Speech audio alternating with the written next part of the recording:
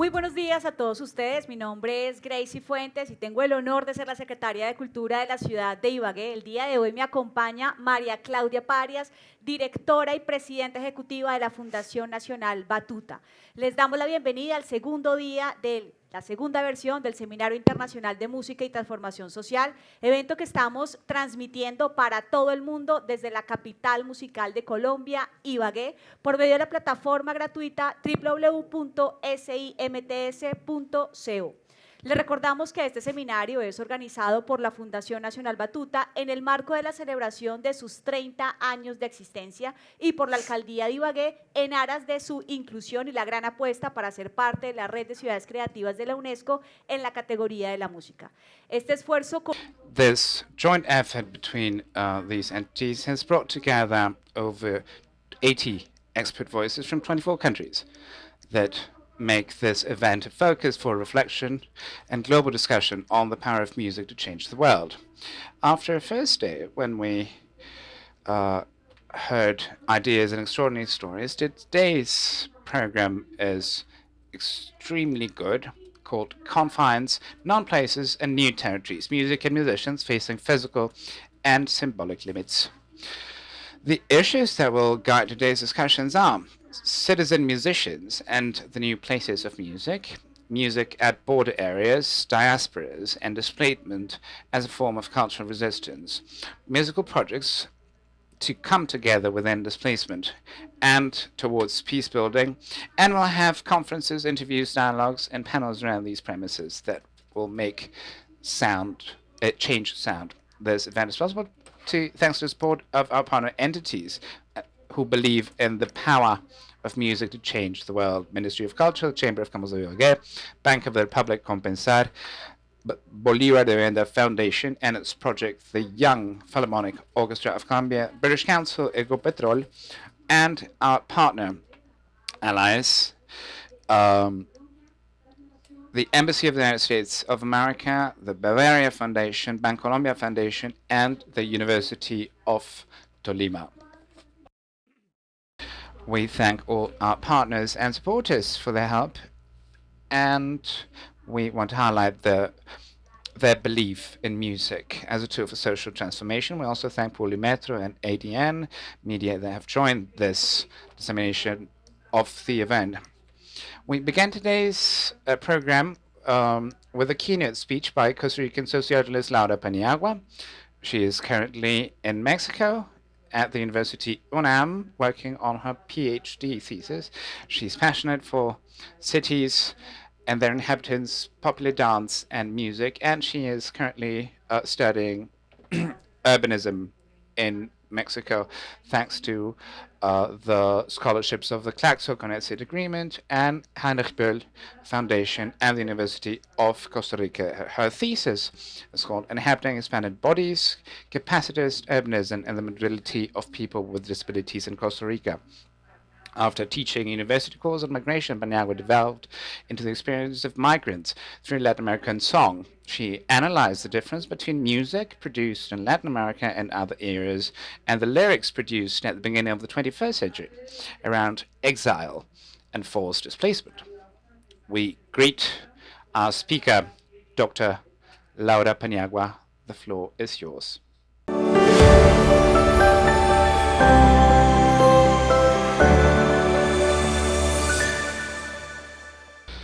Good morning, everyone. Good morning, Maria Claudia, President of Fundación Nacional Batuta, and good morning, Gracie Fuentes, Secretary of Culture of Ibagué.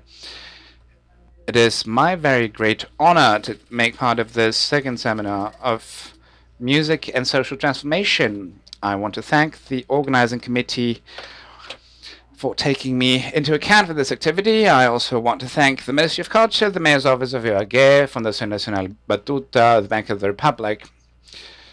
Thank you. Thank you to all the people that have contributed their work to make this event such a great thing. A big hug to the people of Colombia and the people of Ibagué and the people that are joining us from other parts of the world. My lungs are breathing, my heart is beating. I earn my living honestly. I have dreams. I like luck, but I have strength. This is an excerpt from the song El Extranjero from Cuban rapper living in Costa Rica, Jaco. Today I would like to share this conference, but also I speak as a female immigrant. I moved from Costa Rica to Mexico to study. Without a doubt, migration is something that touches us all. We have all internal migrations in our countries. There are also international migrations, and we can remember that there are migrations in our outlooks on life in different topics. Subjective migrations. We are movement, and this new paradigm of mobility promoted by Schaller and Ure is established through the idea that mobility is diverse and it's interconnected. It comprises flows and networks, and it is a way to inhabit a body. We are a body that moves. In this way, we recover this starting point to comprehend territories and music from my thesis, my university thesis in 2004 or 5, when I started working on migration and the difficult situation of Nicaraguan population in Costa Rica due to xenophobia. I worked in different spaces and proposals towards familiarity and closeness with migrants. We used music to denounce myths and work towards respect.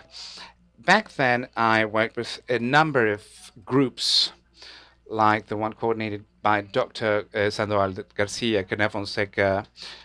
We also had the support of different official entities, and that is what I want to discuss today. Latin America vibrates strongly with energy, pain, and colors. It's a continent that has been marked by displacement and migration of thousands of inhabitants due to armed violence, hunger, loss of dwelling, or lack of opportunities for livelihood in their places of origin. When I share these words with you, thousands of people are being displaced by different reasons outside their reach.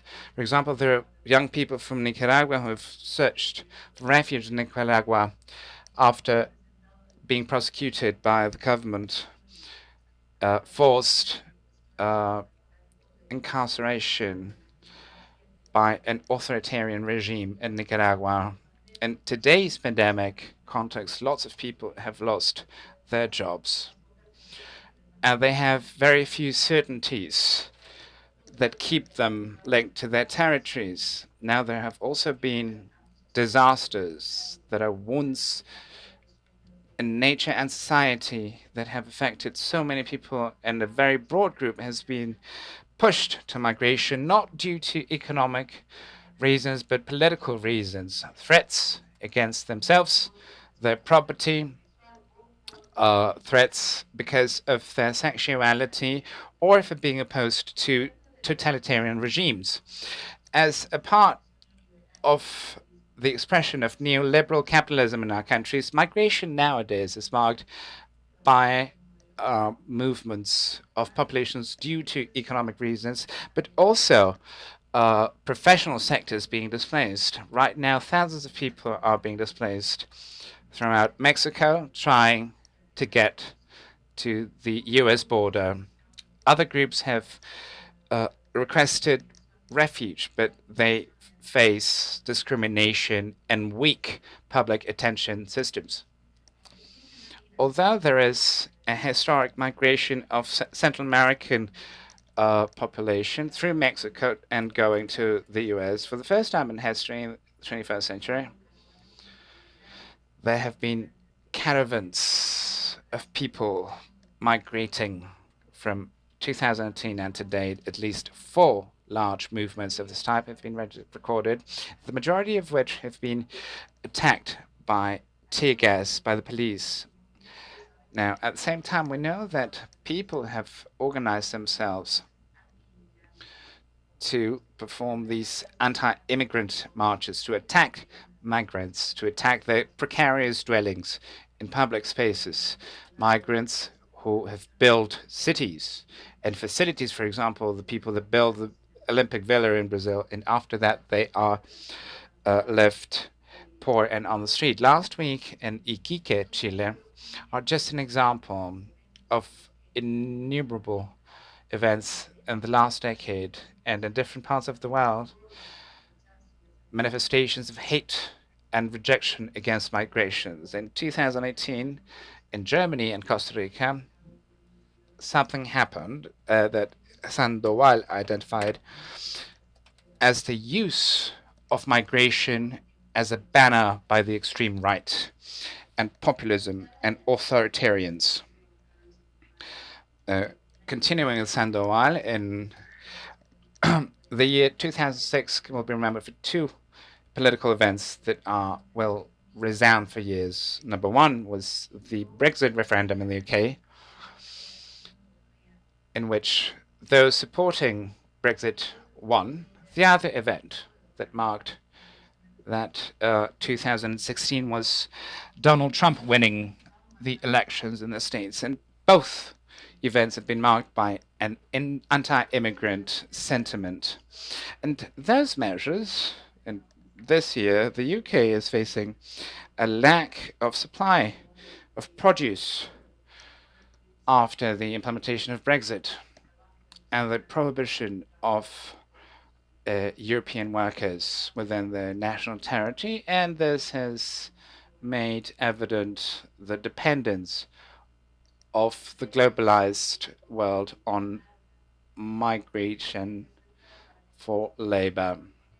What I propose today, this reflection, we need to understand music as a human creation in history that recovers the footsteps from those that came before, but the context as well. The objective today is to share a reflection from music, specifically the content of the lyrics of songs that speak about migration in Latin America at the beginning of the 21st century. So, what is my interest in sharing this approach? An invitation to think migration through music. Music allows us to go beyond tragedy and the news. Music crosses borders between audiences and the news. Music touches us in a different way. Music connects us and builds bridges where it seems impossible to build bridges. Now, this work has shown me the truth about migration and these groups of people. I teach a course that focuses on migration, and so I had the chance to work on different aspects of migration using Latin American songs. When I learned about these songs that mentioned different origins and different histories and different migration stories, I asked myself about the approach of these songs. Why does migration become so important in Latin American music? What did these songs say about migration? Who are the actors of these migrations? What is their experiences? What are their feelings? Who are the voices of migration in these songs? And is there a difference between songs of the 20th century and of the 21st century? The reflection that I'm sharing today is an effort to respond to that. This conference is not about this. When you read the title of my work, you might think that I focus only on certain types of music. You could believe that I deal with the production of new genres or mixes of genres among those communities that share different rhythms and feelings, fusing into new contexts. That sort of topic goes beyond my capacity as a professor. However, it can be inspiring for people working on migration and music as a tool. What I can promise to you is a reflection that has come about through teaching, research, and work with communities that we have developed from the National University and the Costa Rica University. And these reflections are an invitation to what Beckett wrote. These ideas that begin with small manuscripts in class and shared with peers afterwards. I want to thank Simon Solana for her spirit in this. And they were transformed throughout the years into tools for change. In this analysis, I realized that there are significant differences between the lyrics of the songs on migration in other times and those songs from the beginning of the 21st century. What I found is a record of these songs. And I discovered this new migrating subject, a political subject that contests and is organized against discrimination to defend his rights. We can see how this fact is linked to global events and organizational strengthening among migrating politicians. It is also related to new ways of rejection and vulneration of rights. So, starting from Garcia's argument that we cannot accept forced migration as a consummate fact or an inevitable reality, the majority of people who leave their countries do so forcibly and wouldn't do so if they had different conditions in their places of origin. This conference will have two sections. The first one will make a reference to music as a tool in education, and the second part will focus on my findings in the songs that I was talking about before. Music as a cultural expression, as communication, and as a celebration contains the feelings of peoples. It mixes and moves, and it's linked to migration from all the collective memory of humanity.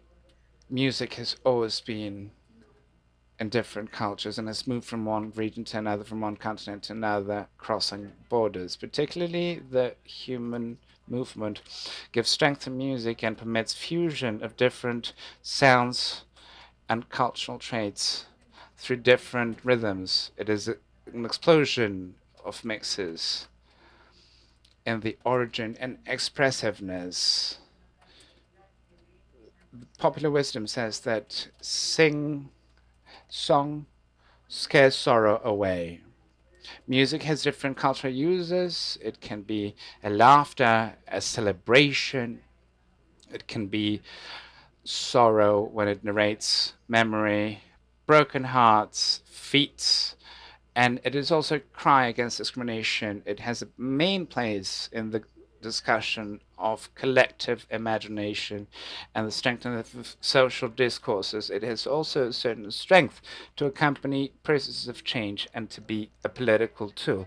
Music is also essential to narrate and rebuild a memory. The peoples who migrate in different places of the world, music has a function to go against the sorrows of everyday life. Also, in the place of origin, there are mixes and transformations that broaden the creation of cultural and musical creation. I recommend that you look up Ihan Sanchez's work. There are a number of texts and references that will be consigned in the memoirs of the seminar, but through qualitative research that I have carried out, I realized, looking at the records of reggaeton, ranchera, merengue, salsa, hip hop, broken Spanish, duranguense, norteña, grupera, a number of genres, I realized that there was an outlook on migration. For example, there were productions in Latin America and Europe, especially in Spain and the United States. And I find that a key aspect is the album Clandestino from artist Ortega Manu Chao. This album is considered a global cry that deals with the connections and the topics of migration in the 20th and 21st century. And this album mixes experiences from its creator, travels, exchanges in different places in the world, in different languages. It relates to the everyday life of migrants that are still current, the lack of documents, hunger, love, lack of love, violence, pain, inequality, the reasons why these people leave their places of origin. It is a proposal, together with other actors in these contexts, and changed migration as we knew it up until then. We also selected 26 songs from Latin America.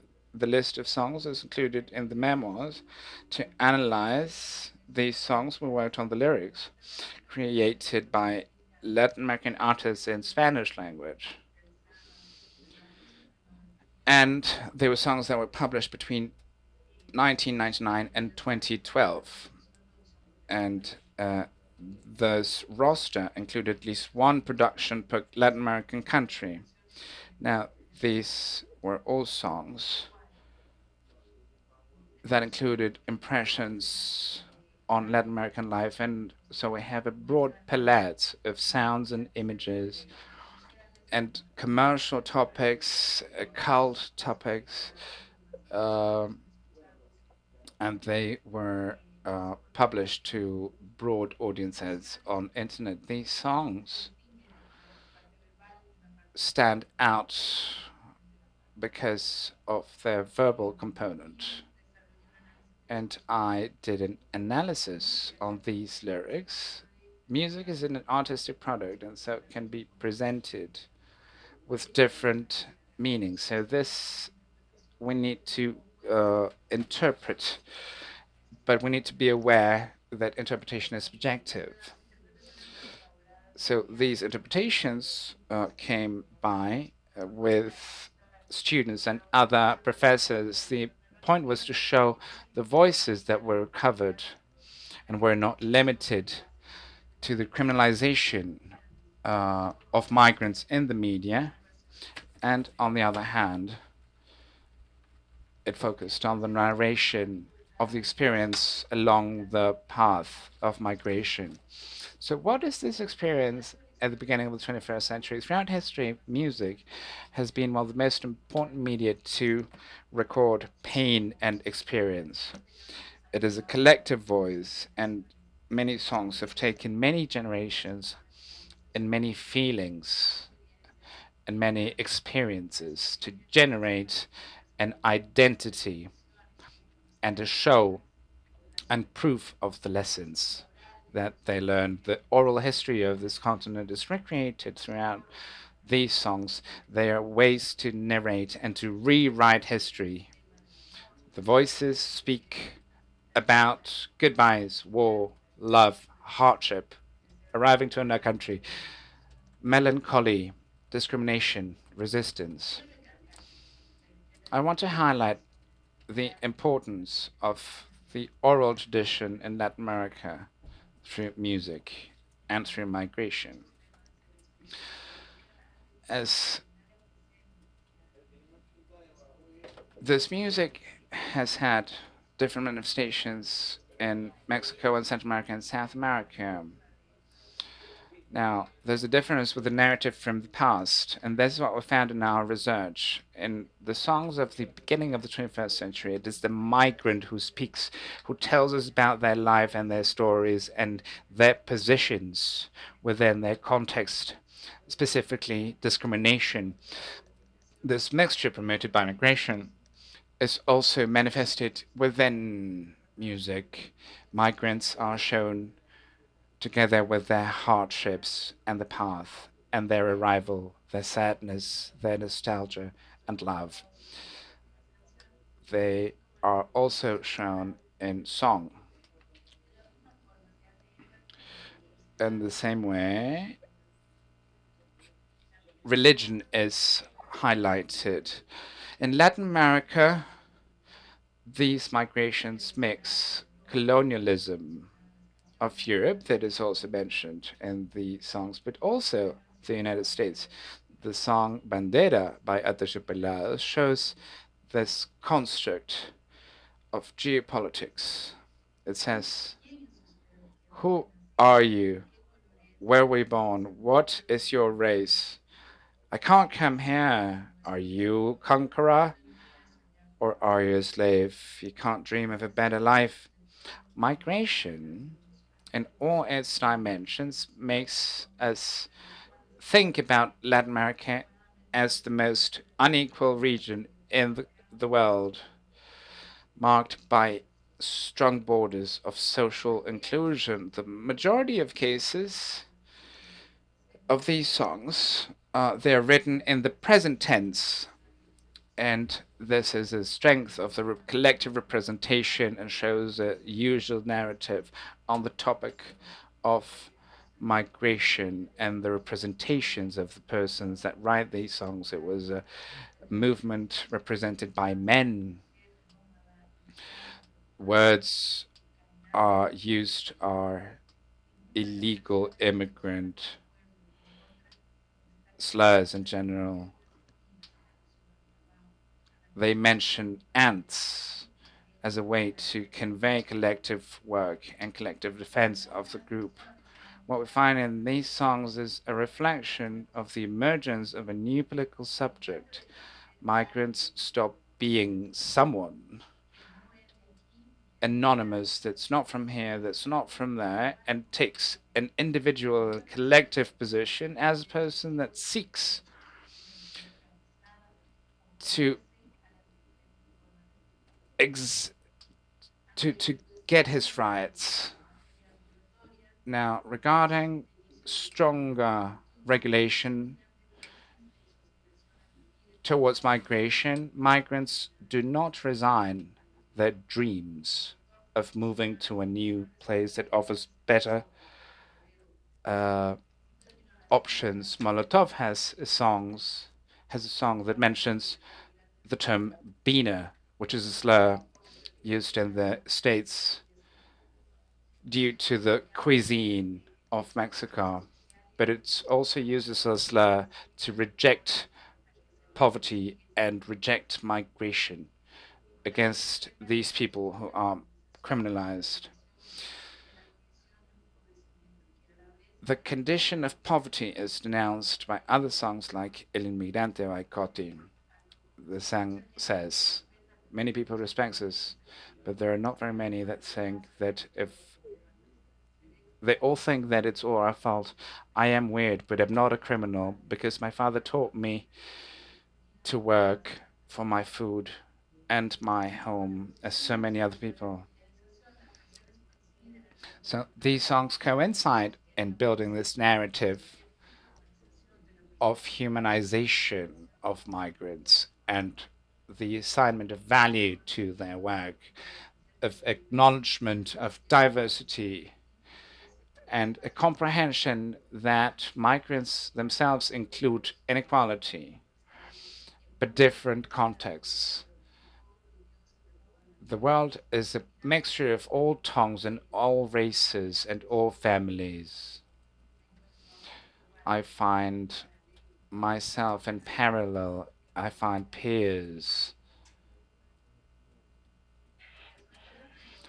Now, symbolic borders make singers to respond to discrimination, demythifying migrants, showing their human dimensions, like orishas in the song Inmigrante.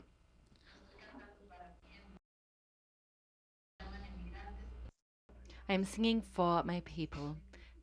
Please listen, my people, migrants, because you have a different colored skin, a different way of thinking. I cannot stay here. I am singing for my people. When it comes to the narrative of work, we see the working migrant population that helps to build a country, that within the workforce build a new life for new countries. Migrants put together entire cities with their bare hands. And this is me. I pick the food that you eat. I build your hopes. You are never on my side. And this is what is said in Aterciopelado's song. My work is worth the same as yours, if not more. Another element here, when it comes to the narrative of humanization, is in this most recent phrase, where we exteriorize the human experience. We establish a connection with humanity, which involves these sensations. This challenging body was also mentioned by Silvio Rodriguez in the song Mi cuerpo reta, mi leyes. This body is a territory to be defended. To respond to the questions that we asked ourselves in this research project, we have the following proposals. The presence of migrant music in these songs refers to at least 4 important phenomena at this point in history. We have the element of incorporation and the defense of human rights. Since the 1990s, at the social level, we have extended the application of international conventions as well as treaties for protection for multiple populations. Amongst these, the migrant population. A second element is the media spread of migrant people's presence.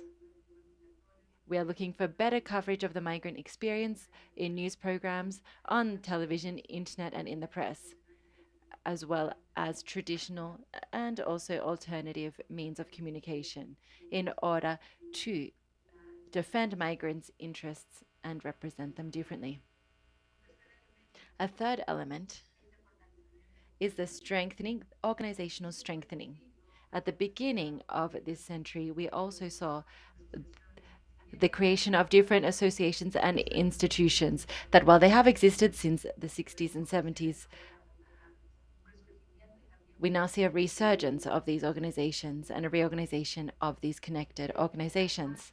Additionally, we've also seen a very broad phenomenon of incorporating the issue of migration into different political agendas and points of focus. Fourth, we have the recognition of globalized entities through communication access, new technologies, and the circulation of cultural products, for example, music and music videos, amongst others. We see the coordination of different identification characteristics and the creation of new entities that form some points of reference for this collective group. For the Anglo-Saxon and European groups, this is a point of reference for globalization. And so when we look at industrialization, we see the differentiation of migration, which is, of course, a result of neoliberal processes. Amongst other characteristics, we see rural areas, but also urban sectors. This involves different social classes, while popular sectors continue to persist. This is an advantage, which is, of course, advantageous for the global north. We have social organizations that have been consolidated and do have a stage in public debate. This migrant group also has great access to technology in this day and age. With new migrations, Caroline Dealing refers to the collective construction of a public space in her works. As groups become more organized and come together to defend their rights and interests, what we do see through songs is that these are groups organized by migrants in the United States who are becoming increasingly visible. This is despite the fact that in the origin countries and in different South-South actions, we see political construction of political groupings. At the beginning of the 21st century, we saw the organizational capacity of the migrant population in the US is due to the exacerbation of anti-migration sentiment and also the propagation of different regulations at the state and municipal level, which are discriminatory. I would like to refer to some events at the beginning of the century. So there was of course, the Twin Towers attack in 2001, which of course led to certain migratory control, surveillance, and other activities, which led to repression. The interpreter apologizes, the audio has dropped out. We also see the creation of the Alliance of Latin American Caribbean States, the MALAC, in the United States. This was absolutely fundamental when we look at the marches that took place in the US in 2005 and 2006. These were extremely important to pressure the US government to create a national migration policy. In 2004, 2006, 2009, the United States Senate approved the regulation of several millions of Mexicans with temporary work programs. And we also saw the increase in the number of patrol agents along the border. This was a before and after when it comes to the situation experienced by migrants. In 2006, in the context of the 1st of May, which is the International Day of the Worker, we saw a strike organized by civil society groups.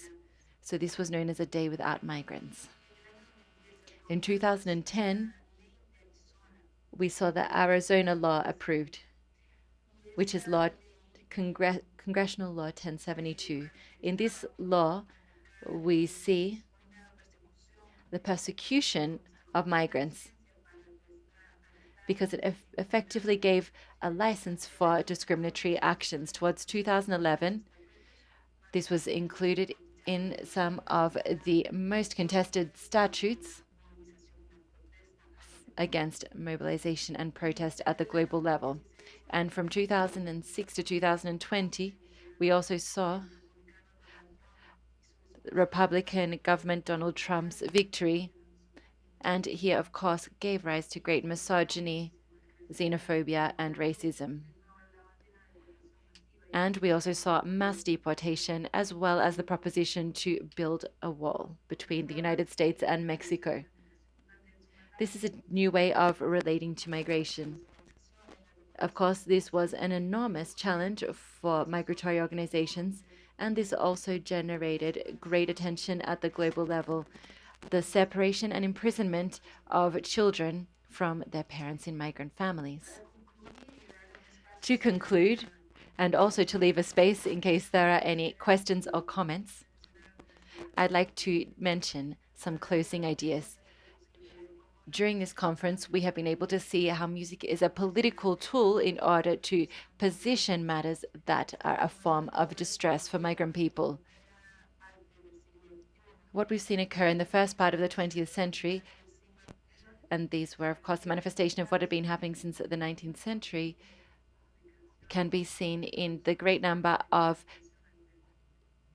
musical productions and songs that refer to the migrant experience. We can see the record through Latin American songs that have referred to the emergency and need to pay attention to these new political subjects. Through these retellings in popular Latin American music at the beginning of 21st century, we can see narratives that make us think about the popular incorporation of the discourse of human rights and the defense of these, and also media reports on migratory experiences and collective experiences, both in origin and destination countries, as well as knowledge of globalized identities. We have been able to see narratives from other ages. Accordingly, songs from the beginning of the 21st century refer to migrants who speak to us, who tell us their stories, and also about how they relate to their experiences. We have new political actors who define themselves as binationals. They recognize themselves in third spaces and refer to global spaces. These are subjects who recognize their own globality as well as connection, their own humanity that transcends documentation. Accordingly, music that talks about migrant populations and becomes a demonstrative action of how they refer to themselves is extremely valuable because this creates a space for symbolization, referencing for identities for both migrant groups and other collectives who can also provide support for this political reclassification. Music that talks about Latin American music from the beginning of the century talk about displacement, the pain of being separated from one's family or partner, but also talks about migrants who position themselves and talk about the exploitation that they experience. The majority of songs produced from 1999 onwards question the place that migrants are assigned to and the violence they experience. And so here we refer to the suffering and the impossibility of returning to destination countries. We see here migrant protagonism on center stage and the migrant experience. Here we see the recognition and awareness raising of the migrant experience, as well as an analysis of the legislative aspect. These are essential changes that are needed to change the living conditions of migrant collectives. As Jaco says, the trend or tendency to dehumanize migrants is something suffered and is referred to in the majority of the songs referenced from the beginning of the century. There is a debate about the differences and their extent that are ascribed to migrant people. And in fact, there is a signaling of the fact that there are more similarities than difference, which gives a space for exchange. Thank you very much. I will stop there to leave a space for any comments or questions.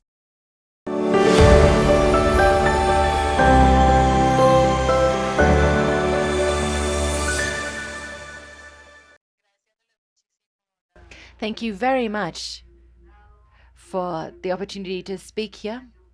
Thank you to the organizer of the International Seminar on Música and Social Transformation. I hope I have left you with some new reflections to think about. And I would now like to pass back to Maria Claudia Parias from the Fundación Nacional Batuta, and also to Grace, who is the Minister of Culture of Ibagué. Thank you very much for your presentation. We would also like to greet everybody who joins us for the second International Seminar on Music on Social Transformation today. We are here at the auditorium of the University of Tolima, and we would also like to greet everybody who's joining us through the Batuta platform, simts.co. We would like to remind you that we have been able to hold this event thanks to the joint effort being made by Maria Claudia, Fundación Nacional Batuta, and also the City Hall of Ibagué. This event brings together more than 80 national and international experts. So hashtag que suene el cambio, hashtag make change sound. Okay, we will now hand over to our fifth panel, Festivales en los Límites, or Outlying Festivals. Will be joined by Jorge Castillo, Julia Salvi, Alejandra Urrutia, who's the director of the International Academic Festival of Portillo Music, and Brahim Elmasned, who's the director of Visa for Music Festival. We will hear about their experiences. We'll be moderating this panel. Our moderator is someone who I admire greatly, Angel Moreno. Angel is a cultural manager with 25 years of experience in the sector in Colombia. He has worked intensively in different areas of cultural intervention. He has a postgraduate degree in political science. He's a graduate of the Pontifical University and has also studied at Universidad de Rosario and has also studied in Japan. From 1996 to 2009, he was a consultant for the Andrés Bello International Convention, where we worked together. He was a consultant for the Minister of Culture of Colombia and was the Director of Local Affairs, and also worked in the Secretariat of Culture and Sport in Bogota.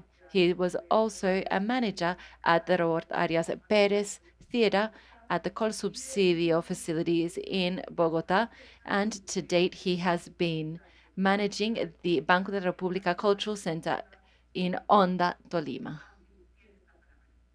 Angel, the floor is yours. A very good morning to all. It is truly an honor to be here with you, sharing this space. Thank you, Maria Claudia and Grace. As they've already mentioned, we have had the pleasure and honor of working together in our cultural management activities. So for me, it is truly an honor to be here because after so many months of organization, I think this is the first time that I've been able to participate in a seminar. It's the first time I participated in a hybrid event, so I really feel like this is a first for me. And it's fantastic to be here and speak about this matter that brings us together about outlying festivals or festivals on borders.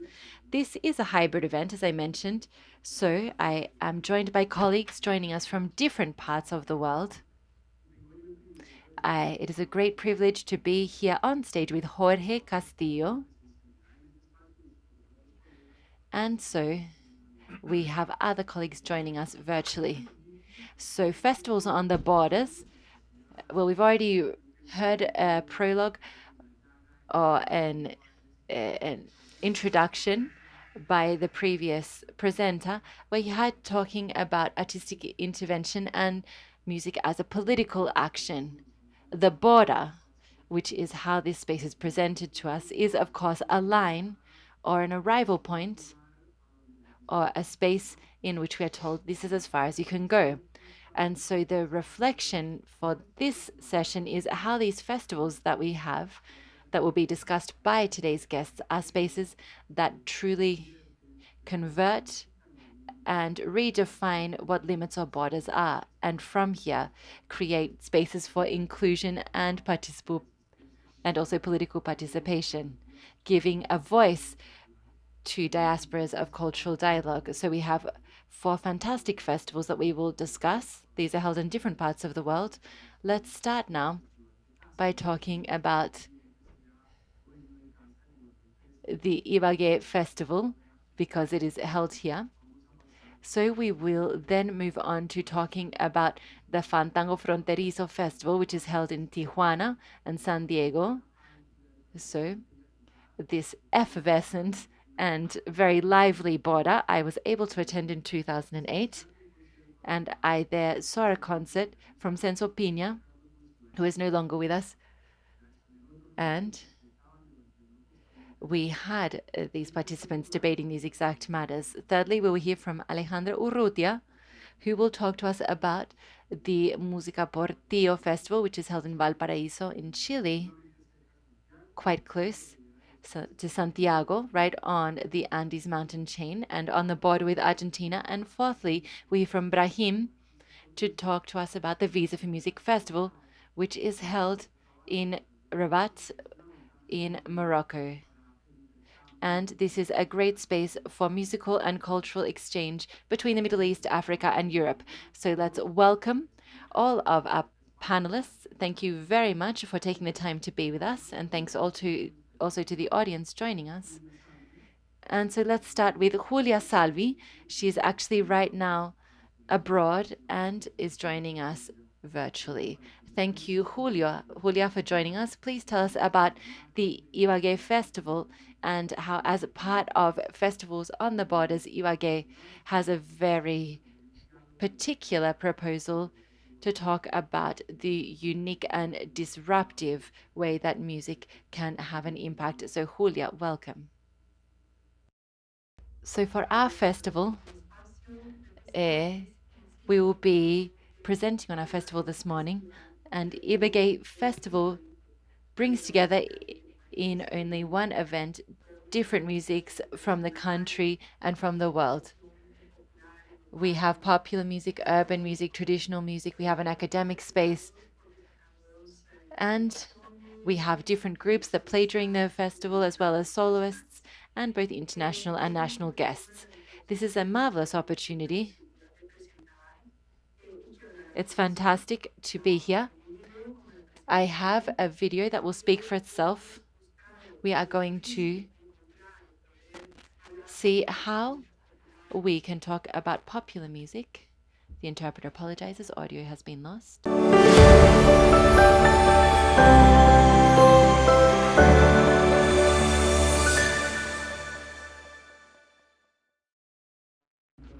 Okay, so while we fix the technological issues that are occurring, we'll continue talking here.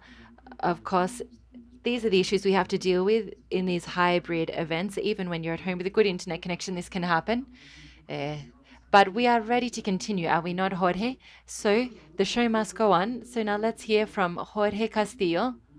While Julia fixes her technical issues, we will hear about the Fandango Fronterizo Festival. Jorge, please tell us about your fantastic festival. I understand that this festival has been held since 2008. It started in Santiago and then it moved to Tijuana. Please tell us about your festival. Yes, I would first like to say good morning to everybody and also express my gratitude to Fundación Batuta and also the City Hall of Ibagué. Thank you for this program, this event that's being held. Thank you for inviting me to represent our extremely important festival held in Tijuana to talk about these festivals on the border. We also have maestros in Veracruz who have maintained this tradition for a very long time. So we have a very important tradition of décimas. So I have a very simple verse that I would like to share. We have an embrace of light shared by Jorge Castillo. I am here and I'm committed. I receive your permission to participate. I have a story to share with you.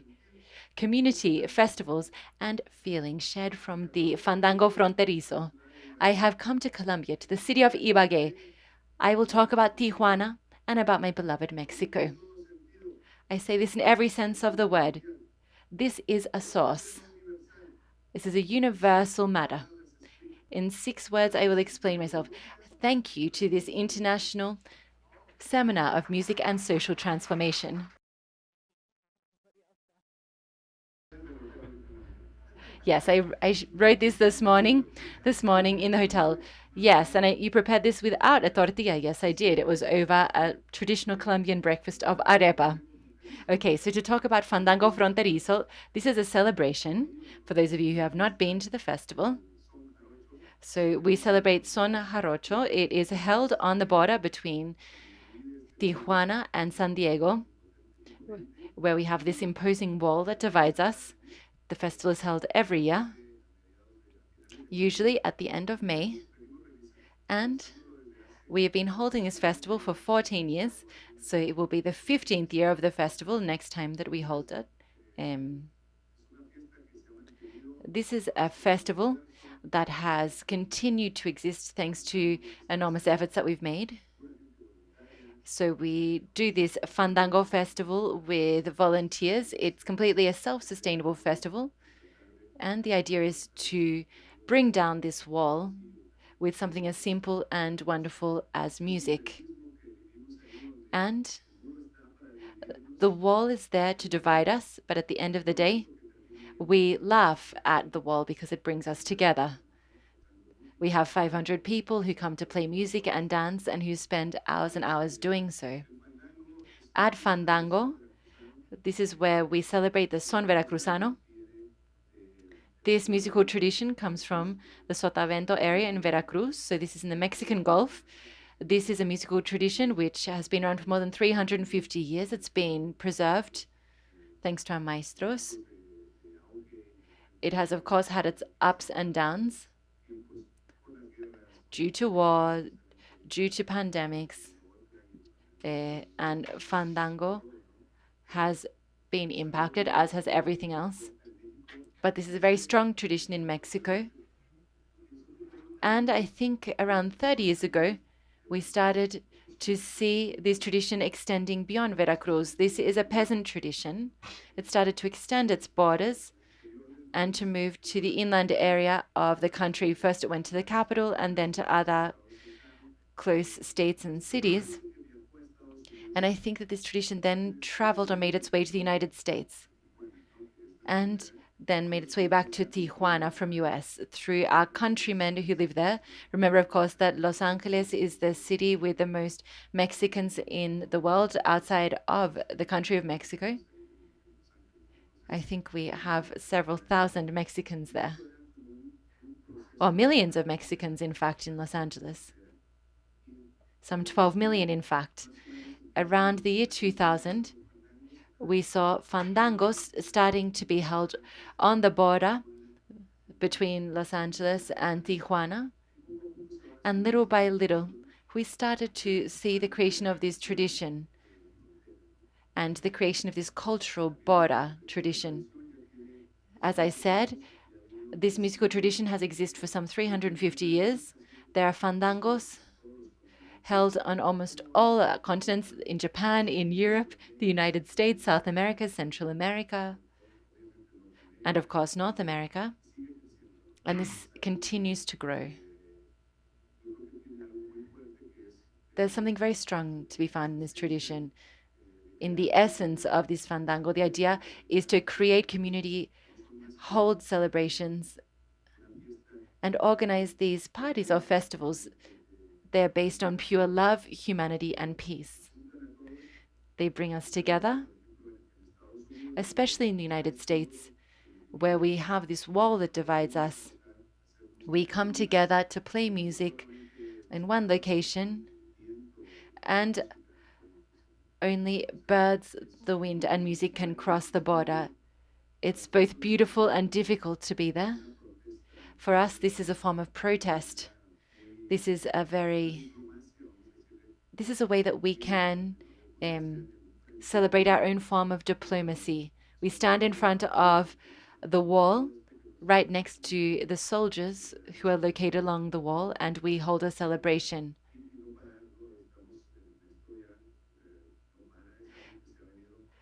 Of course, this is something that has continued to be reinforced and enriched.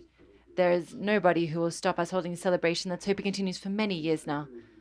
The fandango message is also sent to other parts of the world. Thank you very much, Jorge. We will continue to converse. We have now recovered our connection with Julia, so we can hear from her, for her to talk to us about the Ibagué Festival. Julia, welcome back. Thank you very much. I hope to resume my presentation now and to be able to show that I want you to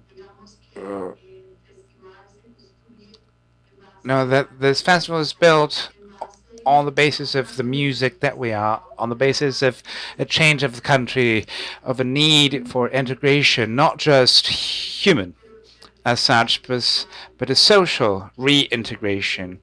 And what better than music, than a tool towards that wonderful possibility.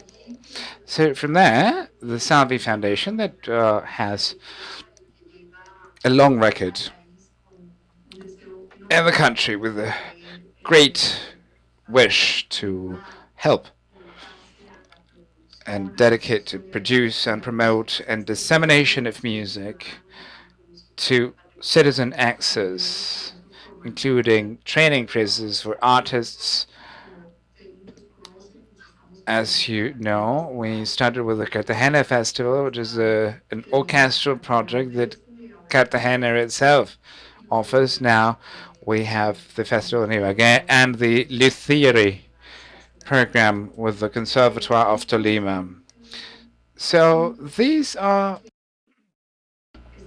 certain aspects of construction. Yesterday was a very important day. We heard how the construction of the social fabric can be achieved through music.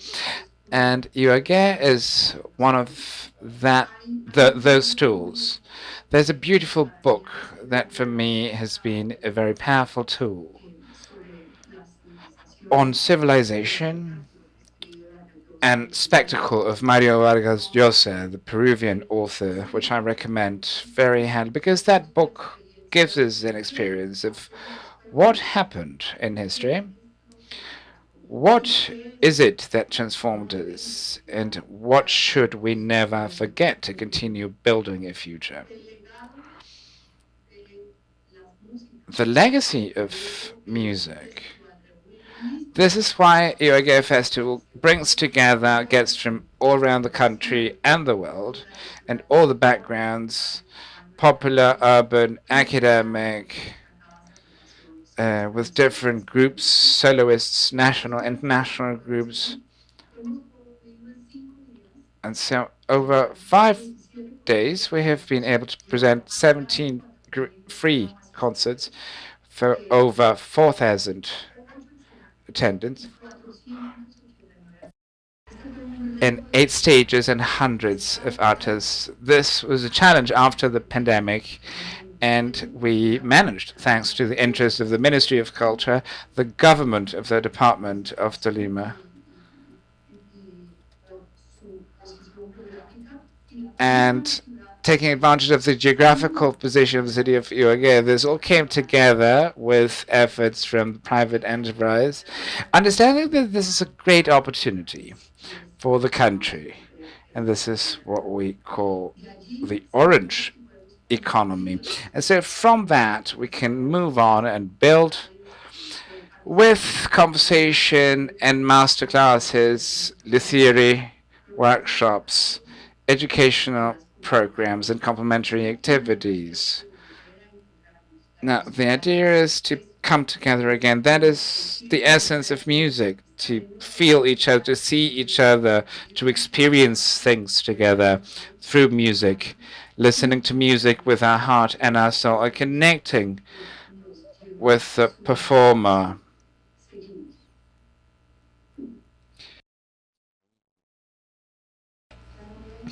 So we can see how these musical expressions are presented, not just the show you can see on the pictures, but also the work that we do beforehand, the presentation with the audience. It's a whole exercise that we have also discussed. That is not just the day of the show,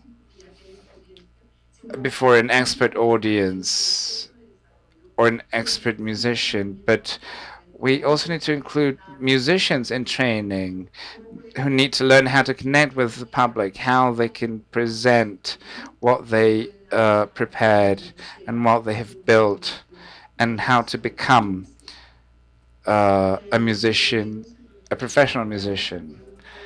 And so in these different venues, we can appreciate those things that our musicians throughout history have built, what young musicians bring today, and how do the different regions include the ancestral heritage and how to preserve it and disseminate that heritage. We have a differentiator with respect to other festivals, and that is our responsibility. We can have cultural festivals and cultural expressions like the Petronio Festival, the Accordion Festival, the Vallenato Festival. They're all about fun in a special way. In the Ibagué Festival, what we seek is to find a space for families, for young people and parents and the elders, and to enjoy music together without alcohol, without party specifically. It is just a construction within the city of a number of processes and historical aspects, and to present that. So if anyone wants to learn about the music of Colombia, what is the musical tradition of Colombia, they can come to the Ibagué Festival and they can find all these different expressions in one same place.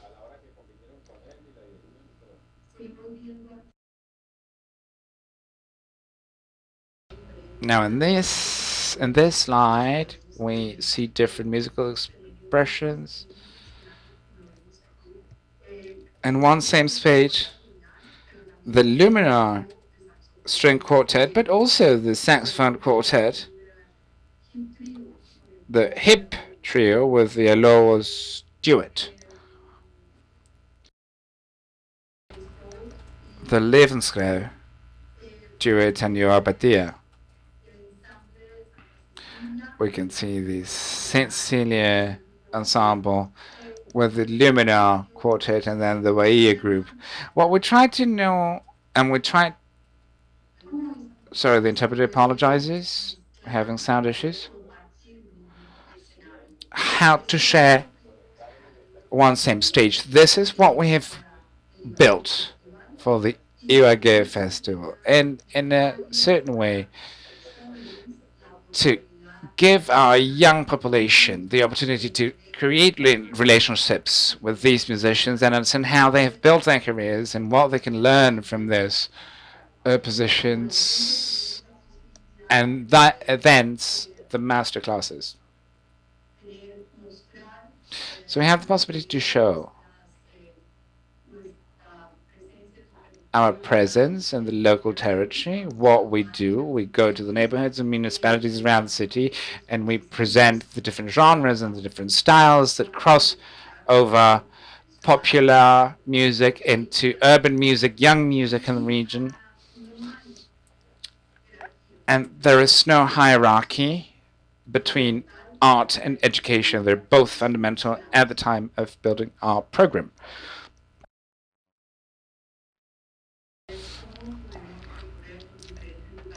Here we can see how we move around the different corners of the region of Tolima and how we took this music to all these places. Now, what are our principles? The cultural and educational rights, diversity, interculturality, knowledge as a principle, the importance of research, and the recognition of local cultures, the relationship between training and enjoyment, and the dialogue as a principle.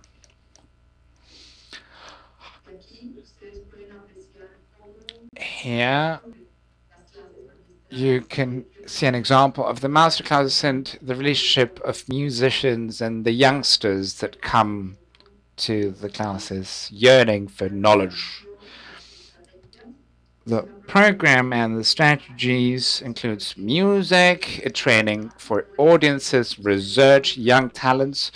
We showcase musicians in training that are building themselves as great artists. We pay homage and we commemorate different things. We do theory, workshops, and we provide consulting services in artistic and cultural services. This is what we found in these musics and how they become important. I wanted to share this with you. Over time, we have been working on a way to take enjoyment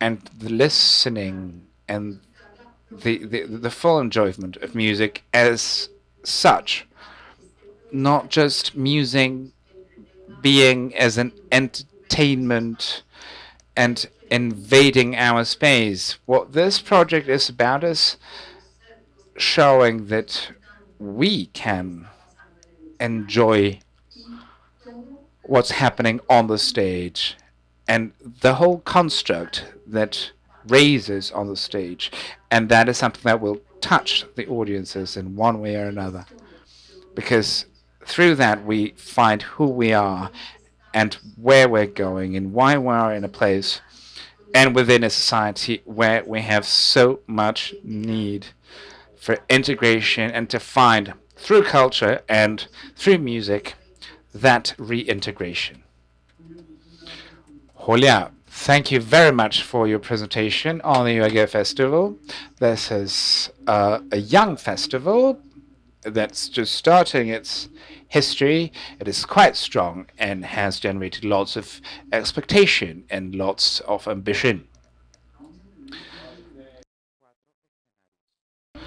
Now we welcome Alejandra Urrutia, the director and creator of the International Music Festival of Portillo. It's a ski resort on the Andes in the region of Valparaiso in Chile. And I'm very curious about this. and to hear how the festival works. I know it has an important history there. There are residencies for young musicians. So Alejandra, welcome. Please share with us this experience of having a festival on the mountain range of the Andes. Welcome.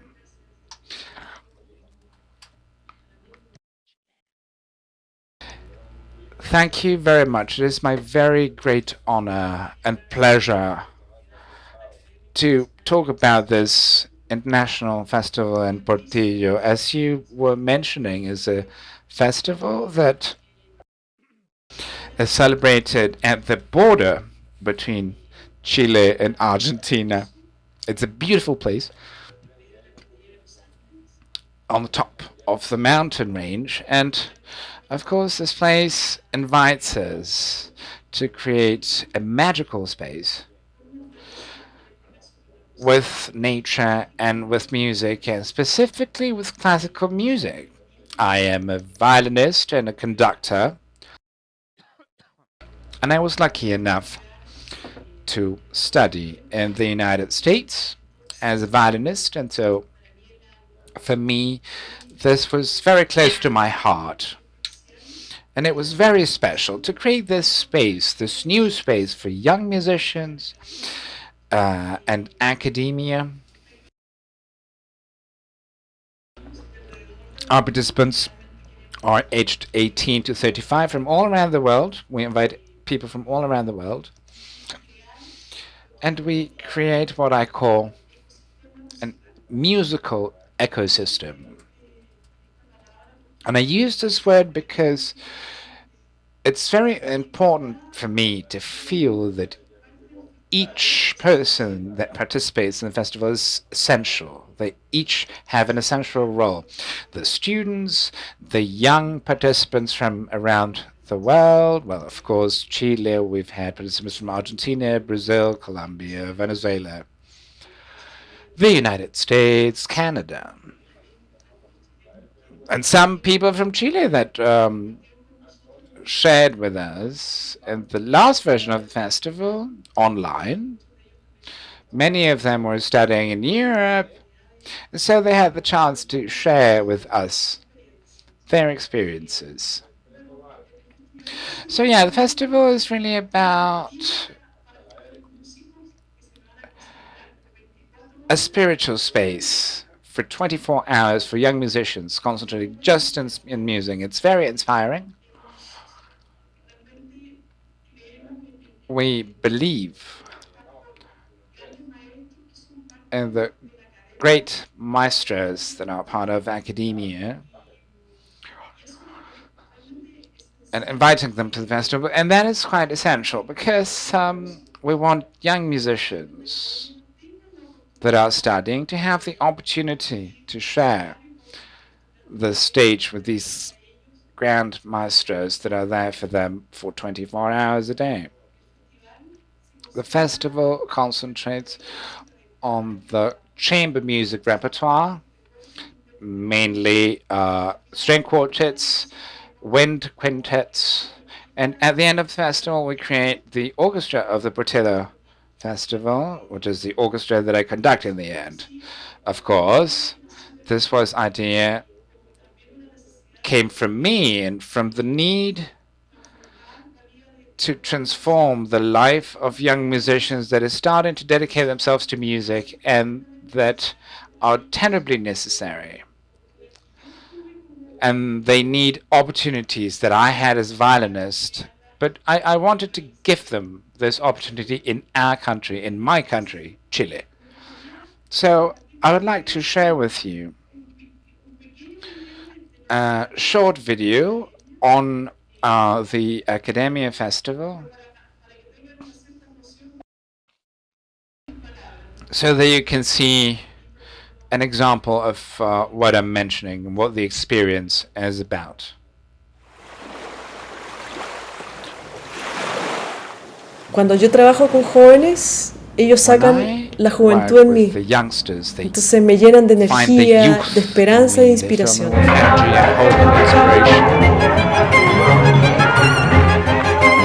La música para mí entrega felicidad, esperanza, inspiración y valores esenciales del ser humano.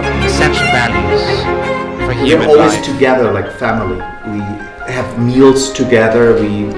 It's everything under one roof. That makes it very unusual. I think it's more intense than other festivals because es más intenso que otros festivales porque estamos siempre juntos. Cuando empezamos a ver todo el ambiente musical, todos estos chiquillos, aprendí un poquito hoy día con ellos, me dijeron de las masterclass, que es más o menos cómo era el asunto, y bueno, nos informaron del concierto y me volé.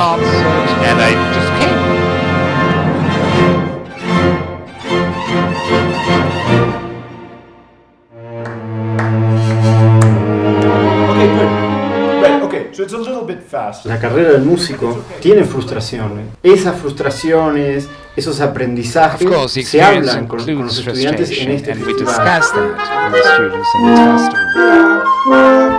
Esa instancia, el vivir junto con el alumno durante el festival, lo hace súper sano, súper enriquecedor y súper igualitario, nos pone a la par.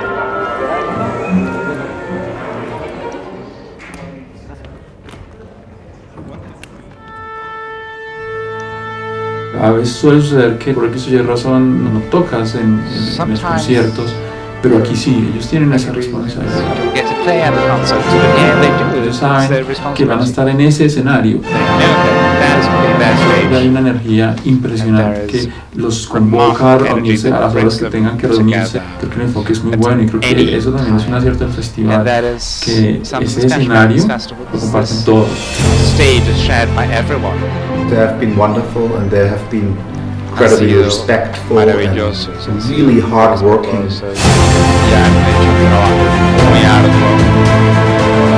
Las personas pueden ir y disfrutar de este ambiente lleno de música. La música en sí tiene un mensaje muy poderoso que no lo tienen las palabras, y eso va directo a tu alma.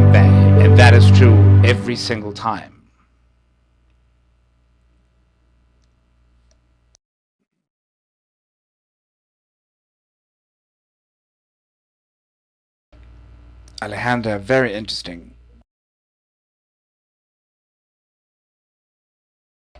Yeah, that was just a small sample of what the festival is about.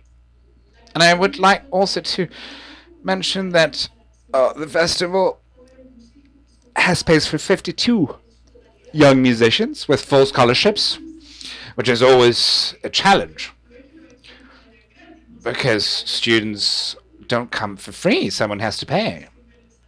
So that is always a challenge to find funding.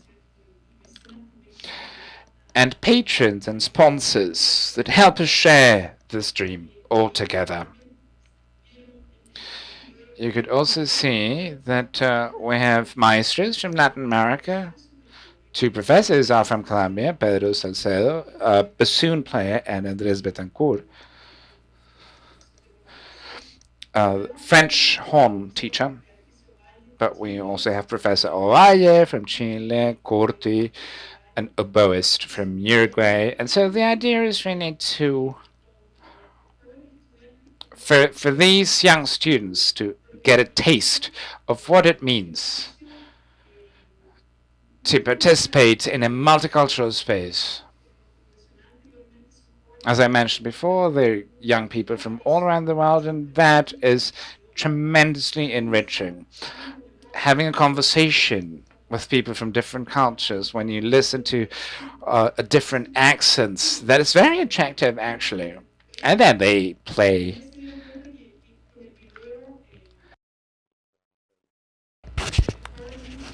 You could see on the video that these young people share musical moments that are impromptu and spontaneous. And it's these moments that make the festival really unique, because they have this opportunity to share among themselves, but also with the audience that accompanies them. And so they create this sort of ecosystem that I mentioned before, in which all groups learn from each other. So for me, this is a true honor and a true privilege to have this opportunity to share this festival with you and to be able to show a little bit about my country that seems so far away, but at the same time, in our Latin culture, we're all so unique. And this is what makes it so beautiful and so special. Alejandra, thank you very much for sharing this beautiful presentation about your festival. We'll come back to you. We'll now take some questions. At the end, we'll do some questions and answer. I think we're ready for Mr. Brahim Elmaznad from Visa for Music. He is at an airport, but I think we have them now. But 1 second before Brahim, we'll watch a short video about the Ibagué festival, and then after that short video we will discuss Visa for Music. So let's learn a little more about Ahora entonces el video correspondiente al Ibagué Festival. Ibagué.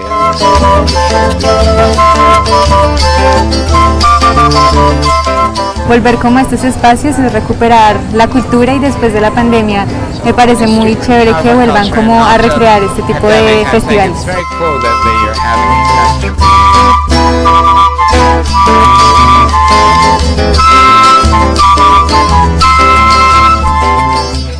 Importantísimo que podamos regresar a estos espacios donde nos llenamos de cultura, donde nos llenamos de música.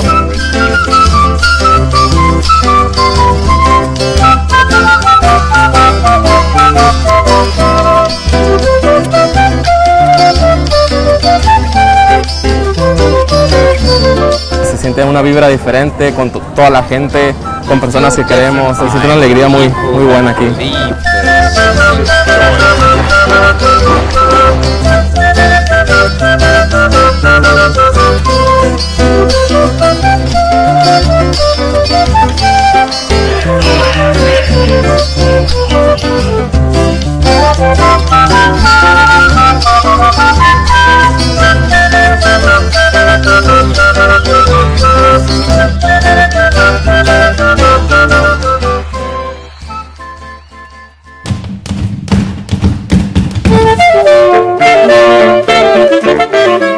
Hemos venido realizando dentro del componente educativo las clases magistrales. El objetivo de estos espacios es poder impactar a la comunidad docente y estudiantil de Ibagué y también del resto del país con una oferta de docentes, talleristas y artistas de muy altísima calidad que permitan llevar a cabo un proceso de formación cada vez más sólido para nuestras comunidades.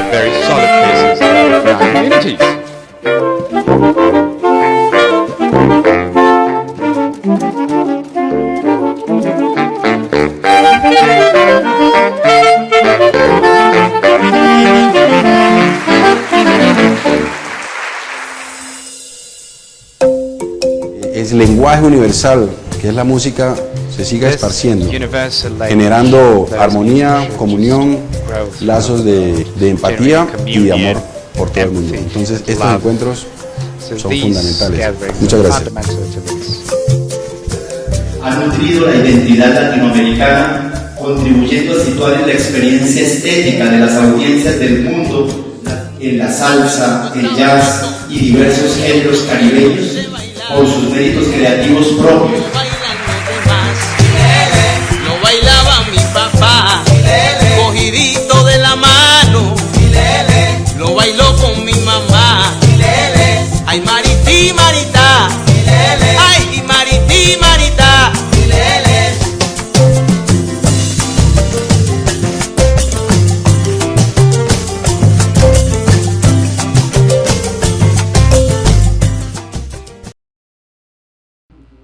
Well, what a wonder to see all these different festivals. I want to go everywhere. I want to go to Tijuana. We're here in Ibagué. I want to go to Portillo. We have a little issue with Mr.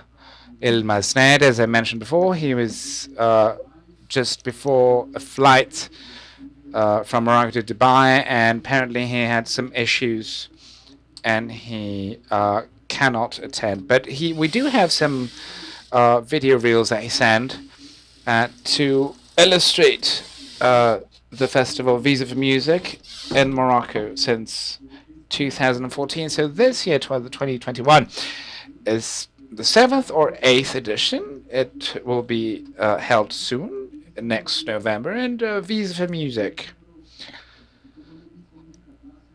includes classical music,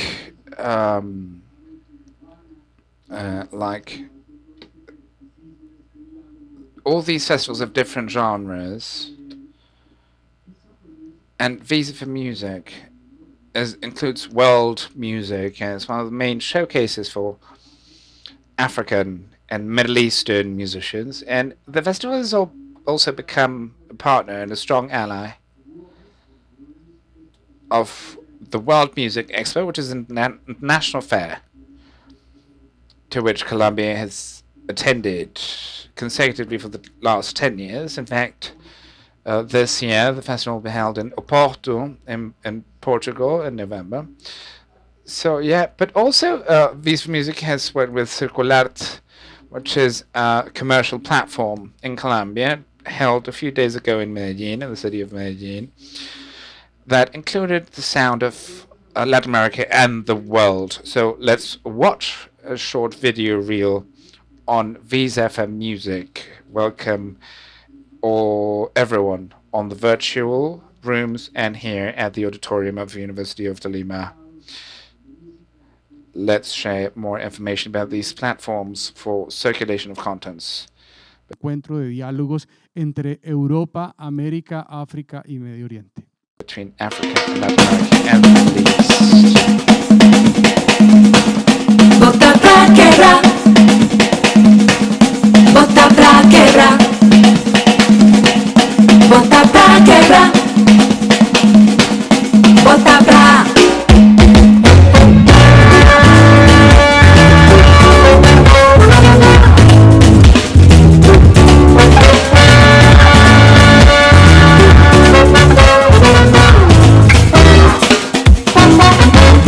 Que nasceu no pelouro, feito pra tocar tambor. Não danço, bate tum, que sua inteira.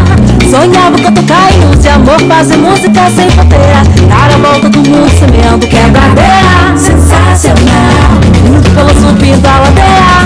Original, esse mundo bonito, amor sem fronteira. Sensacional, minuto pelo subindo a ladeira.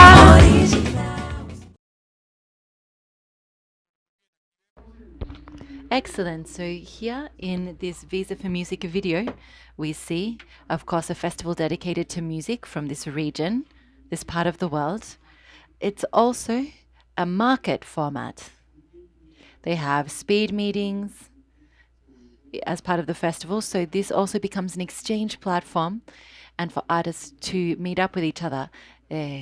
These are often emerging artists from this part of the world. They can participate in festivals, therefore, in Europe and the Americas, so we see excellent exchange occurring. Thanks to this festival, which, as I said, is held in Rabat in Morocco and will be held in November this year. So we have been able to see these 4 excellent festivals that have things in common, as well as their own particularities. But I'd like to now have a discussion amongst all the panelists. So let's all switch on our screens. And let's also hope that Brahim can join us at some point. I would like to start perhaps with Jorge to talk a little bit about your limits. So the theme of this panel is festivals on the borders. And so we see that the Fandango Festival occurs on the border. It is an outlying festival. So how have you redefined these border spaces, these frontiers, in such an iconic space, such a strong, symbolic space that this border is? I think we could go back to the roots of Fandango that was held for the first time in 2008. Fandango had reached San Diego and Tijuana, the two Californias, around 2000. There were already fandangos in Tijuana, San Francisco, but we would never all be able to get together in one space due to visa issues, etc. And so we didn't see how we could do this. I was at the beach in Tijuana. I lived in San Diego at the time, and I was invited to an event to clean up the beach. So I was picking up garbage, and I went up to the wall, and a family waved to me from the other side of the wall. They actually passed me some food and some water that they had brought along for the volunteers who were cleaning the beach. And so that's when I said, okay, this could be a spot where we could hold a fandango without visas or passports. We could just come to this space. Tijuana is a city that has been built by migrants. The majority of us who live in Tijuana are not from there. And people who live in California or on the American side, all over the US, there are a whole lot of migrants. The US has also been built by migrants. So, managing this connection was, of course, our dream. We wanted to hold a fandango with us all. So, it's an imposing wall, as I've already said. You can only, if you reach across the wall, you can touch your little finger to the little finger of someone on the other side of the wall. That's as close as you can get. But here, we saw the issue of getting permits and licenses would be difficult. In fact, we were told initially this would not be possible. But we finally managed to convince the authorities this would be a peaceful celebration and that we would not be doing anything violent, that it was a music festival. So we got the necessary permits. And so the Border Patrol was very worried about all the people who were there. So they were a bit nervous. So, all of the patrol officers, they were actually tapping their feet along to the music, but also looking at their watches and keeping a close eye on things. They were worried. Somebody said to me, Jorge, just one more song. This is going to be the last song. This was one of the patrol officers. And I said, of course, no worries. And so they didn't know exactly what would happen because they'd never been to a fandango before. And I said to the group, one more song. What should we close with? La Bamba. And a song can go for 5 minutes or 2 hours, right? In a fandango. But La Bamba goes for around 15 minutes. It's got verse after verse. And it actually went for 50 minutes. And the patrol officer turned around and said to me, when are you going to finish? And I said, okay, no, it's the same song. We're still going. This is the last song. Excellent strategy, Jorge. I didn't actually plan that. I didn't know what time we would finish either.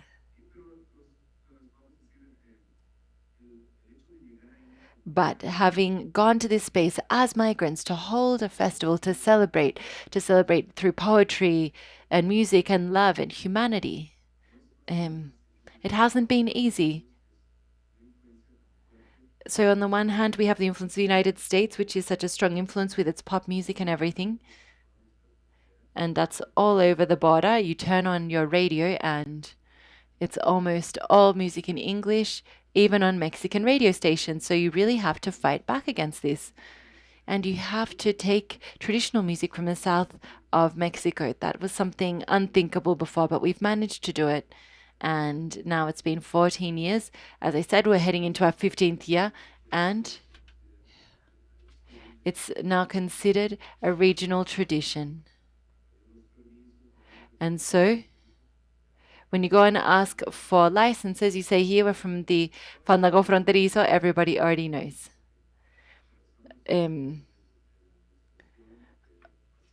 Of course, we've had issues with Border Patrol. We've survived the Trump administration because, of course, his government was very much against our celebration. Nonetheless, we managed to help to hold our fandangos.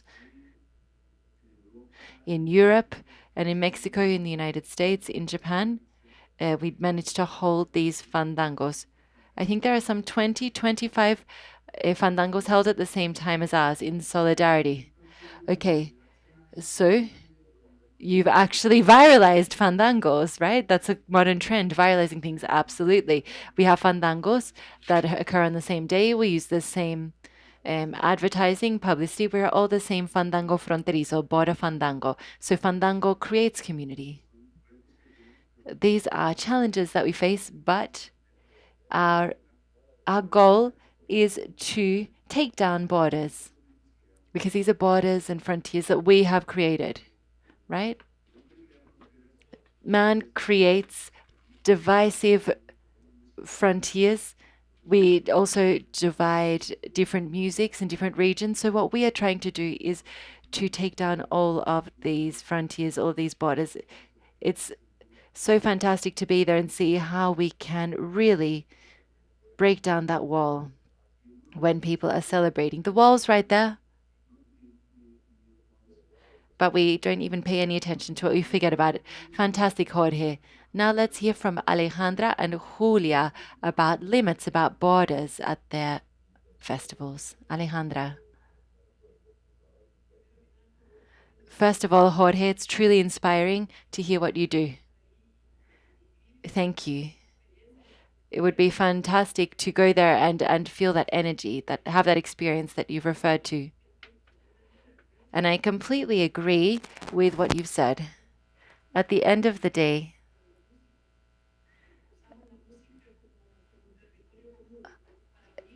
music brings us together to put an end to these divisions that we have created in our minds, either for cultural reasons or whatever the reason may be. That's really the same spirit that we have in the festival that I'm a part of, which is about opening borders, opening our hearts, and also expanding our knowledge.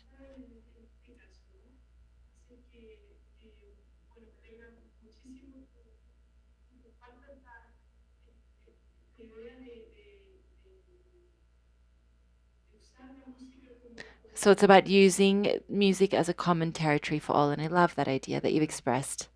Thank you, Julia. So now let's hear about how this applies in the case of Ibagué Festival.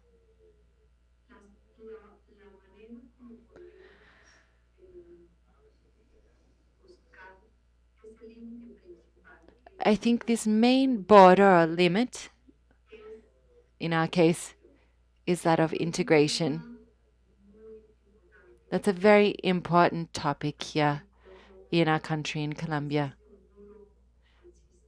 Just in the same way that you have a wall or there are social differences, here in our country, we have a fundamental issue when it comes to reintegration, union, respect. When it comes to strengthening human dignity and inclusion. We see different territorial scourges or sufferings. When it comes to a city like Ibagué that wants to establish a stage where the world establishes who we are through the music that we play.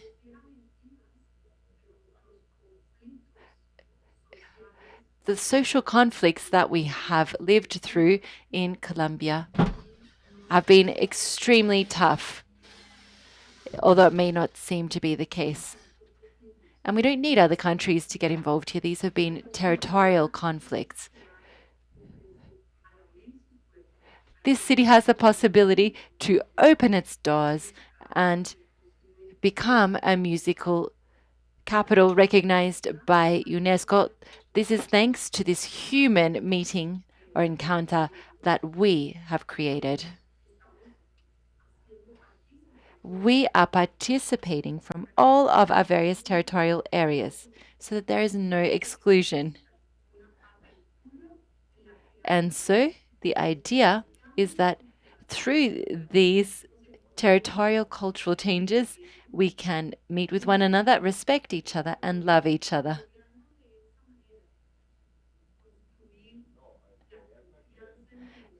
We have to build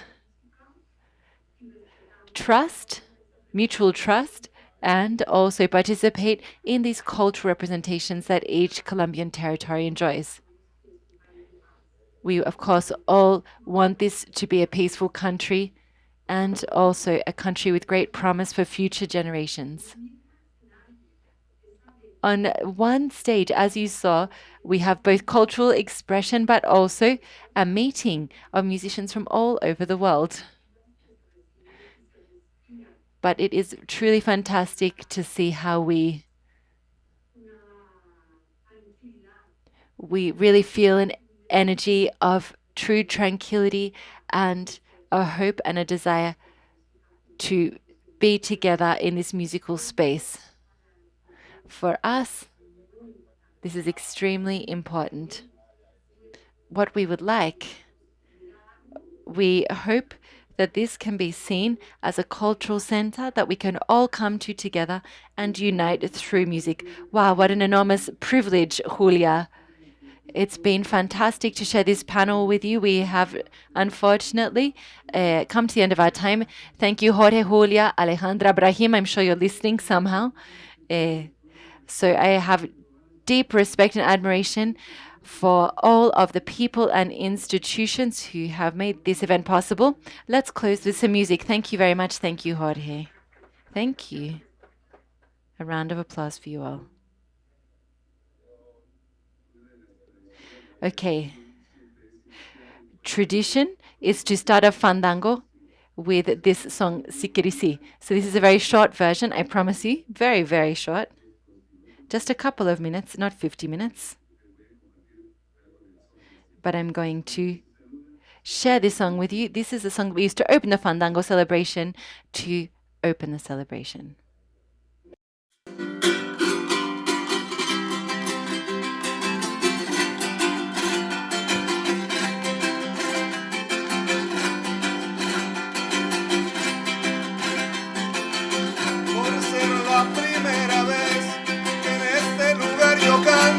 Que en este lugar yo canto por ser la primera vez. Gloria al Padre y gloria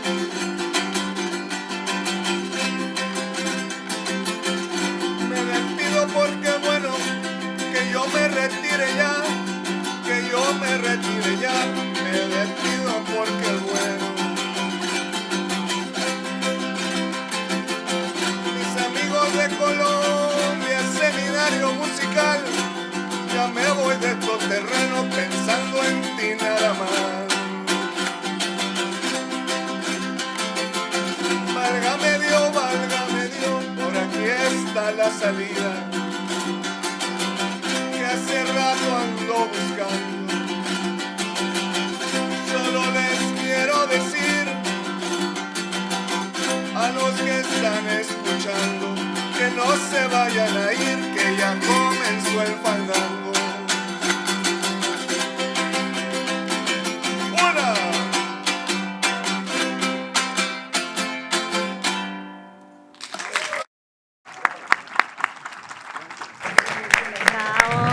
Bravo! Wow, how fantastic to hear music as part of this event. Thank you, Maestro.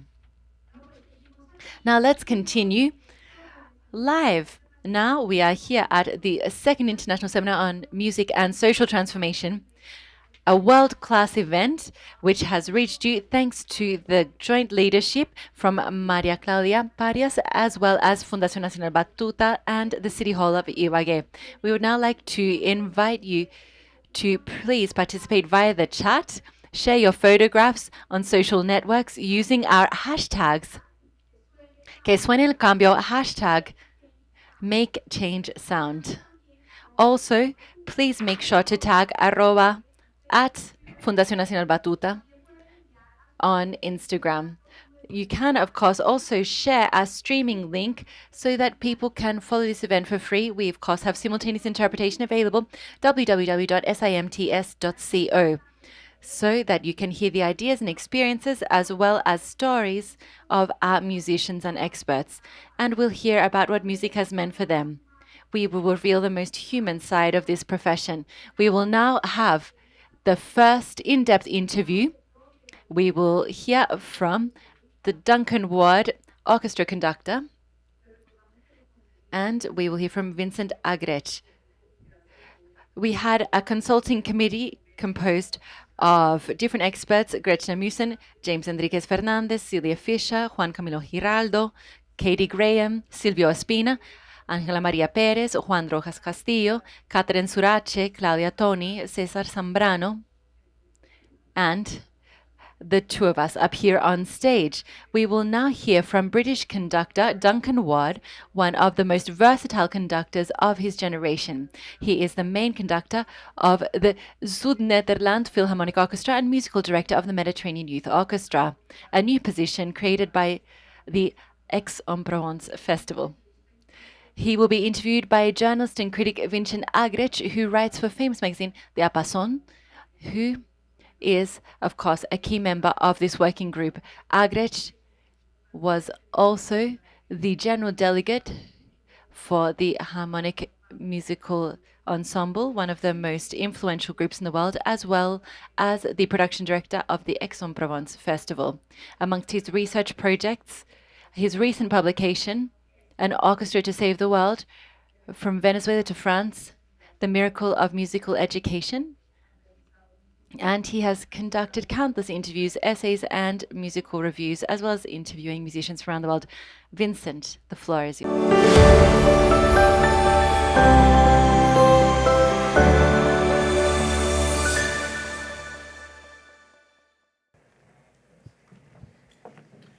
Gracias María Claudia, gracias Grace, y buenos días a todos. Es un placer estar con vosotros para este seminario.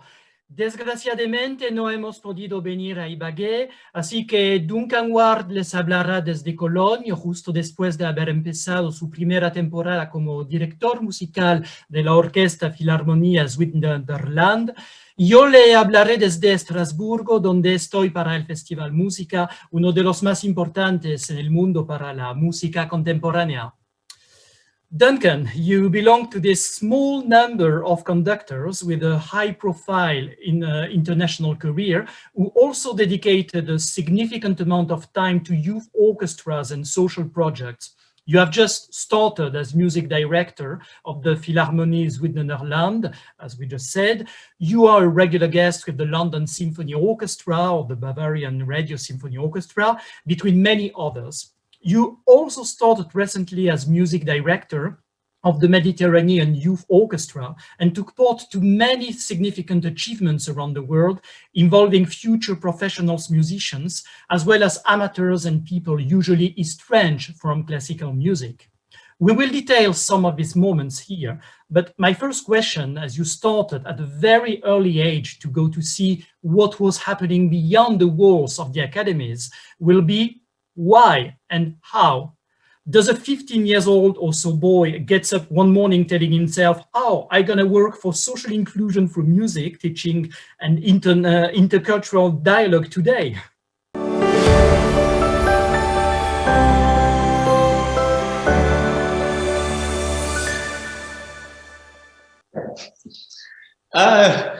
Good question. Good morning, everybody. And in a way, of course, I didn't wake up with this sudden light flash, but in a way, the first major step I took in this direction was with a trip to India, age 16, and at that stage, my piano teacher, Nadia Lassason, had just done a tour of India, giving various concerts, also masterclasses, visiting various schools around India.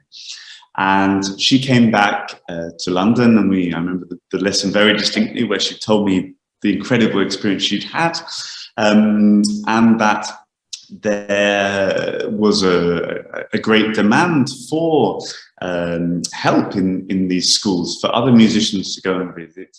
And kind of as a joke at the end of the lesson, she said, well, Duncan, if when you're 30 and you haven't got a job and you're bored, one day you should go. And this was definitely not part of my character. And I said, well, why do I have to wait? I mean, it's almost the summer holiday. I will have a month or so free after I finish with the National Youth Orchestra in England. If you give me the phone numbers, I will ring up some of these schools and organize to go. And so a month later, there I was, arriving in Kerala and doing my first steps, meeting these schools, working with the children, putting them into chamber ensembles often for the first time,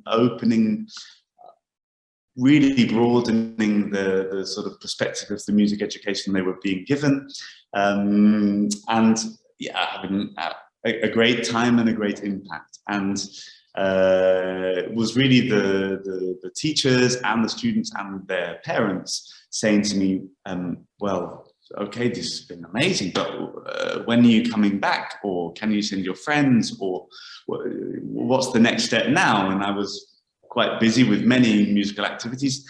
There wasn't going to be another chance to go immediately. But through various following coincidences, I managed to found a charity a year or so later to provide and organize for other musicians to go and work in India. And this really grew very fast. It's called the WAM Foundation, Worldwide Appreciation of Music.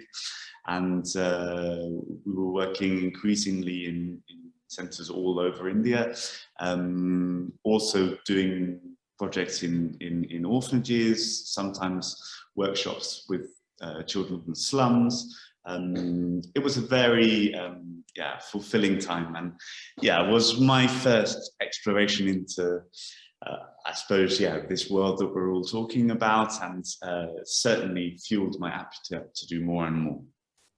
Can you talk maybe a bit more about the kind of works, the repertoire you were practicing in India with many children who were just starting music, as you said, or even very far from music, like the children you met in the slums?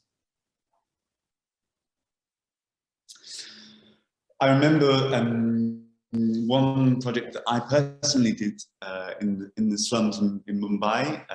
Very distinctly, I was doing at the same time concurrently with the orchestra, the Symphony Orchestra of India, which is made from some native musicians and many international guests. A nice program that included the Britain 4C interludes and from Peter Grimes. And I thought, well, the most famous and striking number from that is the storm. And Mumbai certainly know about storms. So I insisted to the orchestra that every evening I would go after a day of rehearsals and travel a couple of hours, actually, because it was rush hour in the traffic, and spend the evening with this group of children. And we brought a load of percussion instruments that we could carry, and we're there as a group, first of all, improvising their idea of storm music. And I was shaping in general terms, ways in which we could depict the atmosphere of a storm. I also wanted to get them singing, and we put together a version of the hymn from Finlandia, from Sibelius, because that was also on the program. One of the, I should say, one of the guys was very talented and clearly very bright and very rhythmic. It was amazing, the rhythm they were getting going. And so I made him the conductor. He had the baton and he was controlling the group and bringing out the elements he wanted and stopping and starting. And they were fantastic. And we brought them then to perform. For the first time ever, a group of children from the slums had come to perform in the main concert hall of the city, I explained what we were doing. It was a very striking time. Yeah. Our guests have read maybe in your biography that you are also a composer, and maybe I should have insisted on that you're not only a conductor, but that the fact that you are also a composer maybe gave you this ability to adapt to the suggestions of the children and to create some musical works with them instead of just trying to coordinate them. Yeah, absolutely. I think the composing background helped a lot. I think also the fact that I didn't come from a family with any musical background. So there was no traditional classical music learning instilled in my childhood, and therefore it was my own discovery for me too. And I mean, that happens again by accident, that one of my elder sisters was bought an electronic keyboard as a random Christmas present, and I was very fascinated by it and was trying to pick out the tunes that I knew, and quite quickly that turned into kind of improvising my own melodies and then creating my own melodies, and teaching myself not only to play but to compose. Of course, I then did have some formal lessons, but I think that spirit of improvising being one of the first tools, and then some of the earliest music I was really into was jazz. It was early jazz. It was ragtime. Very often I was in the situation later where I was improvising together with musicians, also musicians from different, very different cultures, not just traditional jazz or traditional classical, but of course Indian, later African, later Cuban. This was all sort of part of my musical melting pot.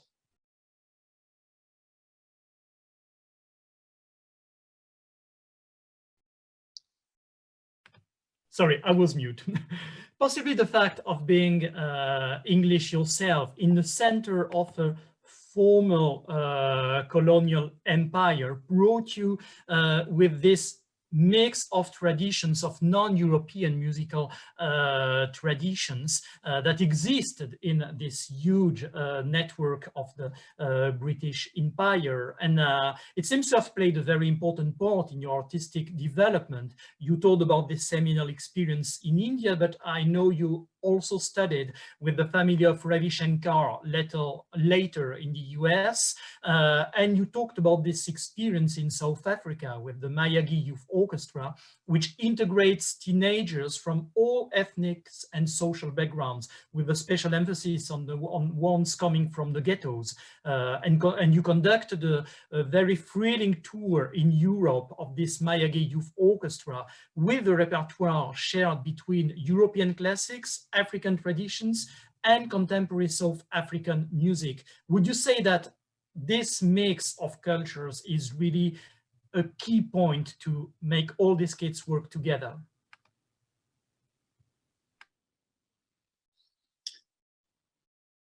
Yeah, definitely. It's important that we celebrate and they celebrate their heritage. And of course, in a place like South Africa, already that's a hugely diverse musical background. I mean, even in terms of languages, there are, what, 12 or more. And these musicians were coming from such different backgrounds and such different folk music traditions. There's a huge wealth to discover and celebrate there. And of course, if they're coming on a big tour to Europe, which we were, it was Nelson Mandela's, would have been his centenary of his birth. Of course, there's an appetite to listen to them and celebrate them playing that music.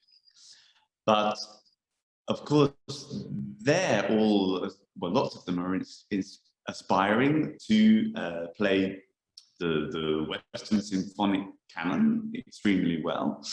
And it's a real matter of pride for me and for them that in the first half, I mean, we did Beethoven and we did Stravinsky and had worked phenomenally hard so that for all of those audiences in the important stages across Europe, we did the Concertgebouw, we did Verbier, we did the Berlin Concert House, etc., Elbphilharmonie.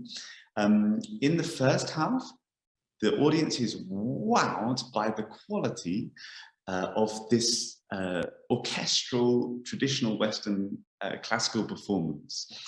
Albeit that some of their, I mean, I remember this piccolo solos in the Firebird Suite, for instance, which are phenomenally difficult anyway. And there, this very talented guy is playing on a piccolo that's probably worth about 10 euros, when most of the players in a Western orchestra would be playing one that's worth 10,000 euros. You know, massive challenges to overcome and work on, but fantastic to do both with that group. It was a thrilling tour. It was a really brilliant experience, and never did we leave the hall in the second half of the program with the African things without the entire audience on their feet, not just cheering, but also dancing, singing along, clapping. I mean, they created a party in every place we went, and that was their spirit and their energy and their, yeah, pride to be performing. It was fantastic. There is now some debates, well, around the world about what we could call precisely this post-colonial spirit of the European Youth Orchestra. And you will probably see what I mean. It goes on mostly in the Americas, but also now in Europe.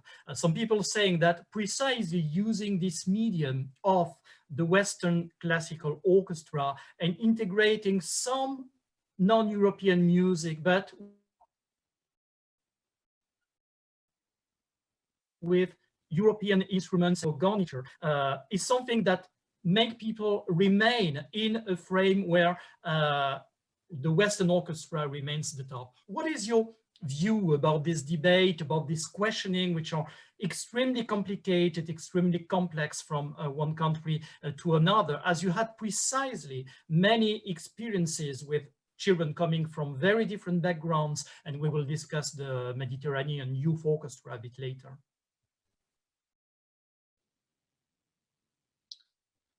It is a very complicated issue, naturally, but I think the positives in my experience always outweigh the concern about these sorts of problems. The energy, the sheer energy and joy of bringing a group of people together and playing music, no matter what the repertoire is, in a way it doesn't matter. It's so powerful and so important. And the orchestra, or it doesn't have to be an orchestra, the choir, the band, the whatever you're bringing together, the act of people being in a room together and speaking in this common language, which is music, and sharing their experience together and not acting as individuals, but forming a beautiful collective. I think the power of that overcomes any sort of question of what the ideal is, or what repertoire is more important than another, or all of these things. I also think it's interesting, I mean, in that case, it was different colours and backgrounds of South African people coming together. And I must say there was an unbelievable respect amongst the musicians for each other. And this I found I remember the first time I encountered them, very interesting, coming from an experience of the National Youth Orchestra in England, which was wonderful, but I felt extremely competitive. There was a big sense of hierarchy, of I'm the principal player and I've worked up my way, and maybe this means I'm going to be the best one and I'm going to go in this London orchestra, you know, and I know this. I mean, it was a great spirit, but there was a real edginess, and that wasn't there in South Africa. And I remember very distinctly an open mic sort of night, which went on for hours and hours and hours, and it was really anybody could stand up and do their party piece or their show or sing their song or do the piece they'd written or the dance they wanted to do or the whatever. And of course, with any group, there's different levels of amazing talent, you know, but whoever went up there got the biggest support and round of applause from everybody. There was just this sense of, yeah, do your thing, you know, everybody's supporting each other. It was amazing. And the other thing that struck to mind when you posed the question was another wonderful project I did, organized by the Balthasar Neumann Ensemble, Thomas Hengelbuch's ensemble. And they organize, they've done a lot of work in Cuba, and they have a Cuban European Youth Academy where they bring together an orchestra, half of the orchestras from all around Europe and the others from Cuba. And this was very interesting as well to work with, because you could say at the beginning, maybe there was a jealousy from the Cuban musicians that the European musicians, when we were playing Beethoven, well, found it a little more natural or a little easier or something, or had a bit more higher level of experience. But I would say this was far, far, far outshone by the jealousy of the Europeans for the Cubans' joie de vivre, way of life, ability on the dance floor, just general rhythm and spirit and ability in all the other music we were playing. There was a sort of a great balance there, and the two cultures, full of admiration for each other and learning from each other and creating together and coming together, was something again very special, and yeah, a total joy to be part of. Another project, which is of course central with intercultural dialogue, is the one you are involved now with the Mediterranean Youth Orchestra. I will remind Mediterranean Youth Orchestra is managed by the Festival d'Aix-en-Provence, in France, but its aim is to foster intercultural dialogue between students from conservatories on both sides of the Mediterranean, while offering them new opportunities in terms of superior studies and professional integration. Until recently, the main challenge there was to deal with the differences of social development and traditions, including religious traditions, between these countries, and it was quite a subject in itself. But since COVID, impossibility to travel from some zones to others, sanitary protocols, online sessions came on top of these difficulties in a project where meeting the others in person should be central. So my first question will be, how did you manage to, especially as you were becoming artistic and musical director of this orchestra in this very special year, 2020, how did you manage to set up some movement in spite of all these new difficulties? Yeah, well, it was extremely challenging. And of course, it's the generation of people that everyone's most worried about from the impacts of this time, that just at the time that they should be really flourishing and all playing together and, you know, going their ways. People of that generation, I mean, the average age of the orchestra is about 20, have been very isolated. And for us, it was very important to put something in place last year that was a sort of digital program, whereby with their normal coaches from the London Symphony Orchestra, there would be a series of masterclasses online between the instrumental groups, so that they were getting the benefit of this expertise and still some coaching.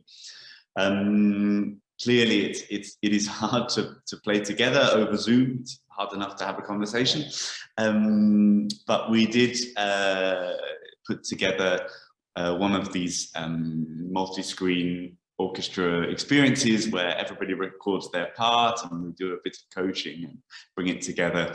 We did an arrangement together with one of the Egyptian cellists of the orchestra of an Egyptian folk song.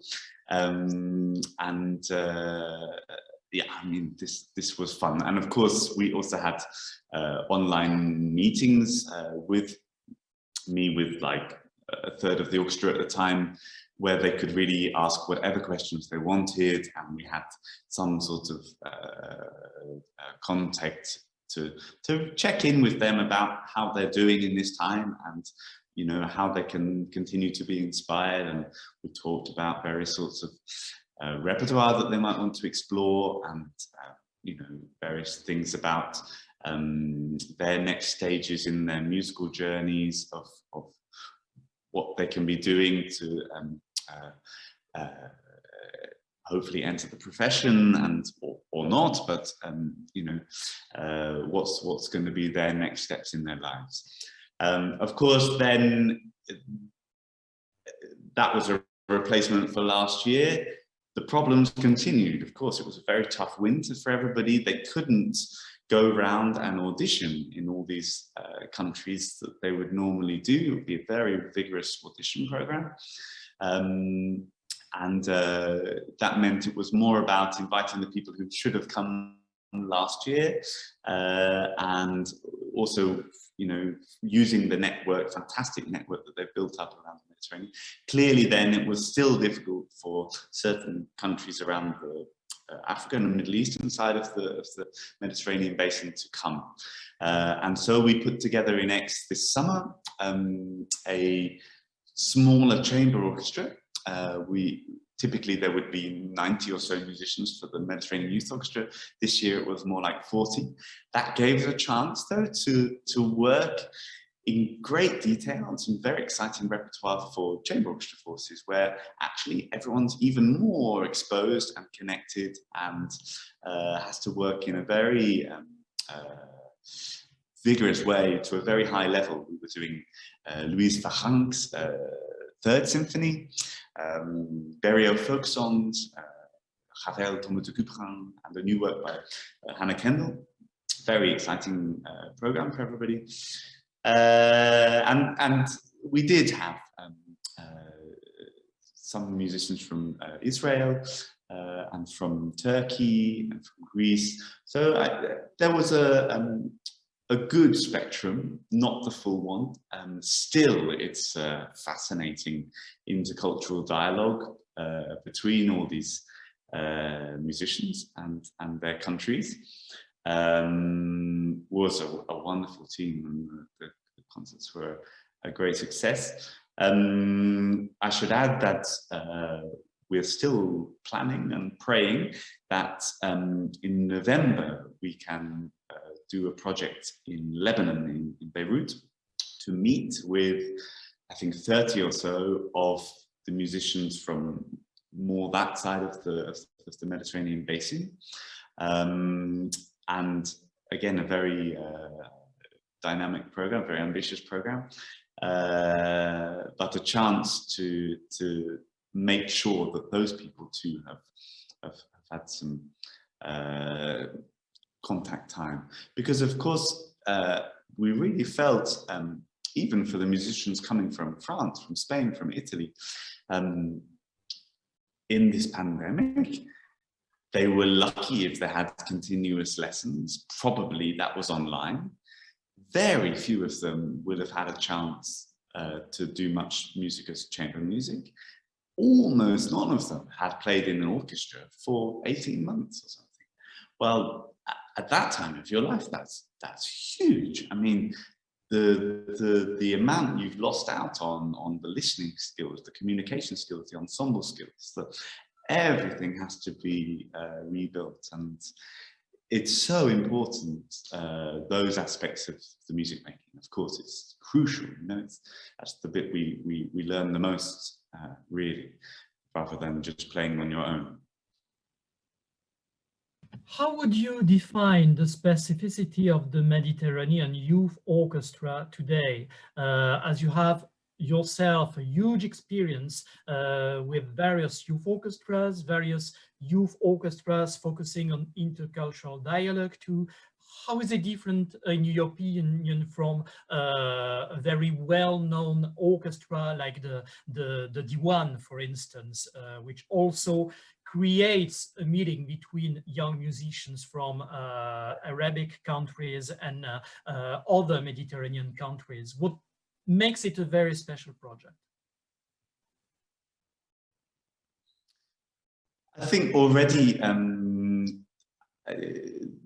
these 22 countries of the Mediterranean basin is a very unique and distinctive mix. I mean, there is a common ground somehow. I don't know what it is.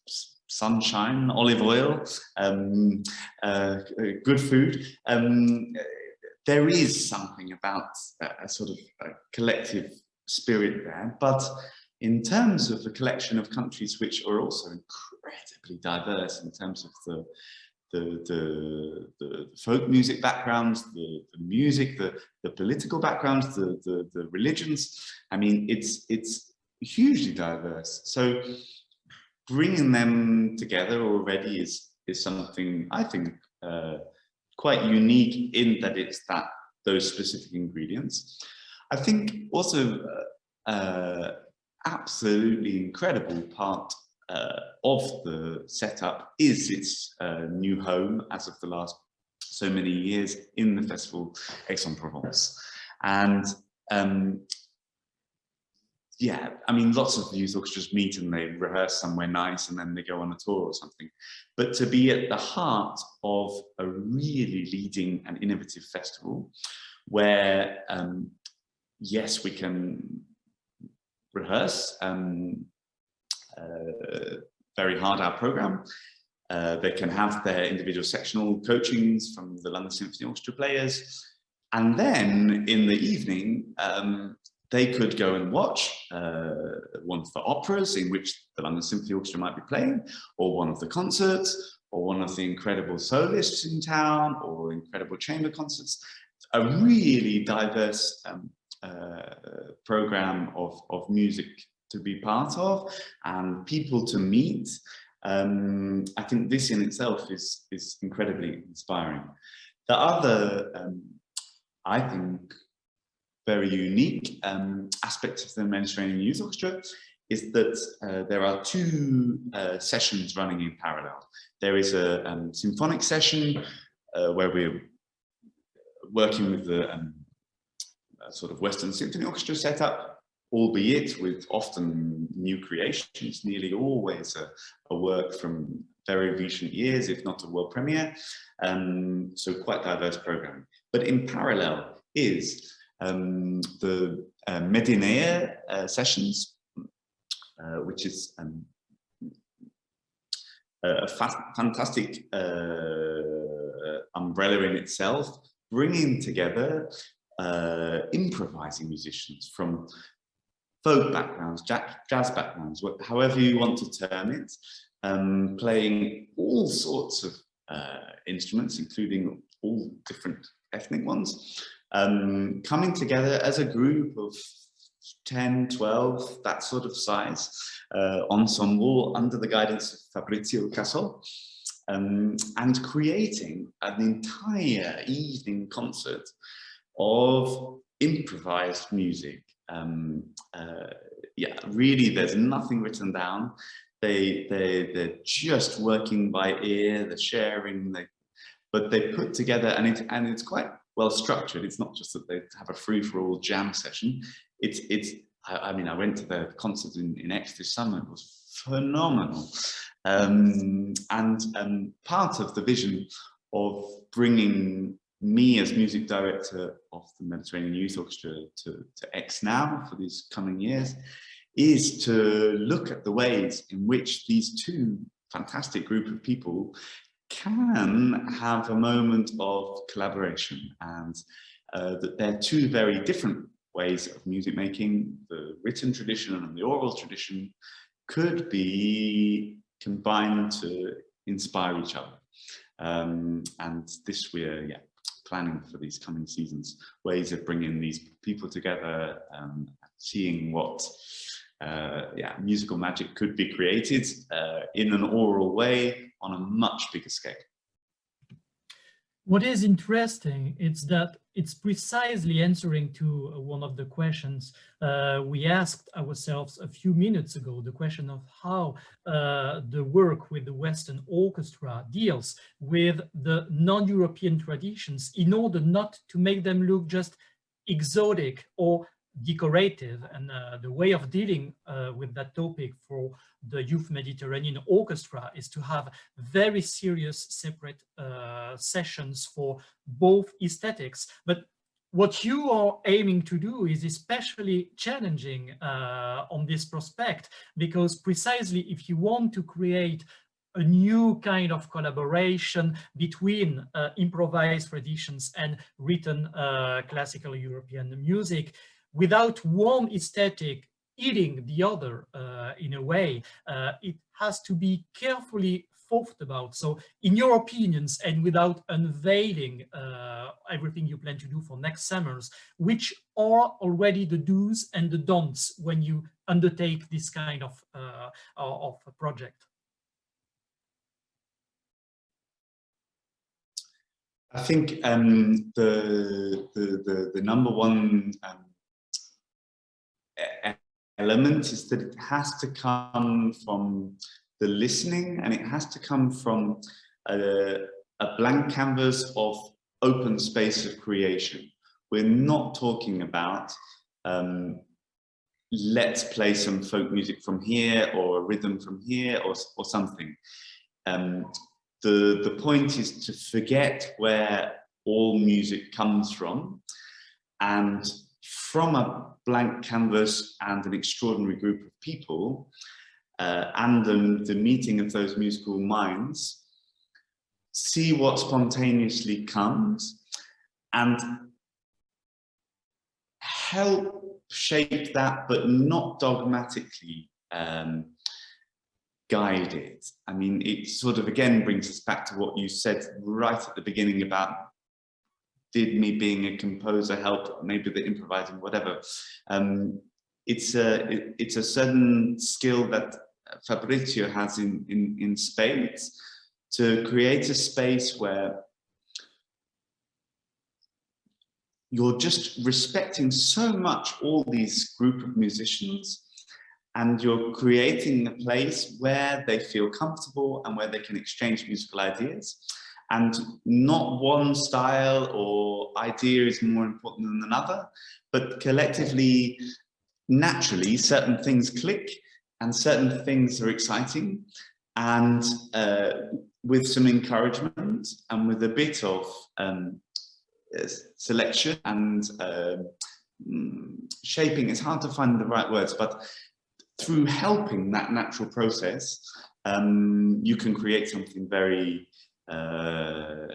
unique and exciting. But it's about the cultural exchange without forcing which cultures are doing what, or what we need to take from either tradition. Yeah. We can see that now all major institutions around the world are branding social inclusion through music education, intercultural dialogue, which is great, of course, in itself. But how can, on the artist side, on your side, the musicians, can you avoid that a kind of inclusive washing from some institutions which would just aim at raising donors' money without in-depth reflection upon these matters? What is your responsibility as a musicians to ensure that there is a very serious work done, and what are your possibility to do so?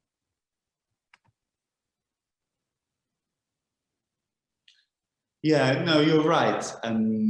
Of course, lots of institutions are being almost forced to do this in order to tick the fundraising box. And I think I would hope any artist, but also anybody, any audience member can smell immediately whether something's genuine or not, and whether anything is really being achieved by a particular project or not. I think it's absolutely something that's very important for us as artists to use the power of music and use the power of what we can do as a tool to enable social change and empower people.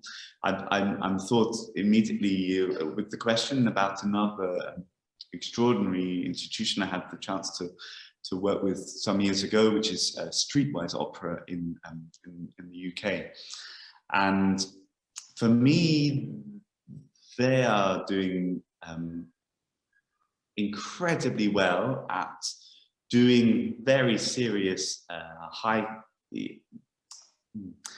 quality artist-led work in the community. What they do is they essentially create an opera with homeless performers.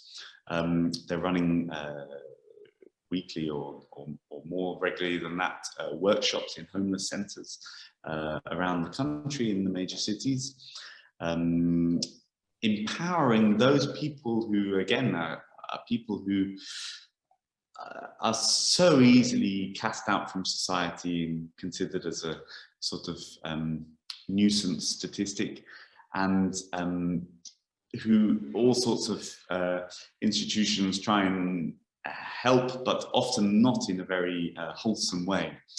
And to create a safe space where a homeless person feels welcomed and has this regular commitment where they know they come on Wednesday evening and they come to this place and they walk through the door and they're not a homeless person, they're an artist, and they're coming for a rehearsal and they're respected and their voice is heard and they're part of this group and we're making music together. And it means the world to them. And then to take that another step and mount a very ambitious professional production in the leading theatre or wherever, somehow combining their talents with top professional musicians, top professional singers, all part of one fabric, with very ambitious, often world premiere works. We've done some phenomenal things. And for those homeless performers involved, I mean, often that process is enough of a key to unpick whatever it was that meant that their lives spiraled downwards. I mean, getting to know so many of these performers individually, often they came from incredible backgrounds of all sorts of life history, and something went wrong in their life, a relationship, a work problem, whatever, and then you're spiraling down, and then you're at the bottom of society and no one cares anymore. And yeah, okay, there may be drugs, all sorts of problems on the way, but that's not the problem. The problem is that no one wants to engage with you anymore.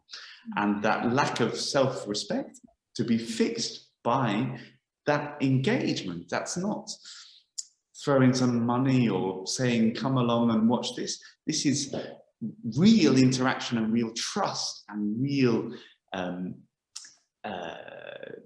collaboration. And this can inspire the confidence in themselves, then to go on and perhaps find a job, perhaps start to fix the things in their life, and they can spiral back out again.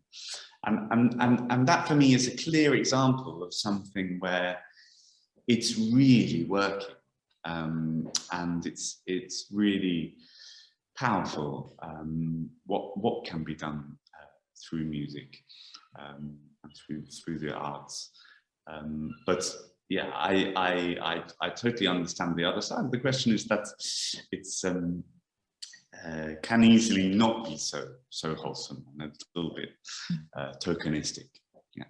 I'm glad you talked about this experience, because I precisely wanted to ask you about the specificities of working with adults performers on a social inclusion through music project, because it is probably much more tricky, because you don't have the potential of youth, you don't have the possibility of professional development in most of the case, and once you would say you don't have an educational support to lean on, so the challenges must be extremely huge, but at the same time you're really at the deep heart of social re-inclusion through music.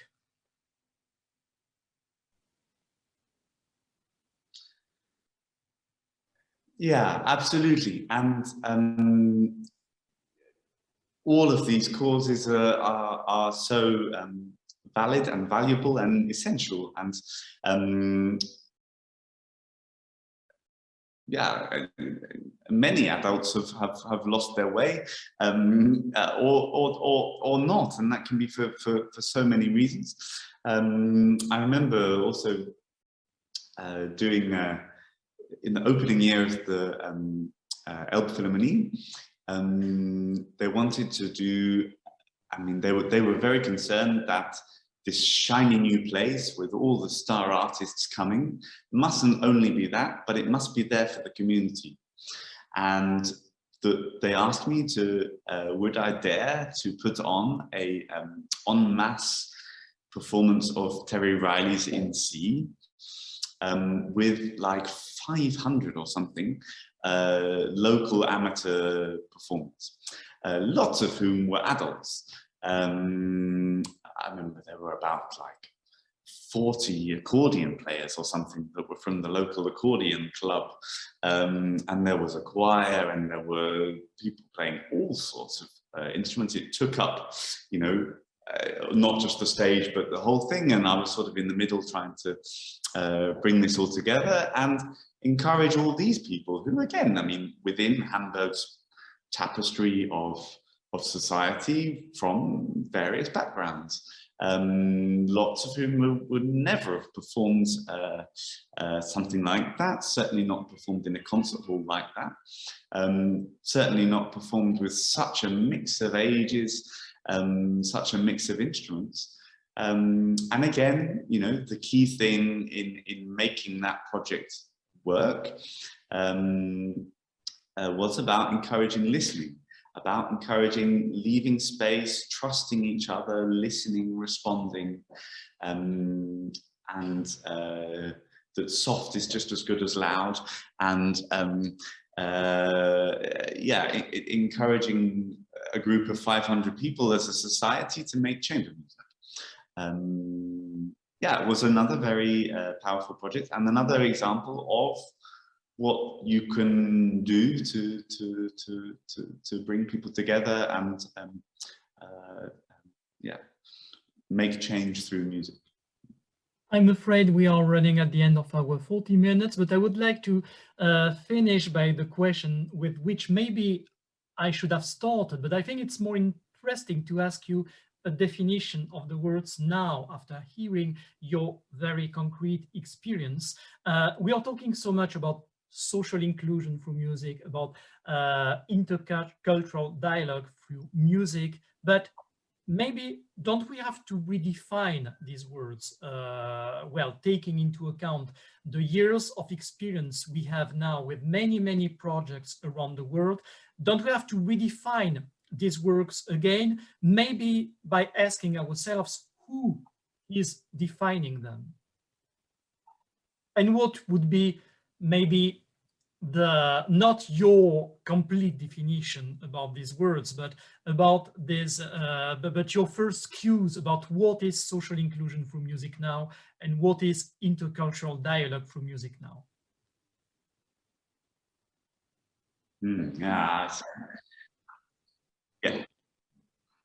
So it's a very big question for a very short time, but clearly any of these words get a little bit toxic after a while because they get images associated with them, as does this awful word outreach, and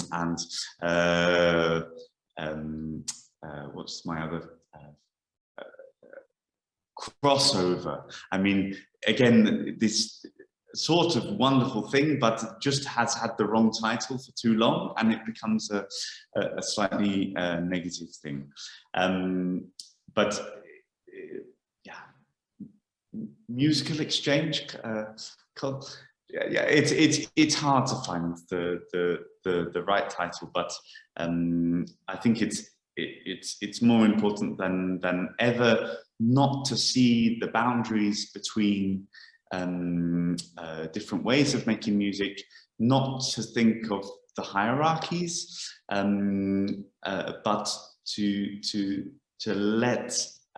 give ourselves the opportunity to be inspired by different ways of music making, to listen to one another, and to use this incredible common language we have, which is music, to talk to one another and respect each other and enjoy each other's company and improve our lives.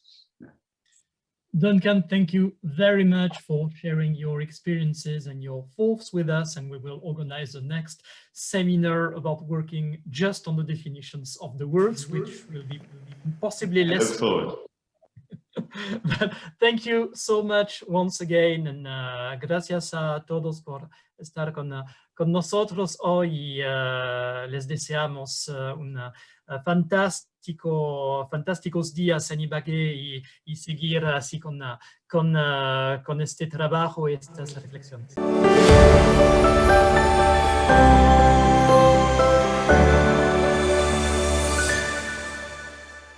Wow, that was a fantastic interview, Maria Claudia. Now let's continue.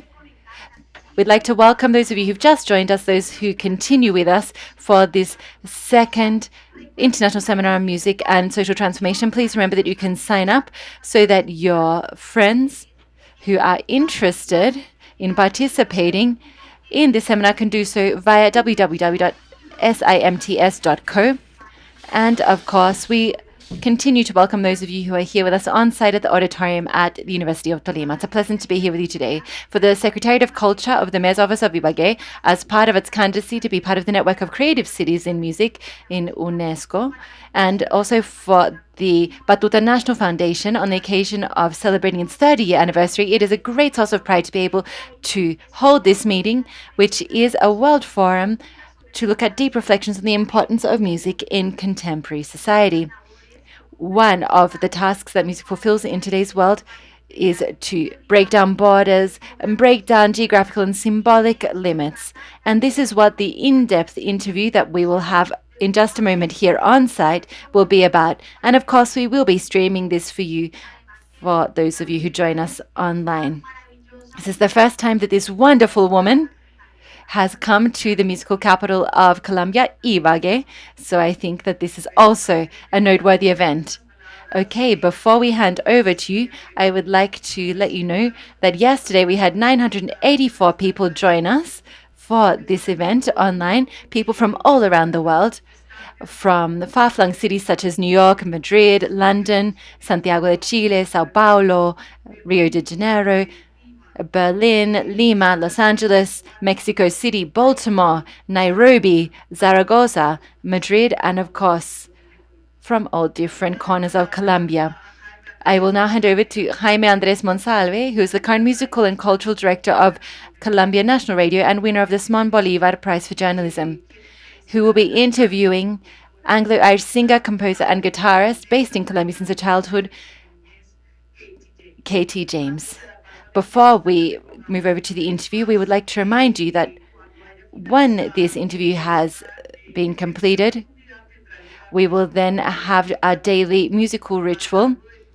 It will be the duo Los Años, which is made up of two sisters whose music has been conceived to be sung with a pedal loops and small instruments and has captivated audiences for its very unique way of mixing folk music with avant-garde trends and more contemporary forms of musical composition.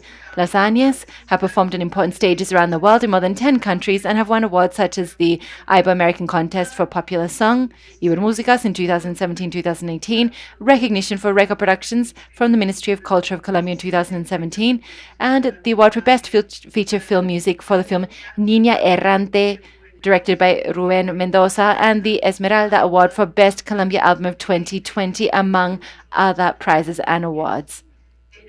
They will be performing for all of us today Canción Migratoria. This is a song that is on the Reflexión CD, their latest album, and this is not part of a specific musical genre, but rather it draws inspiration from diverse sources such as traditional music all the way to contemporary rhythms. Now let's give the floor to our in-depth interview, Jaime Andrés. The floor is yours. Maria Claudia and Grace, thank you very much for the invitation. Thank you for inviting me to participate in this Music and Social Transformation seminar. We are talking about borders, both symbolic and physical frontiers, and it is fantastic to have today's guest with us. She is definitely the right guest for this topic. Katie James has passed many of these borders. There are others that she's had to face down in order to get to where she is today. She has experienced violence here in Colombia, but also on social networks, on platforms, we have seen how many barriers can be overcome using these tools, using virtual tools, just like we are doing today in this seminar that, of course, has this on-site component as well as a virtual component. Katie, thank you for being with us. Hi, Jaime. Thank you, Grace. Thank you, Maria Claudia. Also, thank you, Batuta, for this invitation. I'd like to offer a warm welcome to all of you here at the auditorium and also for everyone who's joining us online. Well, we already knew each other before today, right? Yes, of course we did. Fortunately, I've had the good fortune to meet Katie before at Colombia National Radio. And Quebrada, her recent single, had great rankings. It was #1 for several weeks. And so, yes, you are a big star on Colombian Public Radio. Let's talk about these geographical borders and limits. You arrived in Colombia at a very young age from Ireland. So how did you overcome that physical limitation? How did your family take the decision to come here? Well, it's actually a long story, but just in summary, my mother is English. She was born in the Second World War, and her whole life she was looking for alternative lifestyles. and trying to understand a little bit about human psychology. She wanted to understand how people reach these extremes of violence. For 15 years, she lived in Ireland, which is where my father, so my siblings and I are half Irish and half British. But then she said, I actually want to cut my ties with Europe. I want to get further away, and I want to go somewhere where I can grow my own food all year round, because she loves organic agriculture. And in Ireland, it's a little difficult to do this year round because we have a heavy winter there. So she came here to take a look around South America. And when she came to Colombia, she fell in love with the people and the landscapes. So you grew up in a world that, surely for you, it was completely natural, but surely you met people from your generation who might have found your life a little unusual, no? You were brought up surrounded by nature, and you learned how to grow your own food before you learned how to read, for example. What was that all like? Okay, so we lived in a small Anglo-Irish community here in Colombia, in the Tolima region, but not here in Ibagué. My mother started this community, and she was looking to get back to a more simple way of life, a more primitive form of life. I mean that in the best possible way. And so the idea was to live in peace with nature. So I was homeschooled. I didn't receive a formal education until many years later, when I decided to go to university. And as children, learned only or more based on our own initiative than because our parents obliged us to.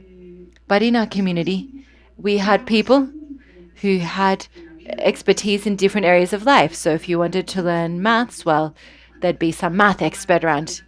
My mother was the expert in linguistic matters, so she taught me how to read and write. And music and art in general were a very big part of our daily lives. And who were your music teachers, or who guided you around music? My mother was my first teacher. She taught me how to play the violin when I was 9 years old.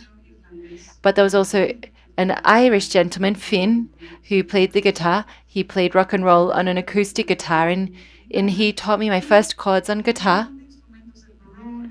And I also learned how to play other Anglo instruments. And then we had our neighbors from Tolima who would come in and share Andean music with us. So from a young age, I have been listening mambucos and pasillos and other traditional songs. And I think that that's also, of course, had an influence in the music that I now play.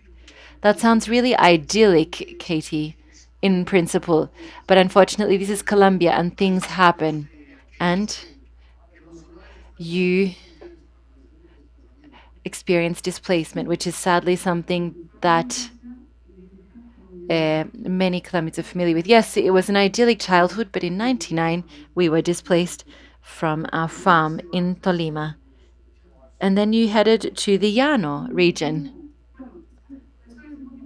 Well, it's a bit of a complex story. In Tolima, we also had a farm in Caquetá, which is where there were negotiations, peace negotiations occurring with the Pastrana government at that time. So we were first displaced from Caquetá, and then we went back to Tolima, and then we were displaced also from Tolima. And from there, we went to a farm that some friends lent us close to Bogotá, in Tabio. Okay. So you realized that there is a kind of calling to music, a feeling of vocation. When did you feel that music was the art form that you would use to make a living, or that you would dedicate yourself to for the rest of your living days? I think that the most decisive moment was when I composed my first song, was when I was 13 years old. I don't think that when you're 13, you don't think about how you're going to make a living, but you do think about what you're passionate about.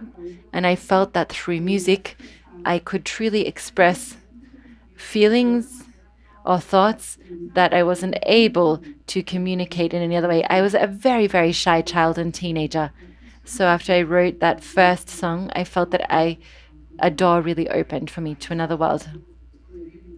Okay, we're talking about limits, about borders. No, that's the theme of this second day of this second international seminar on music and social transformation. What limitations were imposed upon you when you decided to dedicate yourself to music? Were you afraid, or how did you take this step at the end of the day? I wouldn't say limits. I was afraid of an audience, I still am. I still get very nervous. I remember the first time that I sang for people outside of my family in the small community where I grew up. I sang at a school. And I think that when you're a teenager, you feel even more nervous when you sing for other teenagers, because adults are always quite kind, but teenagers are not.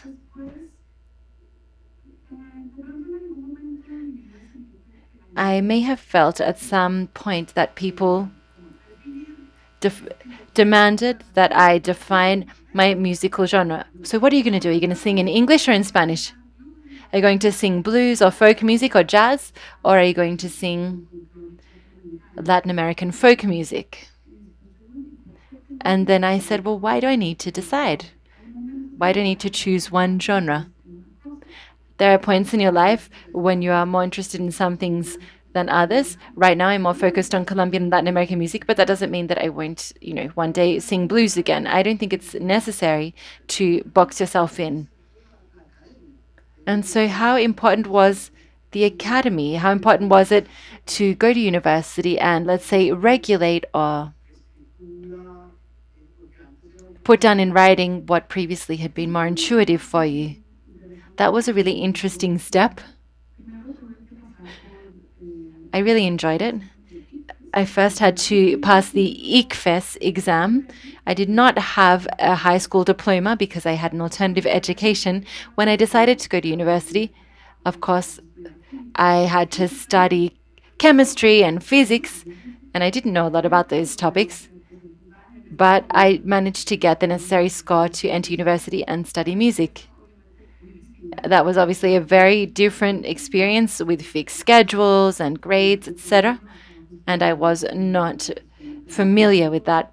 It wasn't part of my alternative education, but I enjoyed it because I was studying music. That's what I wanted to study. That's what I was passionate about. And you were able to participate in musical groups, to play in ensembles. So, Katie, we know you as a soloist, but what was it like to work in a group as well? I was at the Inca University here in Colombia. We put together a group. I started to play with Vladimir and Tomás, my close friends. And so we started to mix jazz together with Latin American music. And so we brought together Latin American rhythms. I think it was really a very natural process in which, you go to university, you go to learn, you're getting so much new information, so many amazing opportunities. And so I think that you need to make music and really externalize what you're learning. And over the years, despite the fact that I am still a close friend of Tomás and Vladimir, I preferred to continue as a soloist. Okay, so what is it like to work as a soloist versus working in a group? When you play on your own, I think you have more responsibility, but you also have more freedom. I like to get on stage without deciding on the order of songs. I like to feel out the audience and improvise a little what I'm going to say, and also in my song order. But when you're with a band, you need to be a little more organized. Also the song arrangements or the composition, everything has to always be consulted with your bandmates. That's a very important process. These are really wonderful processes because creating with others leads to ideas that you would not have thought of on your own. Okay. So when I spoke with Katie before coming up on stage with this interview, we decided this would be much more ad-libbed, much more improvised. So we're not really following a script up here.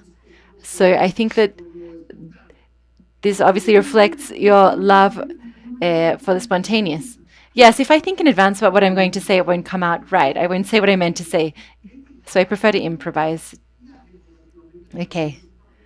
There's an important journey around Latin America, which is also very important when it comes to acquiring different elements to expand your music, different influences, knowledges, other traditions. Tell us about that. Well, that was an experience that truly changed my life. In 2015, I decided to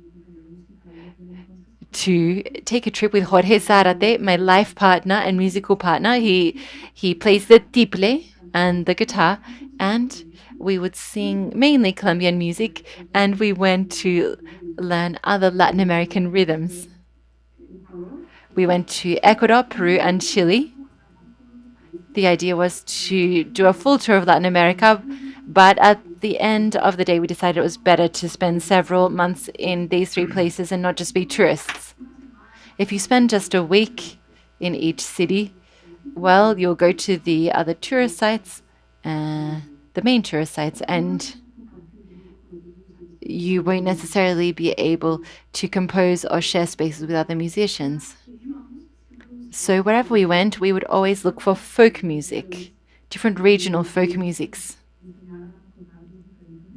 We would ask local musicians to teach us their different rhythms, and I realized that when you're outside of Colombia, if you ask what Colombian music people know, they usually talk about vallenato and cumbia, Pacific music, but they don't talk about the bambuco, the pasillo, the guambira. And that's what happens with every country, no? There are a couple of genres or styles that become international, and then there are some other marvelous styles that you will only find if you really go and visit the place. For example, Baso in Ecuador and San Juanito. Yes.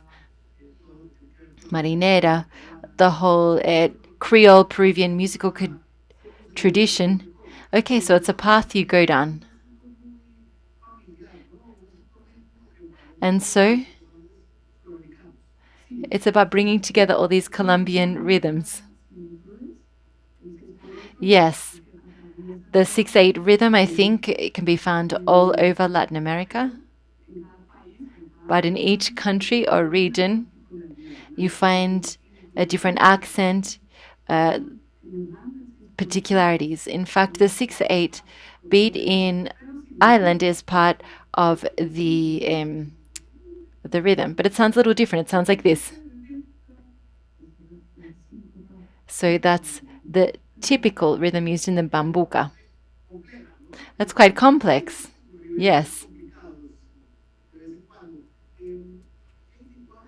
Katie, when did you discover that lyrics should...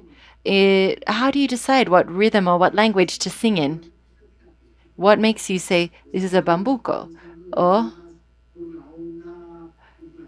I need to have more of an Irish vibe here. Interesting question. Composition is a total mystery to me.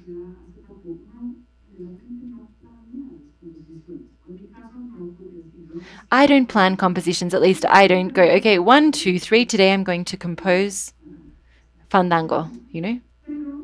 But what tends to happen is that I feel an emotion, I think or I feel something could be very personal or it could be a social issue. Based on that, I start to think of melodic ideas. And then when I have the melody, there's usually an implicit rhythm. Usually, I compose the first lines, and then I say, okay, this is a bolero, this is bambuco, or it's a waltz. It's not an actual conscious decision. The music decides. It comes to you on its own. Yes, I think that's right. Of course, you may make a decision. No, okay, I think that this rhythm needs to be a little bit more bossa nova style, but in general, that doesn't happen. It's not a decision. So, in that sense, do you feel there is any particular inspiration that defines that music? And I remember, for example, Tuitico en Empacao, this phenomenon on the networks. And it's very personal. It talks about that little girl that saw how fruit was born from the ground, and then it is wrapped in plastic in supermarkets. So it includes part of your personal experience. So what other experiences have informed your inspiration? Oh, really? You can get inspiration from anywhere.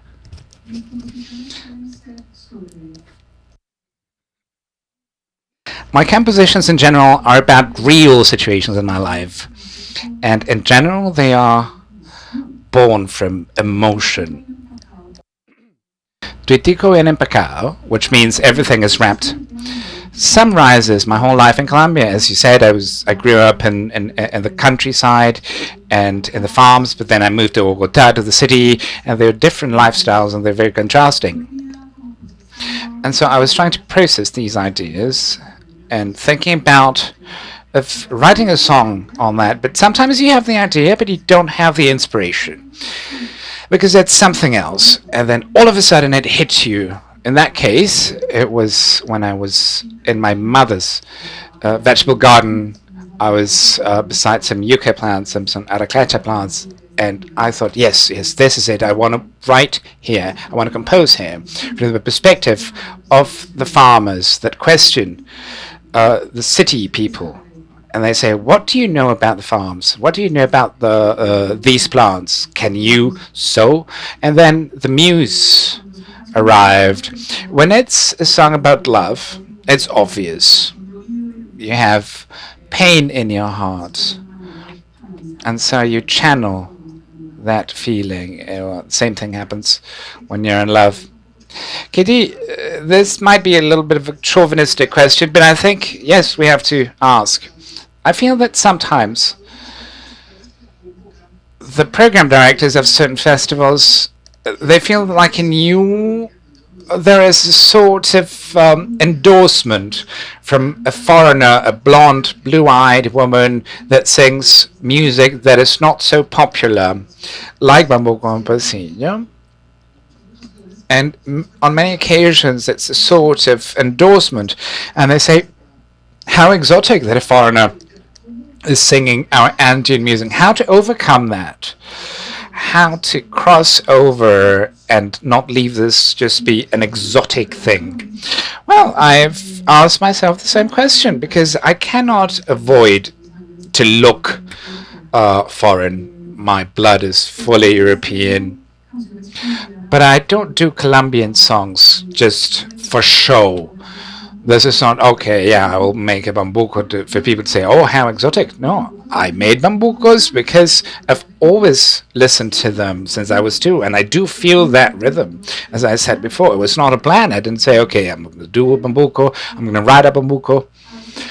But sometimes I do believe, oh, God, I don't want to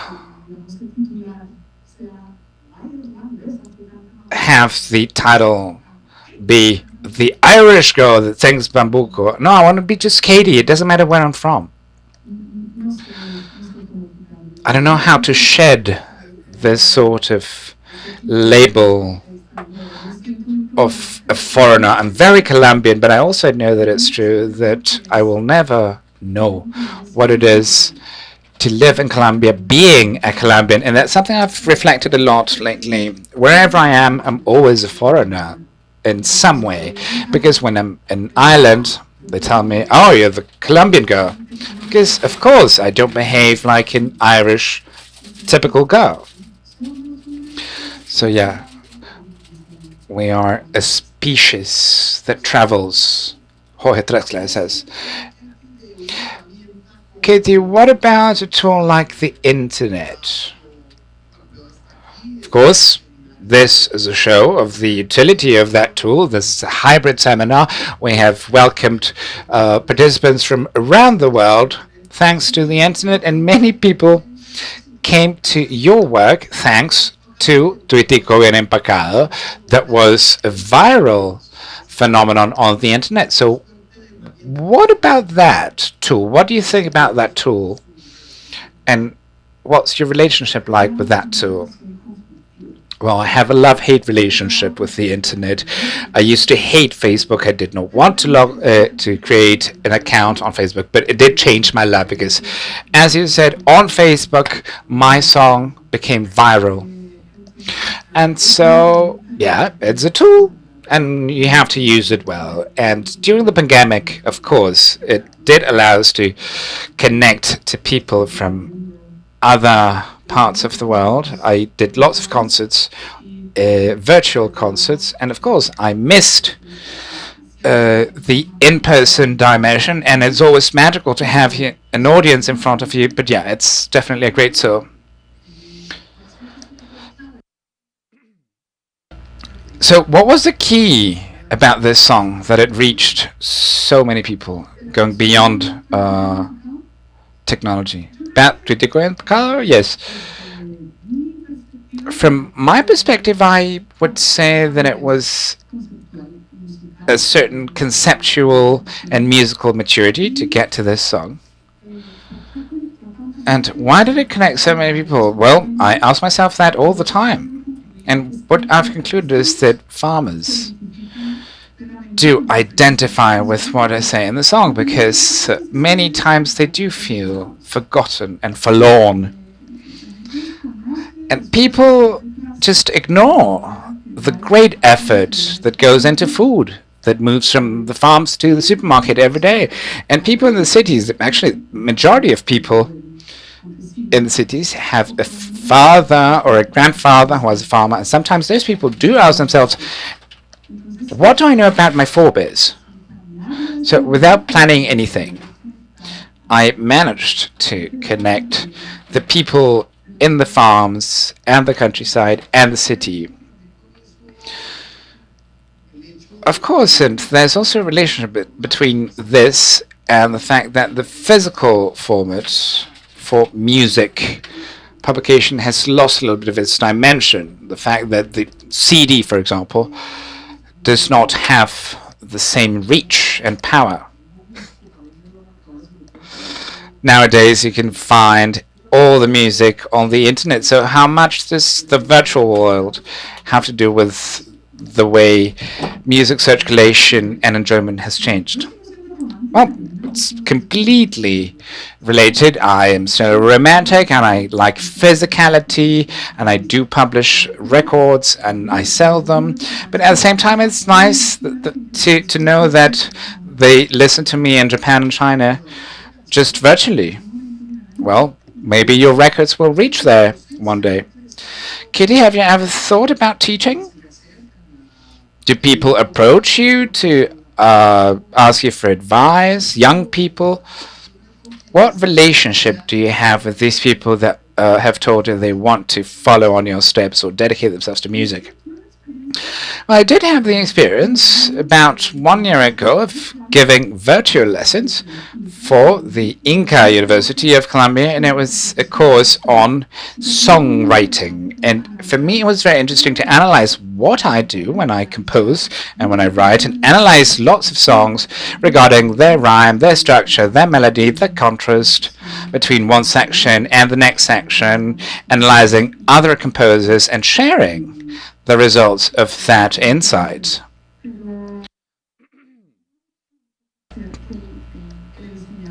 But I don't feel that teaching is my calling. I prefer to exercise music for now. Later on in life, I don't know. Oh, it was the pandemic, of course.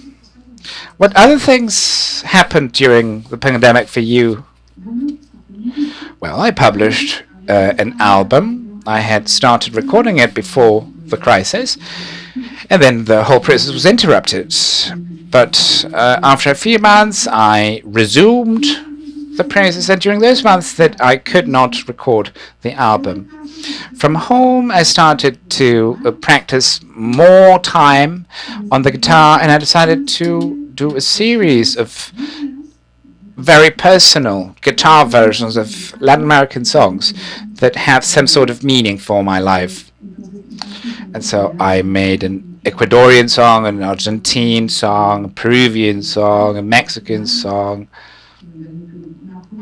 a Cuban song, and a number of Colombian songs as well, of course.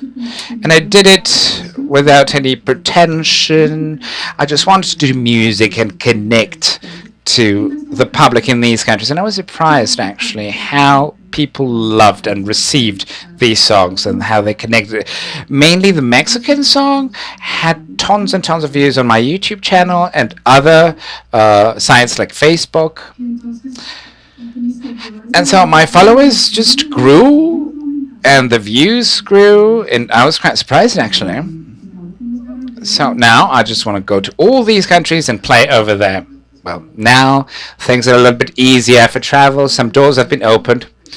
Now, your new activity includes an appearance on the radio program La Quebrada, which is an homage to the Pacific tradition with the marimba of Maestro Candelario González. What about that process of exploration of the Pacific? Well, it was new for me, but the first time that I listened to Hugo Candelario play, I was absolutely ravished. I said at some point I need to do a song with him. And a few months after, he himself wrote to me on Facebook and he said, "Mate, let's make music." And I said, "Of course, my dream is coming true." And just thinking about him and thinking about the marimba, another rhythm, another swing came out. And I said, okay, let's explore this with the rhythm of Agua Abajo. That was a decision regarding the rhythm. That was a conscious decision.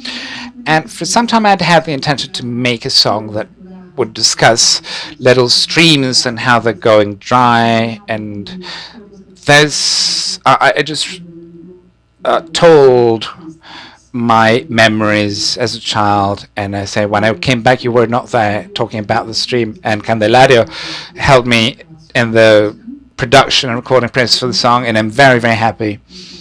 And it was a dream come true. And of course, yes, it was an exploration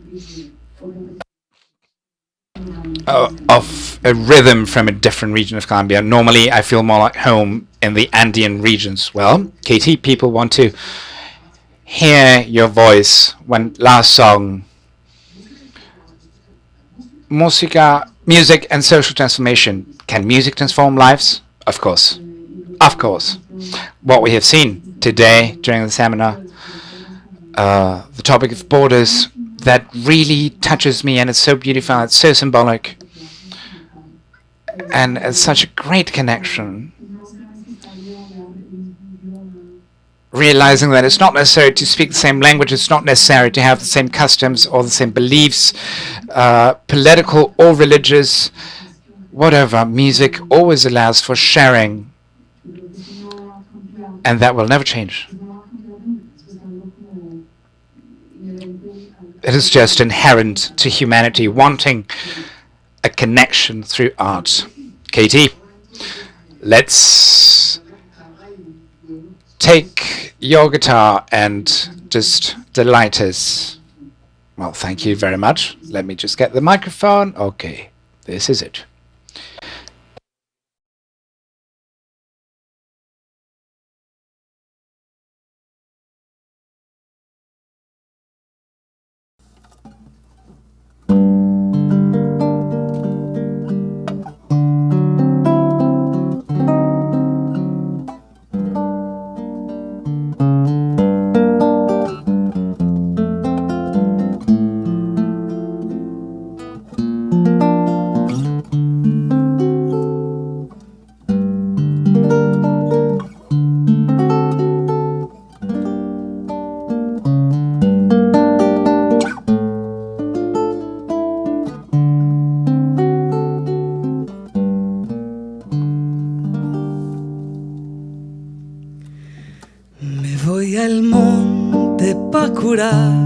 mis penas, a ver si encuentro la sonrisa que perdí.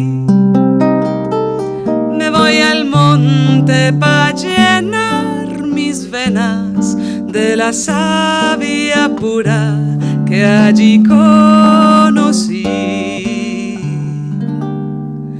Me voy al río para ahogar mi llanto y en la cigüeña recordar mi canto que un día en el asfalto se extravió y perdió su encanto.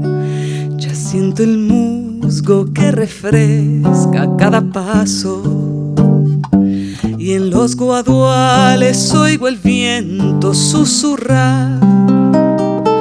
Me envuelve el verde de la selva con su abrazo. En mi ausencia había olvidado respirar. Me voy al río para ahogar mi llanto y en la cigüeña recordar mi canto que un día en el asfalto se extravió y perdió su encanto. Me voy al monte pa' curar mis penas.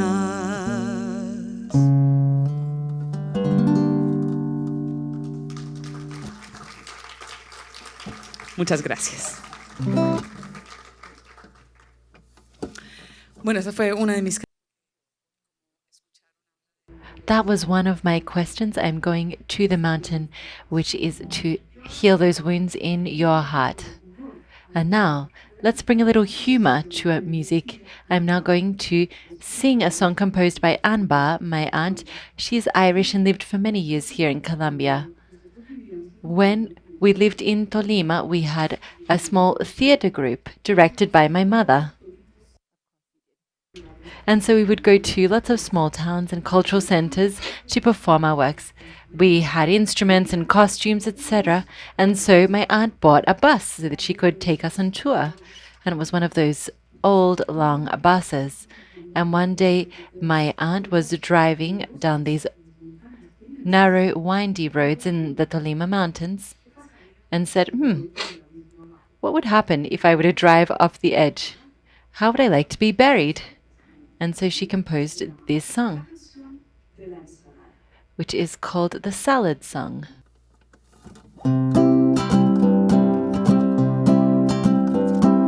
Cuando me muera yo espero que así sea mi entierro. Oh, oh, oh, oh. Yo espero que mi entierro no sea en el cementerio. Oh, no, no, no. Cuando salga por la última puerta, ya por fin cuando yo esté muerta. Oh, oh, oh, oh. Ya por fin cuando yo esté muerta, que hagan un hueco en la huerta. Oh, oh, oh, oh. Y encima de mí que siembren espinaca, manzanilla y albahaca, maíz y remolacha, cebolla y arracacha, y lechuga y tomate, y frijol y aguacate. Oh, oh, oh, oh. Y meses después de esta fecha, en vez de llorar recogerán cosecha. Oh, oh, oh, oh. Qué bueno terminar una larga vida en una ensalada convertida. Oh, oh, oh, oh. Y cuando se sienten en el comedor, espero que disfruten el buen sabor. Oh,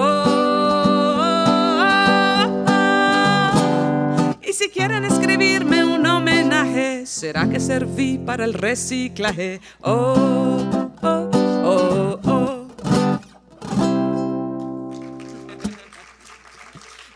So talking about breaking down borders, that's a country rhythm, but a song in Spanish. I will now sing Bambuco, and you'll hear the story behind this song in a moment.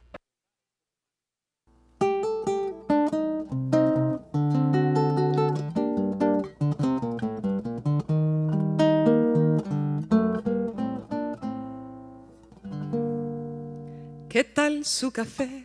¿Cómo estuvo su agua de panela? Qué buenas arepas las que prepara doña Rubiela. ¿Qué tal el ajiaco con el frío de la mañana? Y el sabor de la papa que traje fresquita y en la sabana. Discúlpeme si interrumpo su desayuno. Para salir de las dudas es el momento más oportuno. Dígame usted si conoce la molienda o el azúcar es solo una bolsa que le compran en la tienda. Y cuénteme qué sabe de su tierra, cuénteme qué sabe de su abuela, cuénteme qué sabe del maíz, o acaso ha olvidado sus antepasados y su raíz. Dibújeme el árbol del cacao mientras se toma ese chocolate con pan tostado. Dígame su merced, ¿qué sabe del asadón? Ese es el que le trae a usted la sopita hasta el cucharón.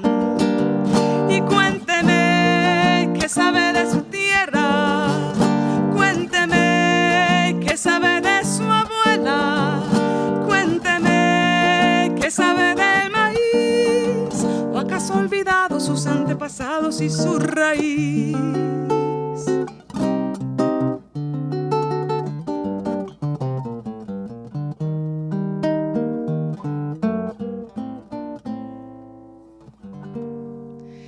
Venga, le cuento los cuentos del huerto y de la malanga, la yuca, la yota, los chontaduros, la quinoa, las habas y la guatila. Le tengo el guandú, las arracachas y la calabaza. Le traigo guineos, también chachafrutos y unas papitas en la mochila. Ay, perdón, señor, por ser yo tan imprudente. Es que a veces me llegan estos pensamientos irreverentes. ¿Pa' qué va usted a querer saber sobre el arao? Si allí en la esquina lo encuentra tuitico bien empacao.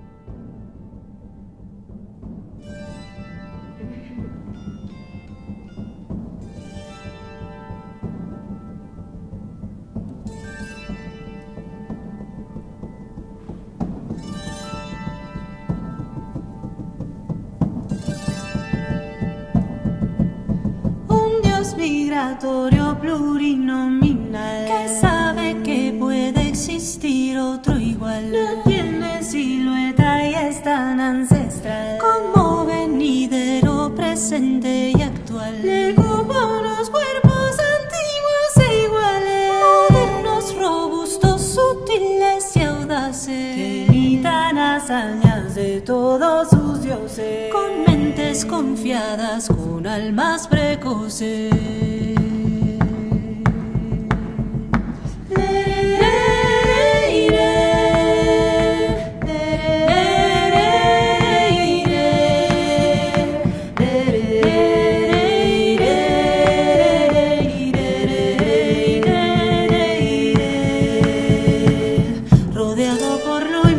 Ser humano de la historia va cambiando su memoria, su creencia es convertible. Su belleza no depende del credo que lo posea, bienaventurado sea el que a su sentir sorprende.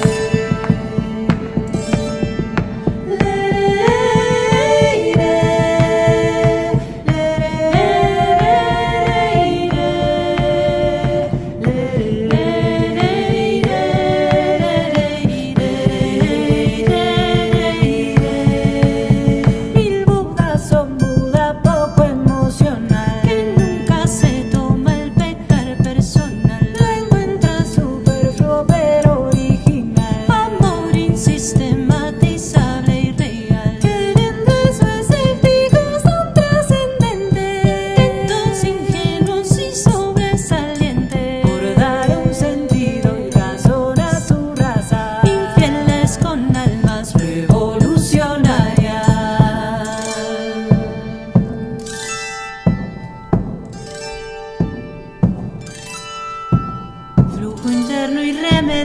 amable, persona bondadosa, vida y obra luminosa, experiencia impronunciable. Su belleza no depende del credo que lo posea, bienaventurado sea el que a su sentir sorprende.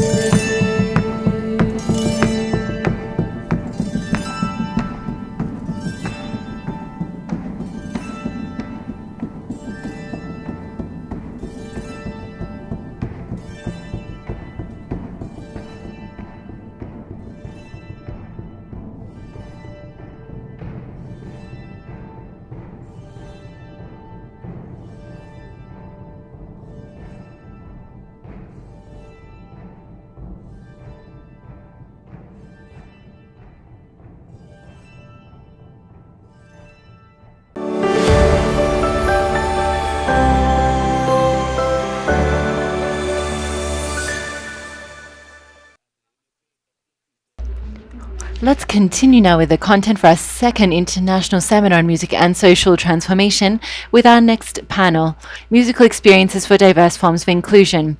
We will hear first-hand experiences of how lives have been transformed thanks to music.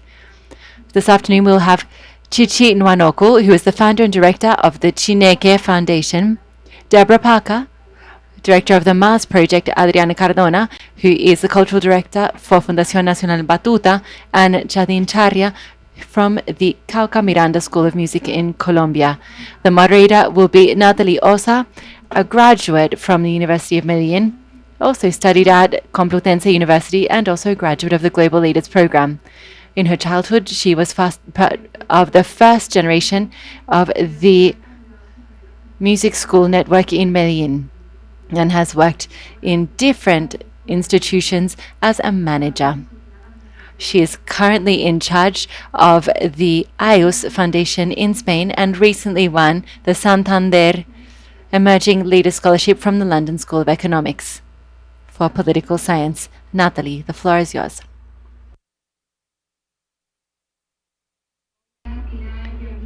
Hi Pilar, hi friends, thank you very much for that introduction.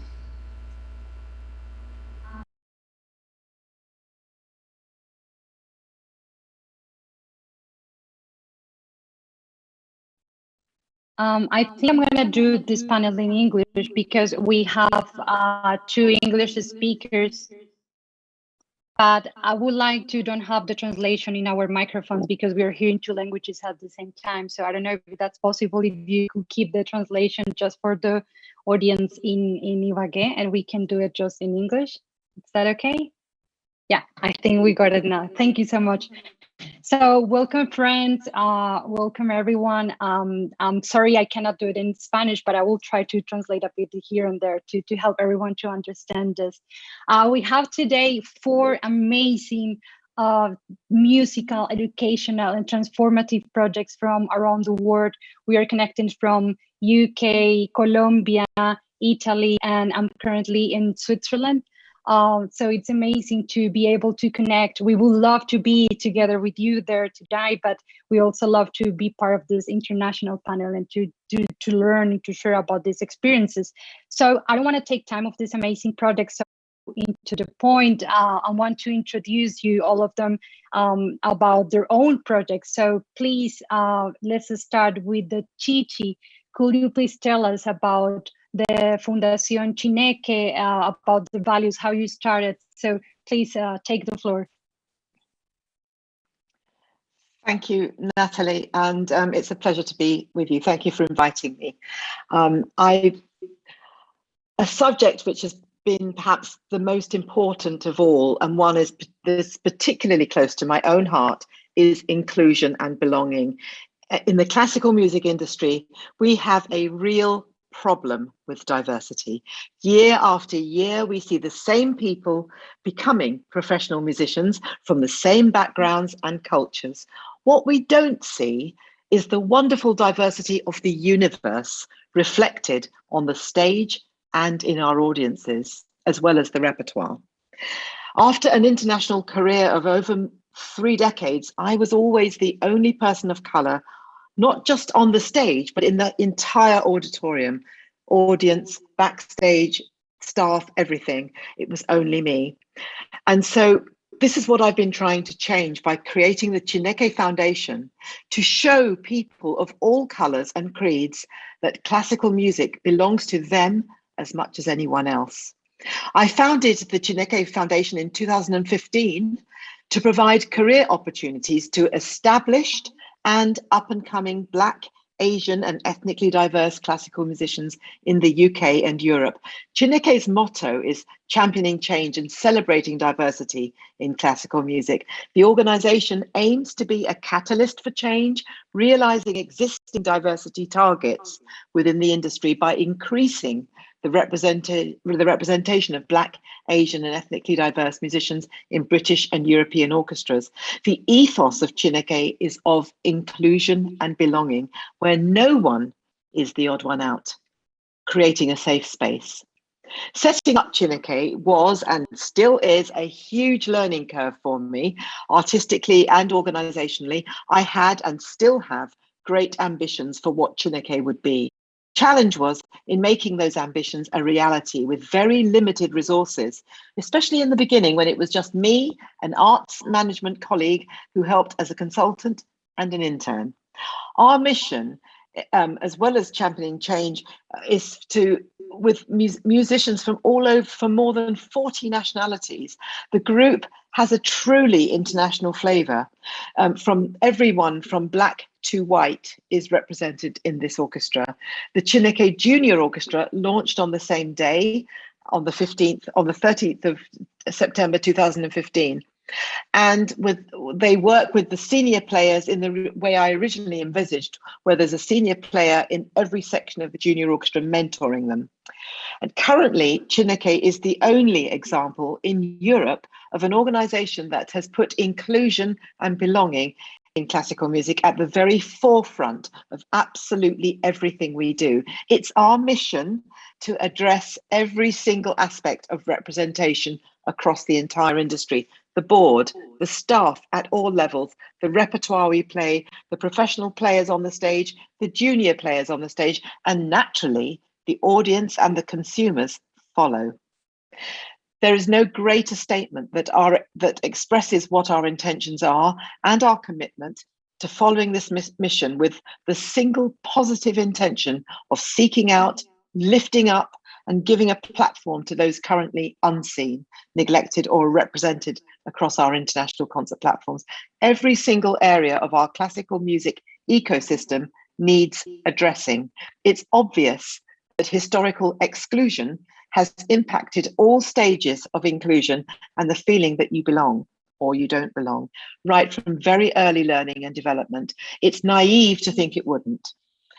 And only the most resilient and almost blindly driven dedicatees, of which I include myself, will dare to stick at it. There's also an element of whether your face fits, which runs alongside innate talent. They are not mutually exclusive. Shadism or colorism also comes into it, i.e. how light or dark you are as a person of color. This is something we can talk about at a later stage. Now, it's time to redefine all areas in the classical music industry that have historically put up barriers that have excluded and discouraged Black and ethnically diverse musicians to even attempt entering the industry. Yes, I've got a timer on, thank you. I'm so happy that we are now having these conversations and witnessing my peers discovering that, yes, we have always belonged to this industry. And so we have no qualms about reclaiming and sharing a platform with everybody. So I've run out of time and thank you very much. It's all right, Chichi, but maybe because I know you have prepared a video that you would like to share. Yes, it's 42 seconds. Yes, it's 42 seconds long. We can 30 seconds. Yep, okay, 42 seconds long. They exactly. have the video. So, yes, please, if you can share it with us so we can enjoy the video and you want me that way. You want me to share it? Oh, okay. I've got to now find it because I sent it to you. 1 moment. I thought I sent it. We can go back to you. It's okay, Chichi. We can go back to you later, and in the second round we can watch the video. No problem at all. We can go to Deborah now and talk about music and resilience. Please, Deborah, share with us your project and how it's working on Italy. Okay, hello to everyone from Italy, and I'm very sorry not to be physically connected to you all, but we are connected by this wonderful technical magic. So thank you to all the technicians, thank you for the invitation, and thank you to Nathalie for moderating this. And thank you also to Chichi. I have just learned an awful lot. I just realized that Chichi is probably someone who I knew about when I was growing up in London. I think I know who Chichi is now. And that was very interesting, and I just learned a lot. Anyway, what do I do? What can I offer to this discussion? The association that I work with, which is called Prima Materia, describes itself as a social workshop of musical nature. And it develops its projects and actions starting from two basic premises. The first one is that all human beings are musicians. And the second is that all human beings have the right to develop, practice, and celebrate their musical capacities through accessible resources within their communities. And I use the plural for communities deliberately, okay? And this will link later on to our discussion about diversity and inclusion. In that, I would suggest that we are all members of different, I could say diverse communities of varying sizes, our families, our neighborhoods, our villages or towns or city districts, our schools or universities, our work environments, and eventually, of course, we are members of the community of the world. So Prima Materia develops a community music project in a rural area on the outskirts of the city of Florence, in Tuscany, Italy. And our objective is to observe and listen to the local community carefully and to try to develop and match our resources, our human resources, our material resources, and our economic resources in order to support this community's social growth through music. Musical activity, or as Christopher Small calls it, musicking, provides a rich framework for developing our listening skills. Firstly, the ability to listen to ourselves, to be curious about who we are, and to surprise ourselves in discovering how much we can express and communicate with sounds. If music happens in a caring environment, it provides self-esteem and a feeling of belonging, as Chichi said, of security. And this in turn will support the development of our availability and capacity to listen carefully to others, to be curious about who they are, and to enjoy discovering how musically expressive and communicative they can be. Musicking in a caring environment helps us to be curious rather than fearful about what or who is new to us or different from us. It helps us to delight in and to appreciate new discoveries without feeling threatened. And this builds our availability to be tolerant and respectful.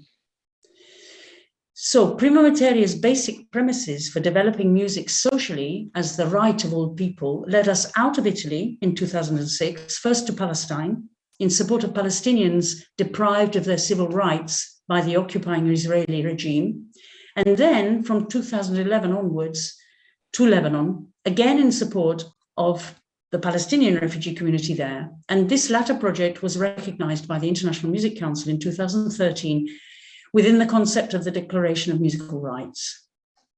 In 2015, together with the International Music Council and other European partners and our Palestinian partner in Lebanon, we then developed an open access online training resource for musicians wishing to develop their skills in working with marginalized communities. And this is still available today.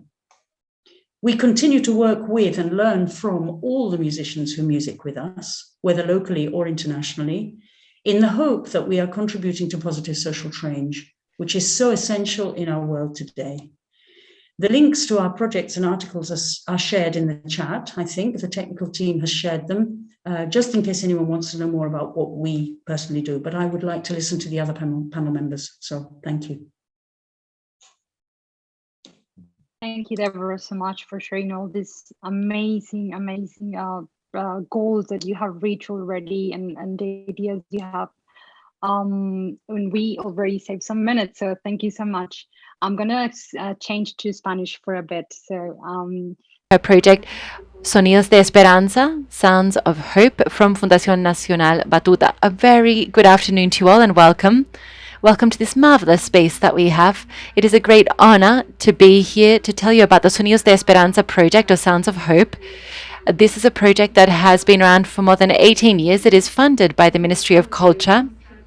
I would like to please show my presentation on screen that will accompany my words. It's a very visual presentation, so I would like for this to be shown on screen so you have the point of reference on screen. We've been working nationally for 18 years. We seek to offer musical training spaces to provide also psychosocial support for children, youths, and adolescents all around the country. The main emphasis is on populations that have suffered the armed conflict. I apologize. Excellent. So, this project seeks this coordination or articulation because from the National Batuta Foundation, we are completely convinced of the potential that we have when we articulate the musical process with psychosocial support. We have 18,000 young boys and girls who work in 80 municipalities in the 31 departments where we have a presence in Colombia. There are 32 departments in Colombia. We have diverse presence in our country. Here you can see some of the figures about our coverage.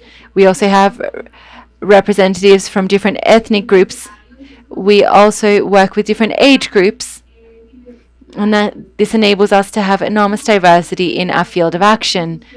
For us, diversity and inclusion is both a social and cultural value. It's extremely important. And we always think about these strategies that we have developed in order to include children and people who come from specific ethnic groups, and also migrants and victims of the armed conflict. There are certain premises that make our actions possible and that really reinforce our actions at the local level. One of these is that we are convinced of the need for participation and learning and for everyone to have the ability to enjoy music. We try to also diminish attitudinal obstacles, which is also very important. We are convinced that the social processes are dynamic, and this also applies for inclusion. Accordingly, we should always look for new ways to innovate and also carry out contextualized actions and interventions. For us, it's extremely important to create these social participation processes and adapt ourselves to various contexts so that we can really create this connection between the musical and the psychosocial aspect. This is important for our teams. We have a changing reality that we deal with, and we must always provide children and families with necessary elements for their psychosocial processes. This must be adequate and it must be pertinent.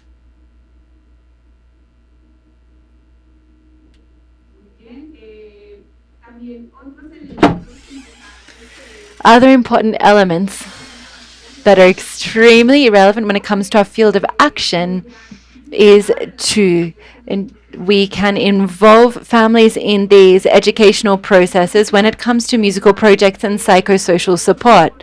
Additionally, we must innovate. We believe that each territory has its own specific characteristics, and they have interesting elements that we should take into account so that we can also produce social inclusion through music. It's very important for us to also be able to identify our milestones and achievements thanks to the actions we've been carrying out for a long time now in our process. And the idea is to ensure that children can enjoy this process. We must create inclusion, participation, and joint action, using many methodologies. And one that is very special for us is creation and innovation. We believe that from there, we are truly generating actions that are important for children to be able to verbalize what has happened in their territories. We want to know what they feel and what they think. So what we are doing is ensuring that these children become the subjects of rights with their own stories, with their own recognition, which is very important for us. When it's extremely important for us to create these spaces and also carry out these processes here in Colombia. That is what I wanted to share with you today. And now let's continue with the last panelist, Jadín.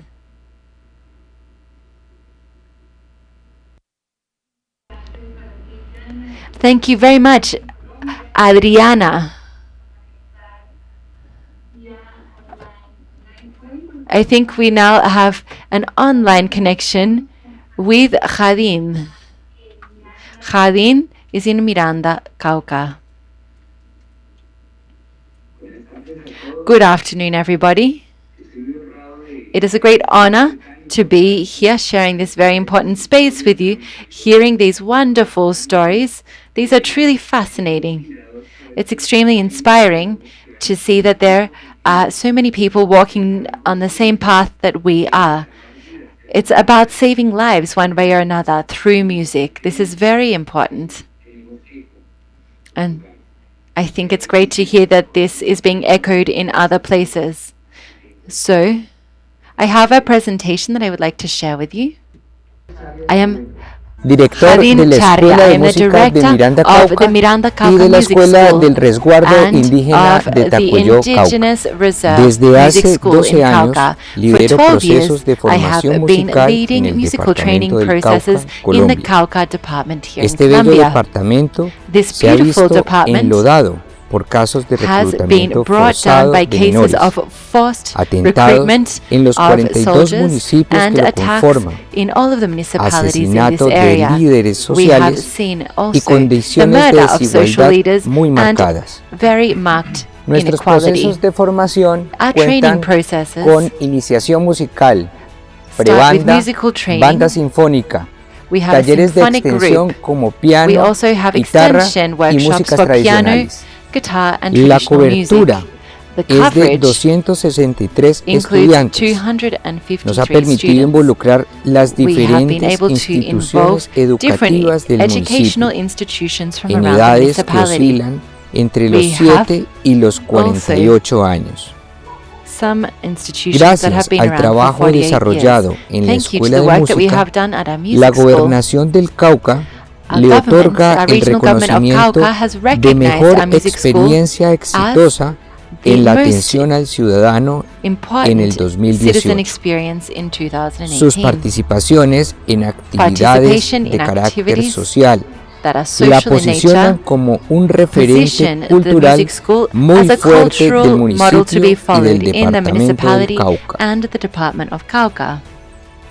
Sin embargo, uno de los aportes más importantes de esta actividad musical y social en estas dos escuelas de música es la búsqueda incesante en la construcción de espacios catalizadores de paz, los cuales concentran su atención en arrebatarle al conflicto armado la población infantil y juvenil en el territorio.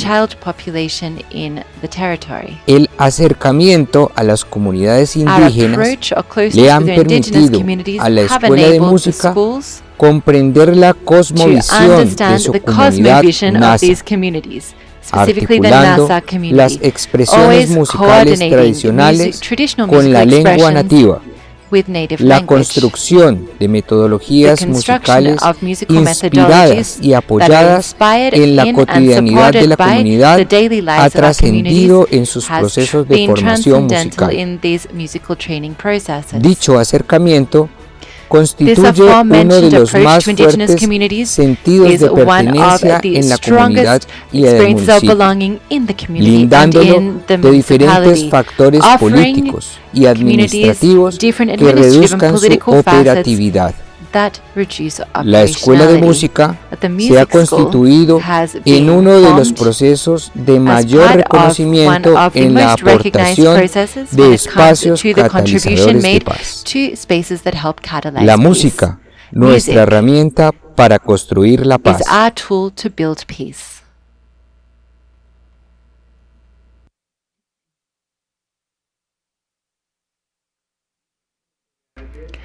Thank you very much. That is my presentation.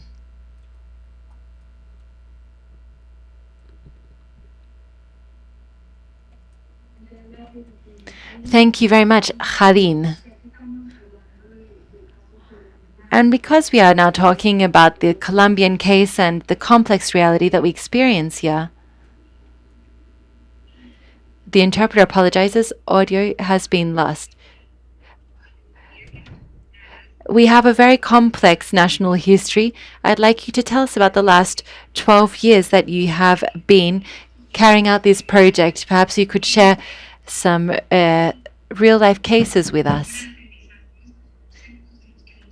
If you could perhaps give some examples of how the concepts you have described actually take shape in a real project, perhaps you could share a real case with us.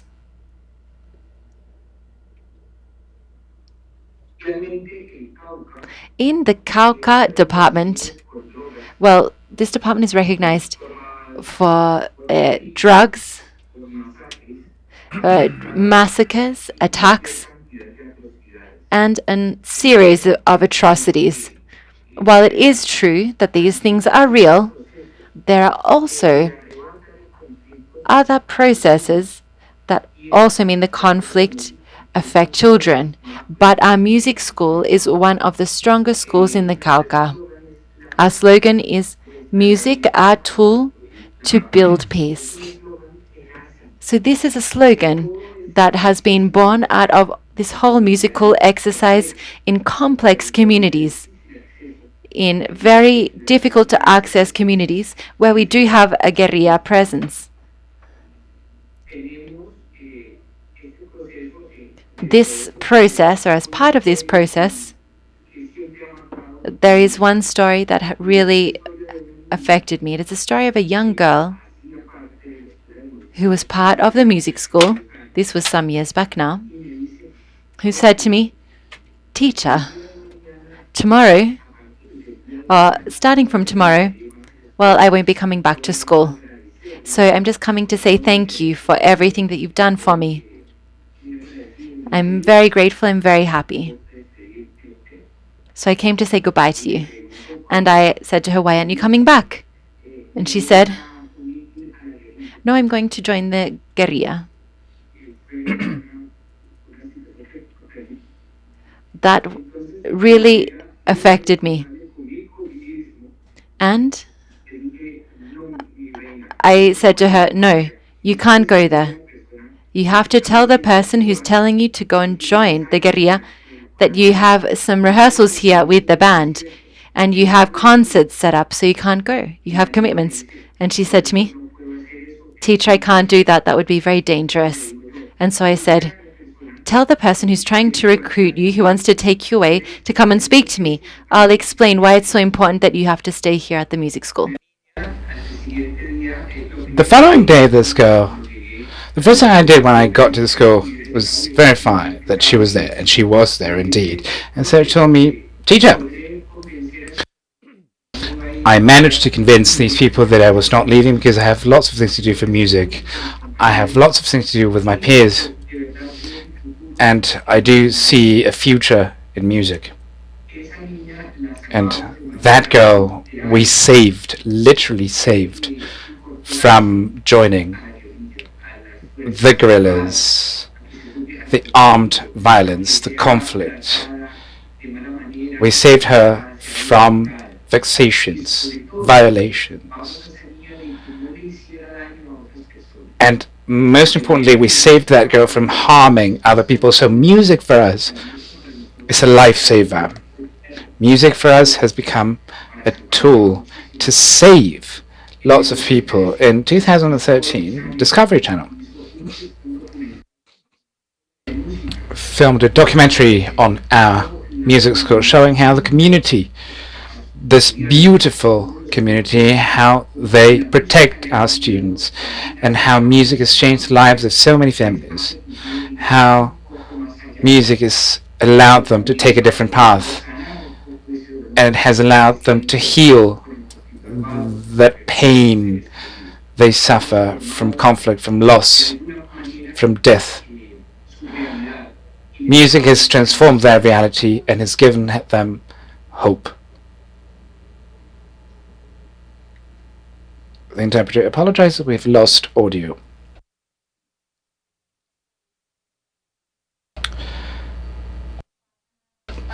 This expression, I can't go, I have rehearsal. Many projects use music as a tool for social transformation, but they adapt each project in according to the context.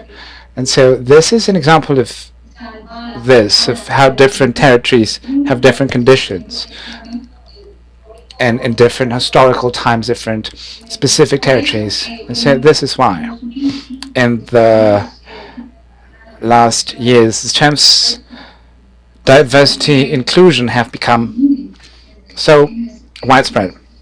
En las instituciones culturales.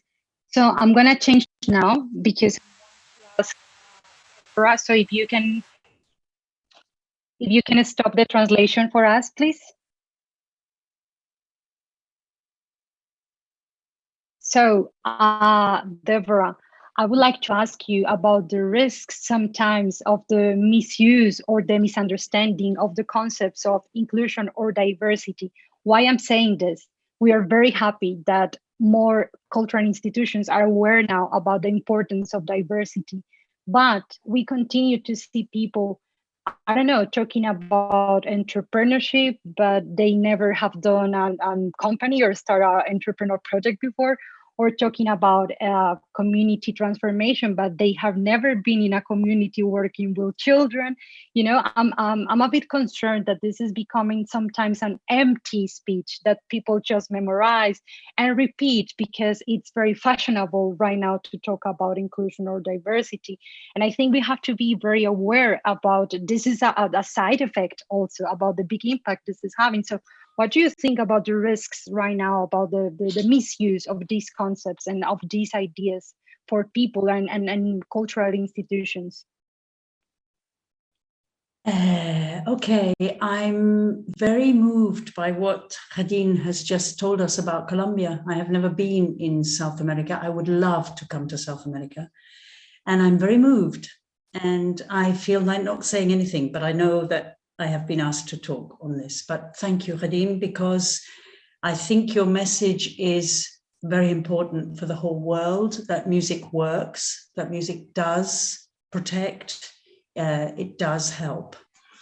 I will now try to concentrate on the question that I should answer, which is, are there any risks about using these words, inclusion or diversity? Okay, so frankly, in my opinion, and from my experience in life and work, these are not very useful terms. They seem to be necessary to a socio-political mindset which seeks to divide and categorize and control what is going on. Okay, so let me just redefine my starting point. All humans are, by definition, musicians. And all humans have the right to make music whenever, wherever, and in whichever way they want to. You can agree or not, but we believe this is true. And these concepts function, of course, as metaphors for a worldwide society based on the principles of mutual respect and freedom of choice. Within this frame of thinking, the concept of diversity assumes its positive attributes of complexity and complementarity. and these promote the gestalt of growth and learning. And if all humans are musicians by definition, and each person is valued for what he or she can contribute to the music making, who needs to be included in or excluded from what? I would suggest that inclusion and diversity have been introduced into the world of social change by those who need to control what is allowed to happen where. And much of this control, of course, takes place through funding or not funding, which is now a globalized affair.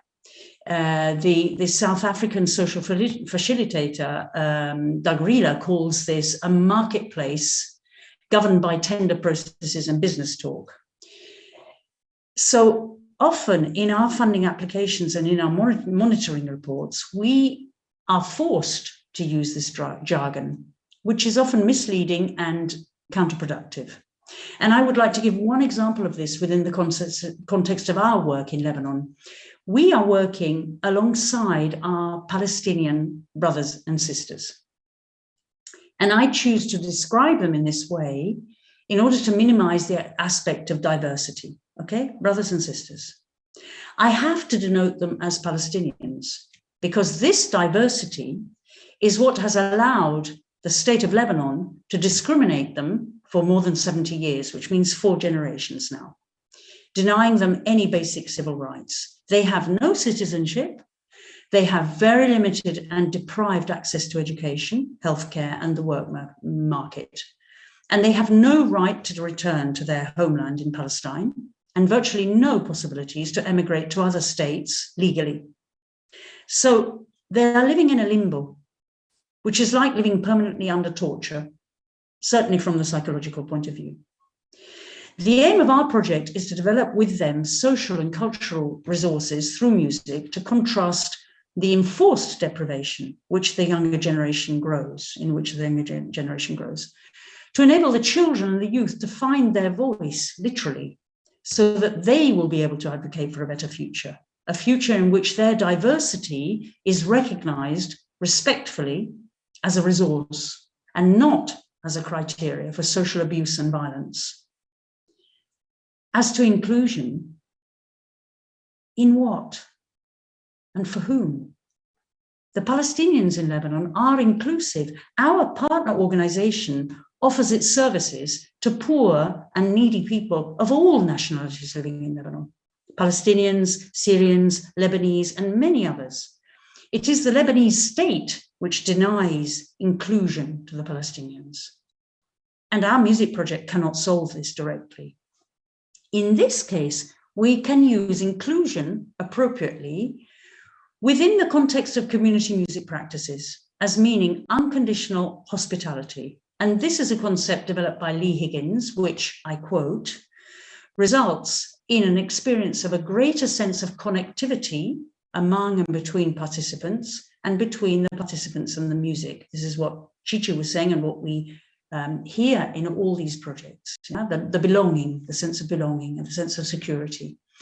In other words, and in this specific context as an example, the community music practices that we promote in Lebanon are inclusive in that they offer unconditional hospitality to young Palestinian music students and the trainers to work with and beside their European counterparts on an equal footing, socially and culturally. The experience of inclusion in this context supports growth and adaptation and contributes to the development of the resilience essential for this community to advocate for its inclusion in wider communities. And this brings us back to the multiple communities, which I mentioned in my presentation. I would suggest that diversity and inclusion are useful as terms, provided we include in our own individual diversities our individual multiple senses of belongings to the many communities that we inhabit during our lives, and provided we diversify our own tendencies to include and exclude with respect to these many communities. Thank you. Deborah, gracias. Qué visión tan interesante y tan amplia que nos has dado. Incluso los conceptos son difíciles, que quisiera hablar acerca de cómo se pueden medir estas cosas. Y quiero preguntarle a Chichi, ¿cómo mides tú, cómo demuestras que en realidad sí estás transformando una sociedad a través de tu actividad? Bueno, estoy impresionada por todo lo que he escuchado. Gracias a todos.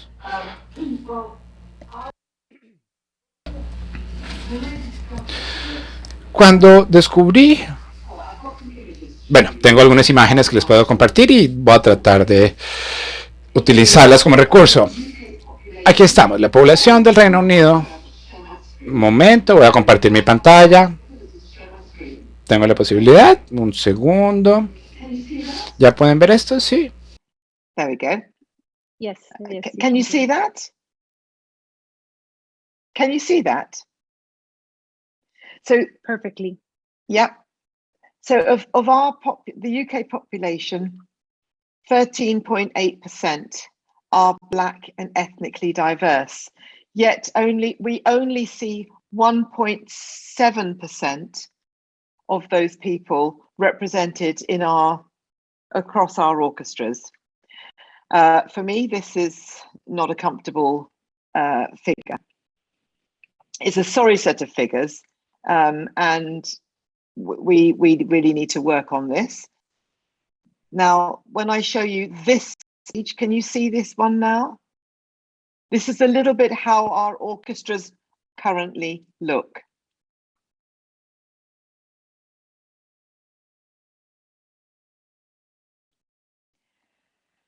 So moving on from there, then creating the Chineke Orchestra. I'm just going to move to my script because I now need to go to, I have to quickly go through some slides here and look at, this is our junior orchestra, because they are the pipeline to the future of classical music, including our conductors, and the incredible impact that the repertoire we play, the people on the stage, the immense variety of people. No two people sitting next to each other across the orchestra are from the same background.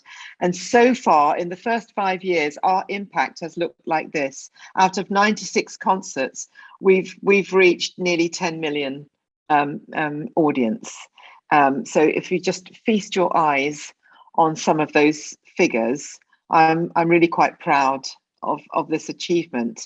And now I would just like to play you, I wanted to play you a short example of, this is our very first concert. This picture here is just the curtain call, really, of our very first concert.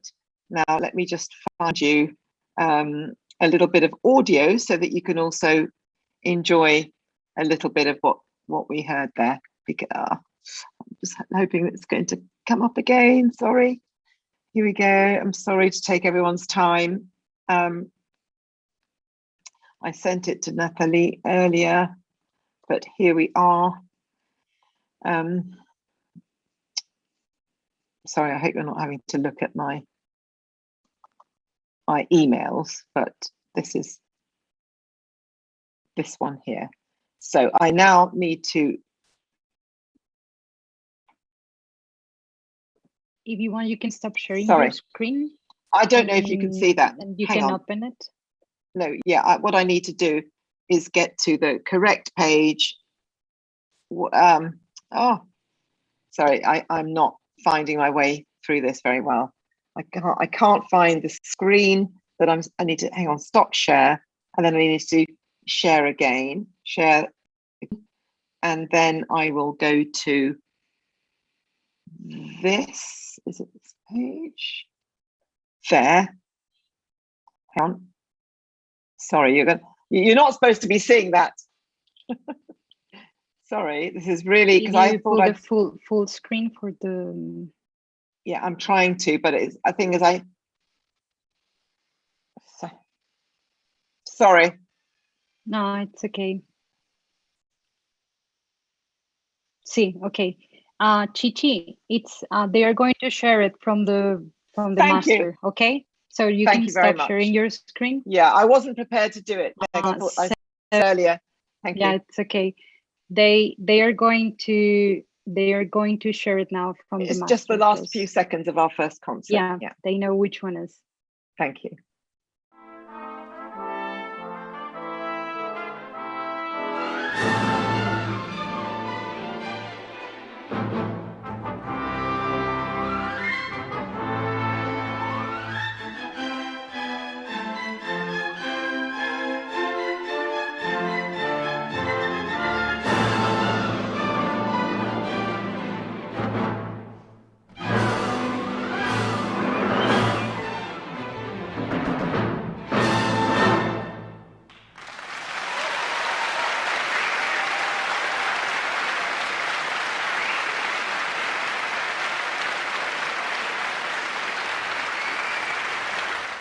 Thank you, Chichi. Thank you so much. This is amazing because you show you're transforming the society, not just with numbers and figures, but actually with music and showing an orchestra, diverse orchestra playing on stage. So I think music speaks for all of us more than the statistics and exactly. The numbers. And if I could just also add that the piece of music that we played for the encore was the last clip that we've just heard, was a piece by Samuel Coleridge Taylor, the African heritage mixed race composer, and who died at the age of 37. There were 62 of us on that stage, from black to white, and majority black, as you could see. Not a single one of us had ever played a piece of music by a composer of ethnicity, which was shocking for us to discuss, and that's why it's so important that we because it was not just for the sake of the nationality of the composer, but it's great music. And people then heard Beethoven as well in the same program. They can stand side by side and are accessible music and attract a multiple audience. Yes, amazing, Chichi. And now I'm going to Adriana because we need to close this session. Adriana, I'm going to give you the last minutes to talk about how you see the future, like your foundation. It's called Sonidos de Esperanza. If you see hope after all this inspiration on an amazing project we have enjoyed and learned so much from today. So I give you the floor back in Ibagué, and thank you all so much for joining us in this amazing conversation. Thanks. Yo veo el cambio. I see change every day in our participants' smiles. I think these projects of social transformation are very relevant and very opportune and relevant in complex contexts such as that of Colombia. We do believe in the transformative power of music, and there's agreement with the Ministry of Culture. We have worked 18 years of non-stopping work that is conscious and strategic, that works from a perspective of rights, of inclusion, of differentiation, of no harm. And we try to adapt our actions to the specific context where our processes develop. And I do believe, because I have seen it throughout all these years, of the possibilities that music offers whenever there is focused activity, when there's permanent action with a clear social intention. I do believe that these type of interventions are very necessary and very relevant in our country. And we do thank all our allies, and of course the Ministry of Culture, for believing in this process, for accompanying us, for accompanying the families who are the mediators of this process of musical training with the children. And during the pandemic we had that chance to strengthen our ties and our bonds with all these organizations at the local level who do believe in the potential of children of this country. So thank you very much. Thank you for the opportunity, and hope springs eternal for all of us. A big hug. Thank you.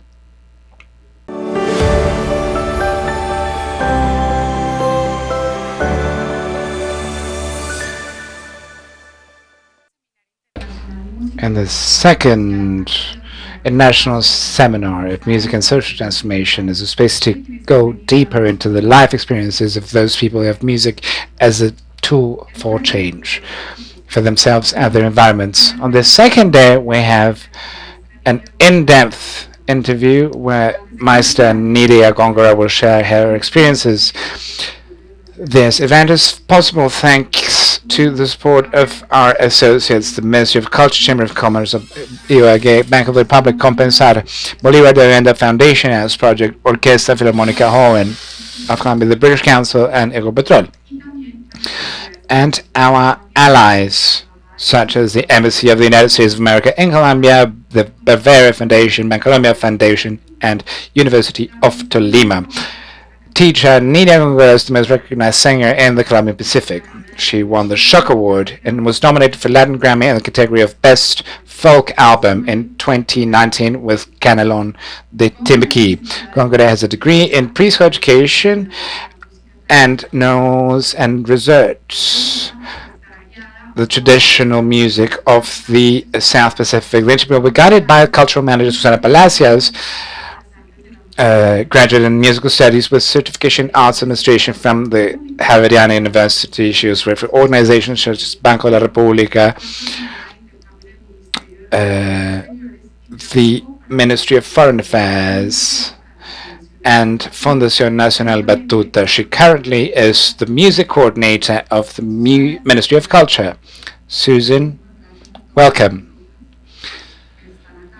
Thank you, everyone. Let me welcome all our friends who watch us on the internet. Please send your comments and your questions on social networks. Today, I have a very special guest. It is my very great honor to interview you, and I want to thank Batuta and the Mayor's Office of IOAG and the Ministry of Culture for generating these spaces for honest reflection. Nidia, a very warm greeting. And before we begin, I would like to watch the first clip because we have a very important message. Nuestra iniciativa es la Fundación Escuela Canadá. Our initiative is the School of Timbiquí.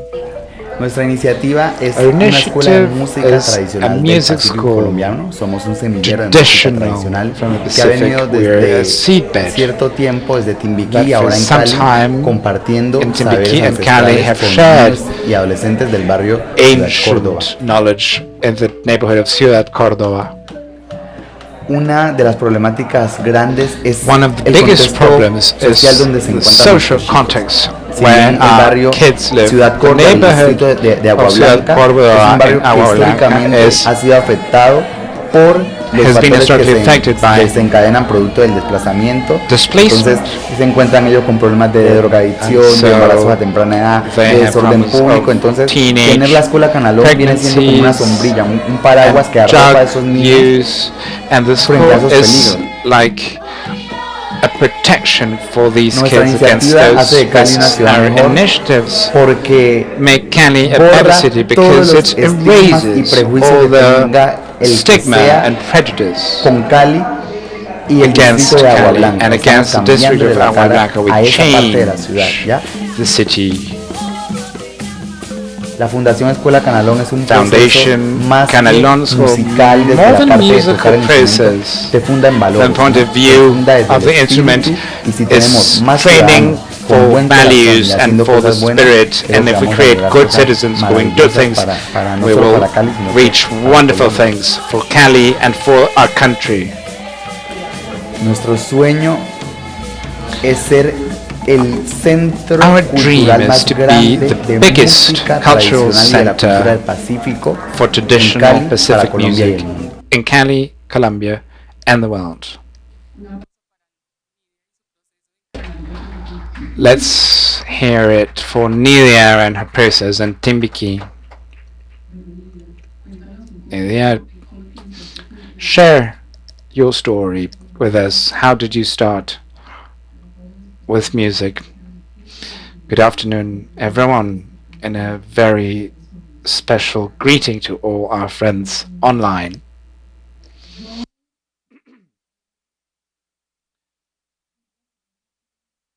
I would say that I was born a singer.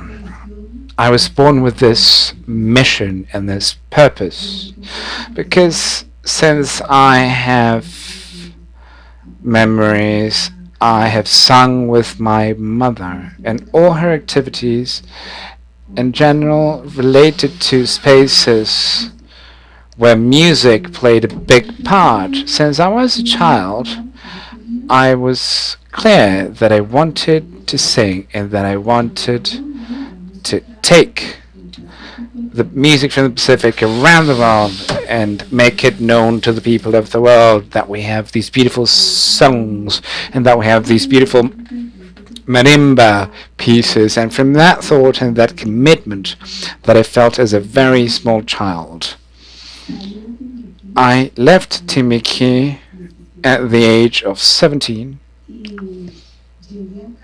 and I arrived in Cali, and then I continued this dream in Cali. So up to date, I have done everything in my power to reach that purpose. I left with a bag full of dream and tradition and hope and heritage and lots of music. That bag I have shared with the children that are part of the foundation Timbiquí, but also with all the people with whom I have had any sort of interaction. Indeed, Nia, in our Pacific region and that sound territory, music is transferred through oral tradition and music practice, theory, circulation, and something that's really beautiful and very important for the world to know is that music in Colombia is alive.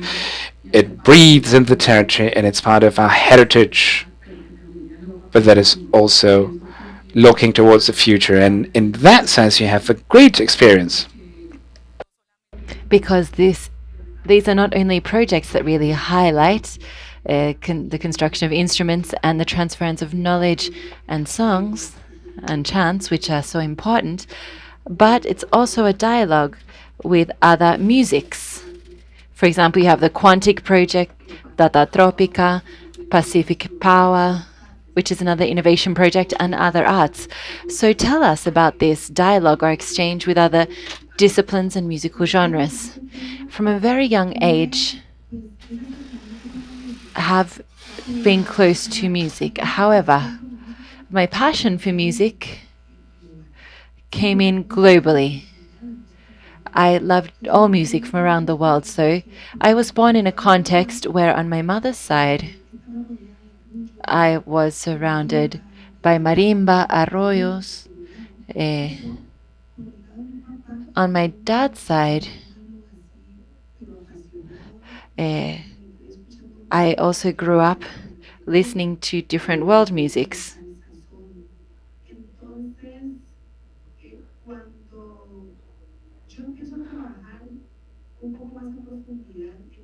And so, when I started to look at traditional expressions,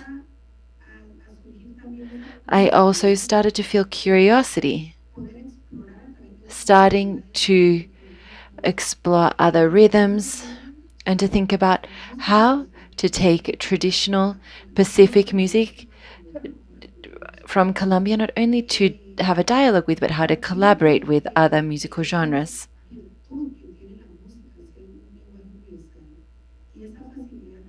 And so it's this ease. It's about understanding different sounds and different musics.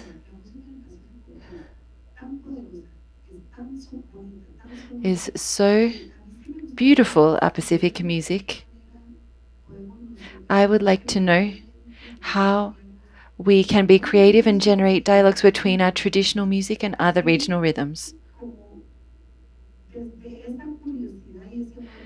So through this curiosity and love for music, we have the ability to explore the world. And that's the reason that I accepted this work with Quantic, and that's where the Pacifico Electronico project arose.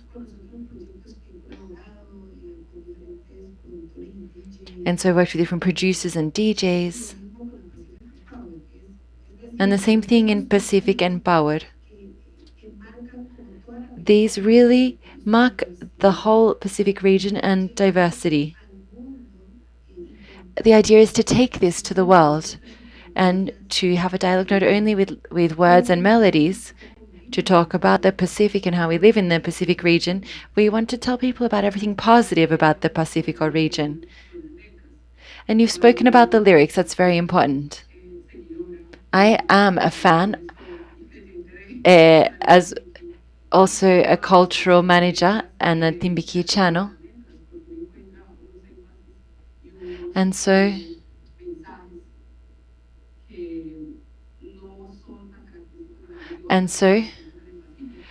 you have some unique characteristics in different musical genres or musics in the Pacific. Okay, Susana, one of the very reasons that we have this project Canal de Timbuquí, the idea is to share and also preserve our traditional music from the South Pacific area in Colombia. And so our commitment and our purpose and our goal, almost you could say our philosophy, is to, through our albums that we release, touch on topics that are so important.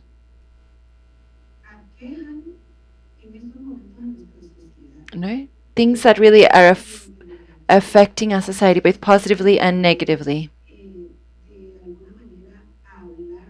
The idea is to speak from a place of awareness, truth, and self-reflection or self-critique. So we talk about gender, we talk about racism, we talk about different topics related to violence and their expressions. We talk about empowerment and identity.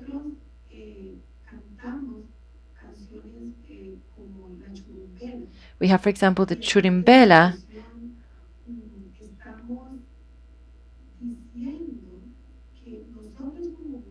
We are saying that we as women, that we are fully in charge of the decisions that we make around our own bodies. Nobody has a right, in any sense of the word, to make decisions about our body.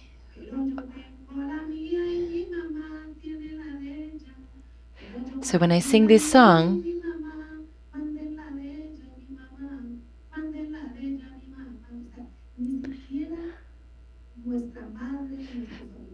not even our mothers or our closest family members, no one close to us has the right to touch us, to make decisions about our body. We all have that right to decide, and we have to teach women this from a very young age, from the time they're girls, to accept and to love their bodies, and that they are in fact their bodies. And no one has the right to make a decision in any way around our body. We've also unlearned a lot of things. No one has a right to violate us. And so we have to think about these narratives that we were raised on in our different territories that are also racist. So when black girls from a very young age, they learn, for example, through advertising that their hair is ugly, that if they straighten their hair, they will look more beautiful, and that curly hair and afro hair is not beautiful, then we have all these girls. Let me share my experience. My hair was straightened at 13 years. And the best thing that you could get as a teenager was at the age of 15, your hair be straightened. We never got to see our mothers or our grandmothers feel proud of their hair. So I think it's important to recognize our maestras and, you know, those amongst us who have shared these important lessons. We really need to pay homage to our elders in our territories, not only taking care of the land and our ancestral territory, but also taking care of this ecosystem. As one of our colleagues said earlier on when she presented, you touched upon something else important. I'd like to emphasize two things that you have said. Who are your inspirations? And this connects with the previous presentation we heard from Chichi, who has this orchestra in London to close this racism gap. And you talk about this a lot. This is not only in Colombia, it's something global. And there's something very important to talk about here. How do we close these gaps with young people? When I've worked with Nidia and the school in Guapi and Tumaco, Timbiquí, we found something in common. 70% of the population is a young population, a young demographic. So I think that there are great needs, but also great opportunities. And this is to close gaps not only related to racism, but also we need to empower girls. How does this work, and how do you think this relates to what you're doing in Timbiquí and in Cali? So to respond to the first question, who inspires me, my points of reference? I have a lot in my own community, but mainly my mother, my grandmother, really the matriarchs of our community. These are the first women who I have had contact with since I was born. I was born at the hands of a midwife, and so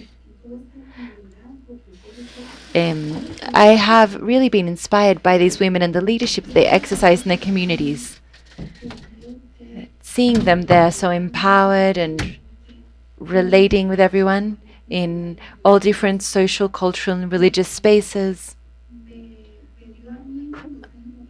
gave me certain tools to leave Timbiquí and say, I want to be a singer.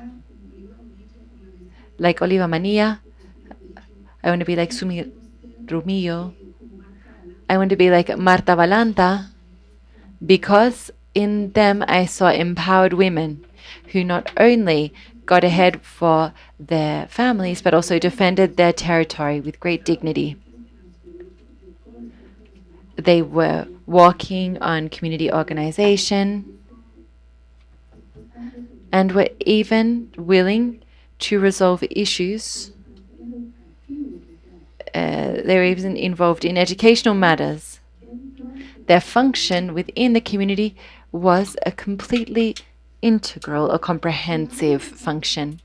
We got to Cali and we saw the need to implement in that area, which is a very vulnerable area, for example, the Agua Blanca district, in the eastern area of Cali, we have 5 different comunas and 15 neighborhoods.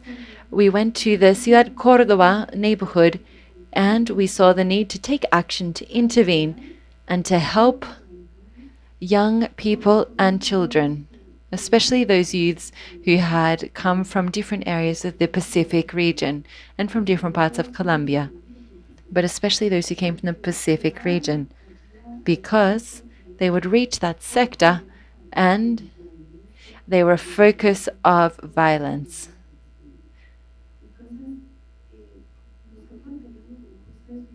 So we had been working in Timbiquí using art and music and dance. We were carrying out transformation and having an impact in very important spaces. So we saw this need to be able to open up a space in which these youths would connect not only with their lands, with their territories, and their cultural richness that they were born with and grew up with, but also to give them a kind of refuge so that they could really see the opportunities hidden in, of course, the scourge that's on the street. And so through marimba music, through theater, and through different related activities that have to do with leadership and leadership workshops. We have carried out activities with these young people. We've managed to help them with problems related to drug addiction and violence. And we've also empowered young people who didn't see any other way out in their lives other than just staying where they were, putting up with or getting by,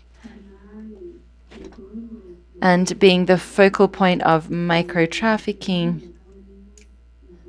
We've even removed children from recruitment lines in rural and urban areas. So, when we have kids who live really far away from the foundation's facilities and don't even have 2,000 pesos to get to the school and they have to work there, we feel very satisfied and we say, look, we're doing the right work. Because if they're making an effort to come here under these conditions, it's this social situation in Cali has become even worse. And here we are talking about music and social transformation. Of course, we can't talk about social transformation if we did not touch on these topics. Could you please play the second video where we can see a little bit of what this process has meant? And I will leave you to think of the following question while we show the videos. Seguimos con la música para alegrar el rato aquí en el Morichal 2. Un saludo al Morichal 2, Llano Verde, a Ciudad Córdoba. Me voy pues, mamita por Dios.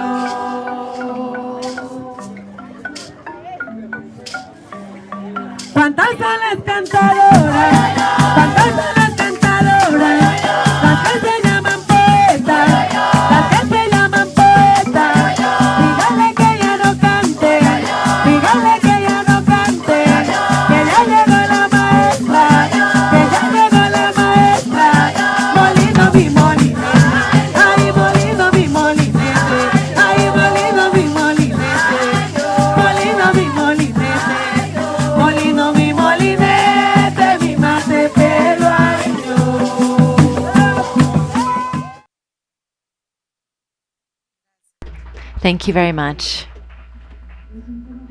This is a topic that really excites me. I love to see these videos.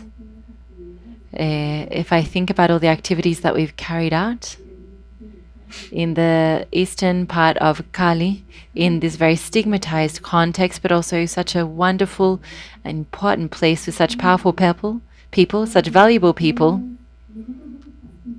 We are from the Pacific region, and we are peaceful. From a very young age, we are taught to resolve our conflicts and problems through dialogue, through art, through music, through brotherhood. I remember as a child that I went through this. I remember as a child seeing our adults resolving their disputes with violence and with weapons. We would see weapons in our community, we still see them. But when hunters or people who go out to hunt animals in the mountains, when they take along their guns or their machetes, well, they only do that for hunting. We don't actually use weapons to attack one another. And in this context that we work in, this is what we teach our children, and that's how we work in our project. When the time comes to have protests and blockades and strikes at the national level, and this causes so much pain, we see how much pain there is in Cali. And so we want to continue doing the work we're doing. But we also saw that we drew greater force from these community initiatives and working with people in local neighborhoods, because we see a very difficult situation. Our children obviously were pulled out of school due to the pandemic and because of the blockades and all of the violence that was occurring. They weren't able to attend classes. And so families came and asked how we could help. So we got to these neighborhoods and just to give people a bit of relief, not only with a plate of food, with a meal, not only to satisfy their hunger, but to support them. These are people who live and they're totally invisible in the city of Cali. A lot of people that live in the east of Cali or these kind of favelas or shanty towns, they're stigmatized. These are neighborhoods that nobody wants to go into and stop others from going there.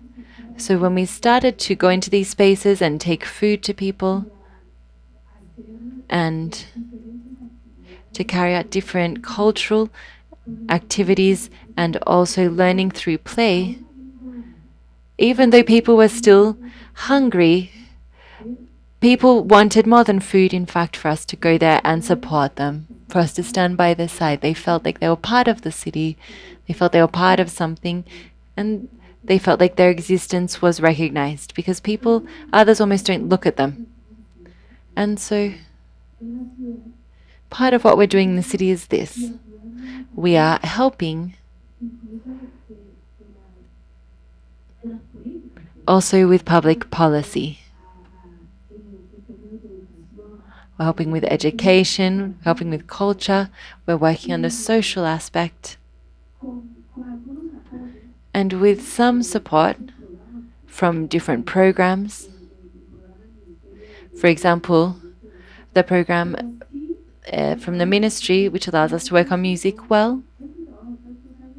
We've been doing this project for several years, and it would not have been possible without help from the community.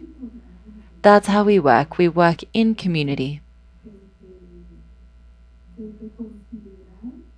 All the way from considering the importance of the contributions that others can make, whether this is a little or a lot. We live in communities in the Pacific region, and this is a message we take beyond the Pacific. We live and work in community. This is very valuable, what you're saying. and very valuable because, as you've said, we work together on the music plan, which has over 1,000 schools. It covers the whole country. There is a great deal of experience included. We teach music. We reach people through our teachers. If there's one thing that we've learnt in this music plan, is that we are taking things to another level. And we are going beyond the institutional setting. But I think individual development, community development is also very important. And it's important to make people visible and give them dignity. I'm going to throw something very important out there. For the first time, we are going to have a Timbiki vendor. We will have them as goods and services vendors for our first music and psychosocial support workshop program.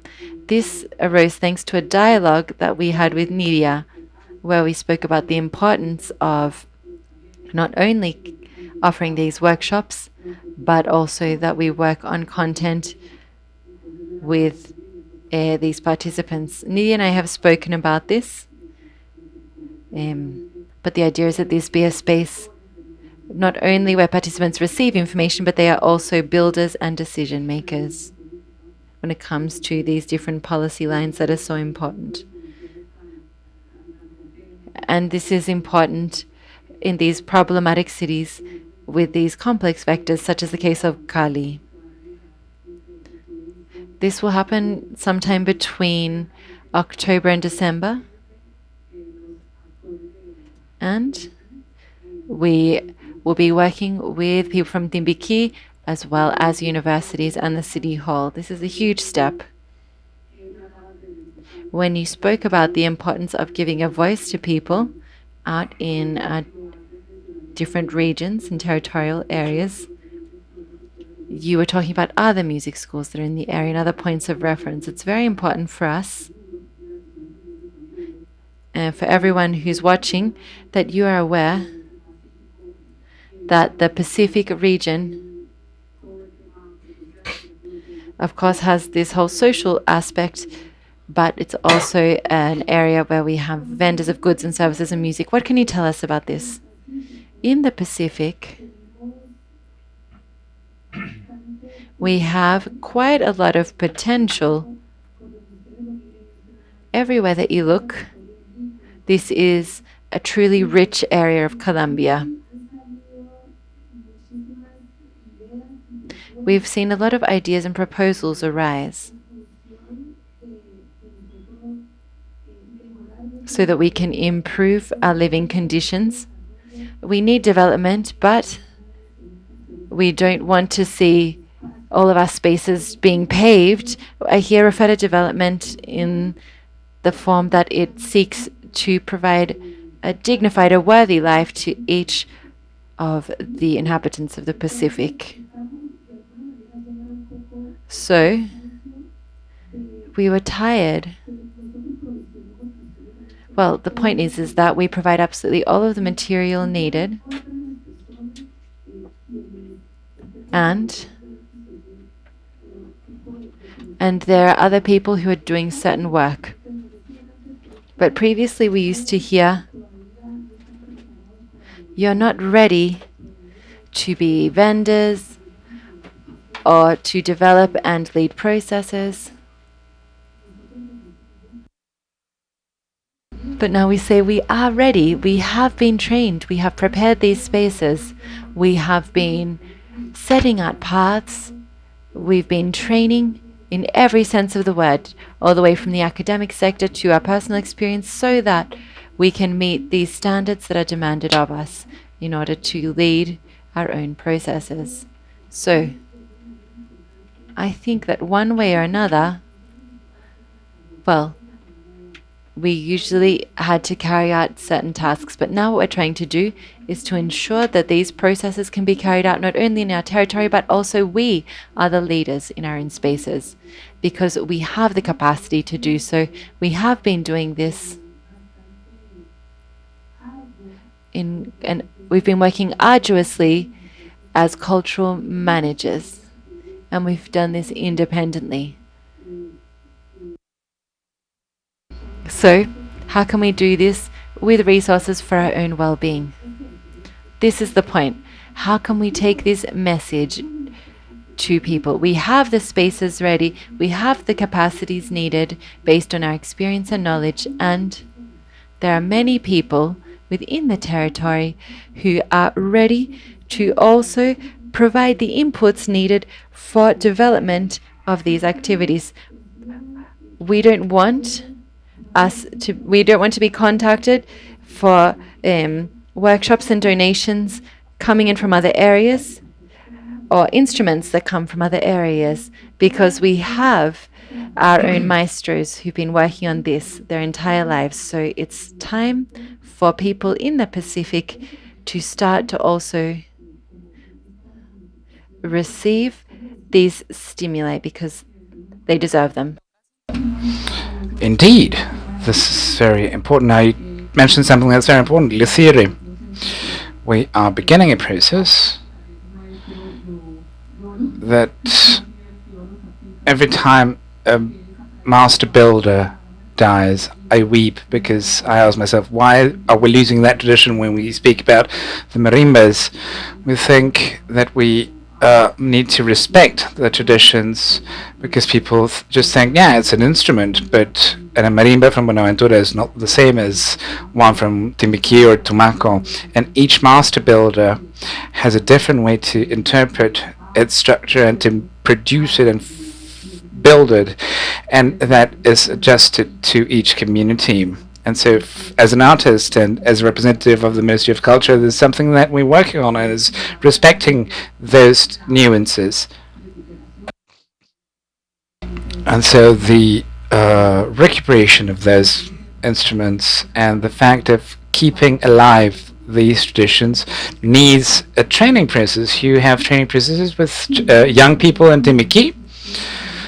Yes, we are supporting a number of schools and seed beds in Timbiquí, and our idea is to continue visiting the territory and coming closer to these master builders and luthiers that from their heart and from their experience teach and transmit this knowledge to new generations. These are people that don't receive any compensation. They do it out of love, out of vocation, out of commitment as guardians of our traditions, because we do have a mission, all the singers, and that is to disseminate and transmit and be guardians of this knowledge. So we work with them hand in hand with the seed beds and the communities, and we try to strengthen them and advise them and accompany them.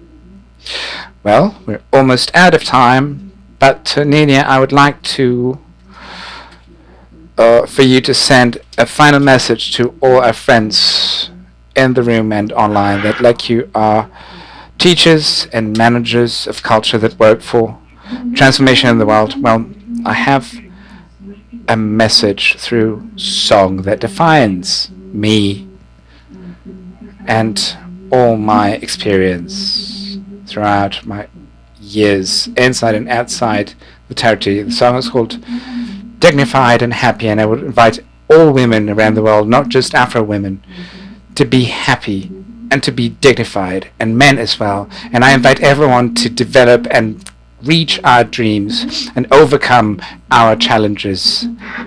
But determination will lead us to dignity and happiness. Decile a mi San Antonio que me dé marido, que quiero mis hijos, que cuando me los va a dar, que ya estoy cansada, que estoy aburrida, de solita yo luchar.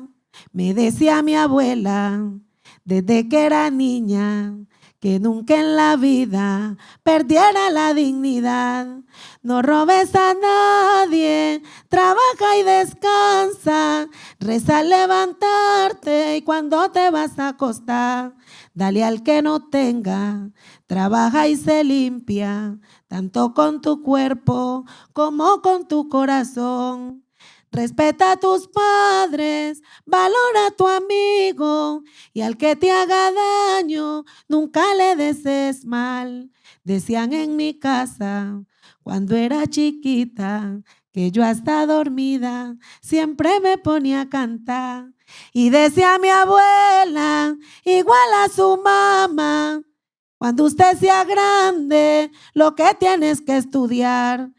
Y aunque ella esté muerta, siempre la recuerdo. Y hoy estoy tranquila porque tengo a mi mamá. También tengo a Estela, la otra madre mía. Y entre mis 3 madres me enseñaron dignidad. Soy feliz, la felicidad, soy feliz, la felicidad. Quiero yo cantar.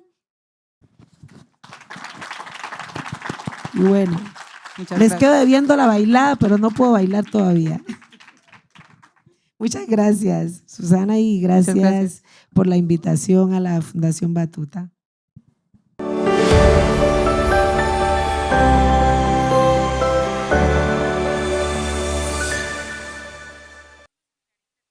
The second seminar on music and social transformation is organized by the Fundación Nacional Batuta and the Secretary of Culture of the Ministry of the Mayor's Office of UAG, together with over 10 public and private entities. Let's remember that UAG, who are hosting the seminar, have recently submitted their application to join the UNESCO network of creative cities in the field of music. Therefore,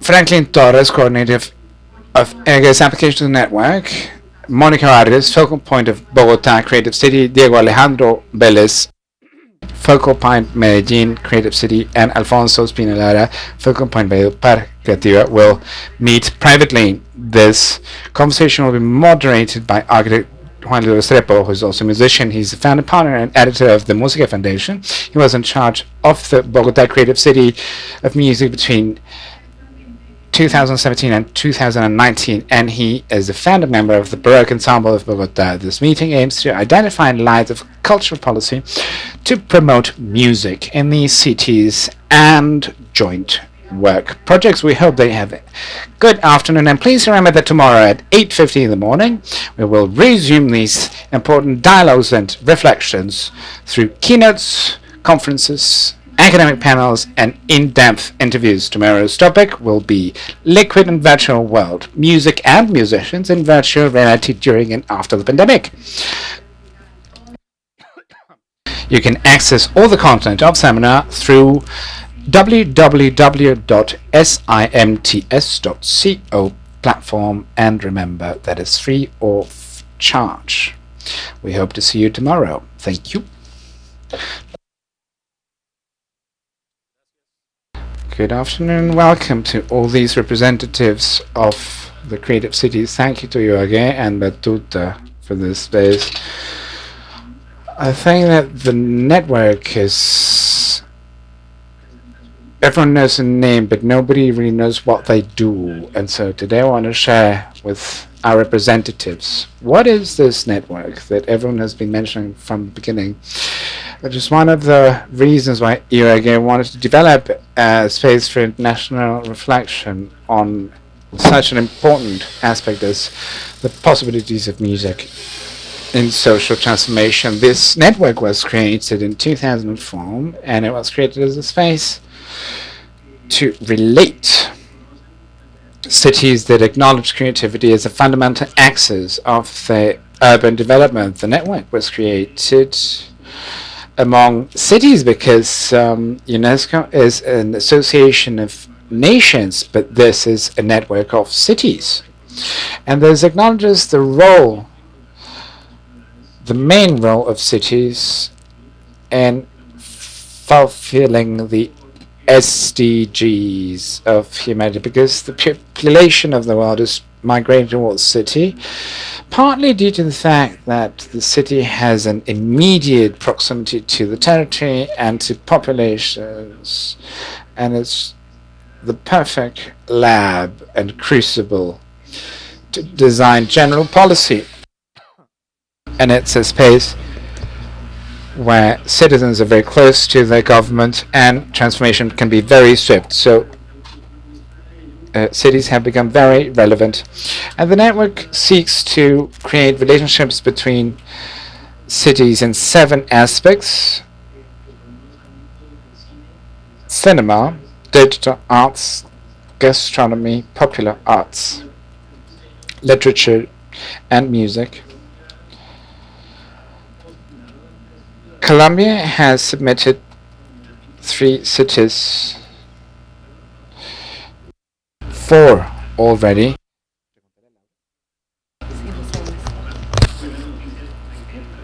Maybe soon we will have the good news that Ibagué will be welcome in the network. So this network is a space for cooperation and commitment. It's not an award.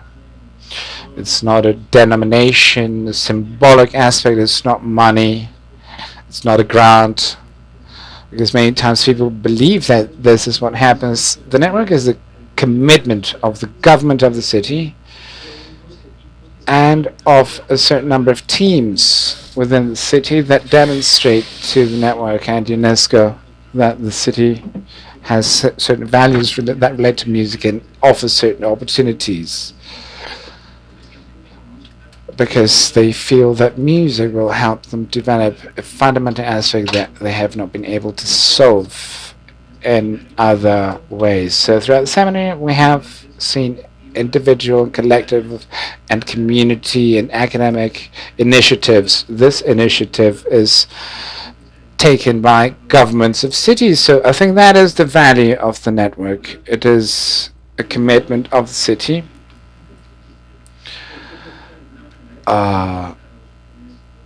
No one here is a musician, and that just demonstrates that people in public administrations are committed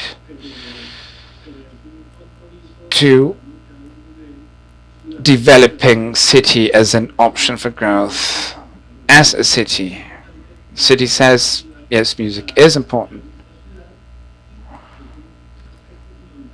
And a fundamental aspect of the network is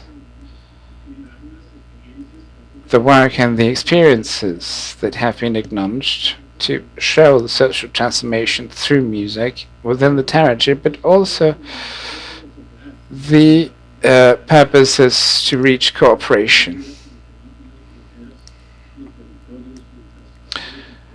and to cross borders. The network tries to find cities working along this line and to cooperate and teach and build a network to reach collective goals. We have included cities from all continents. I think the network comprises 54. Well, every day the number grows. And so yes, it must be around 250 in all 7 aspects. So yes, the purpose of our meeting today is to try and integrate a local network and a national network and a Colombian network of these cities to meet frequently, both in UNESCO's general network.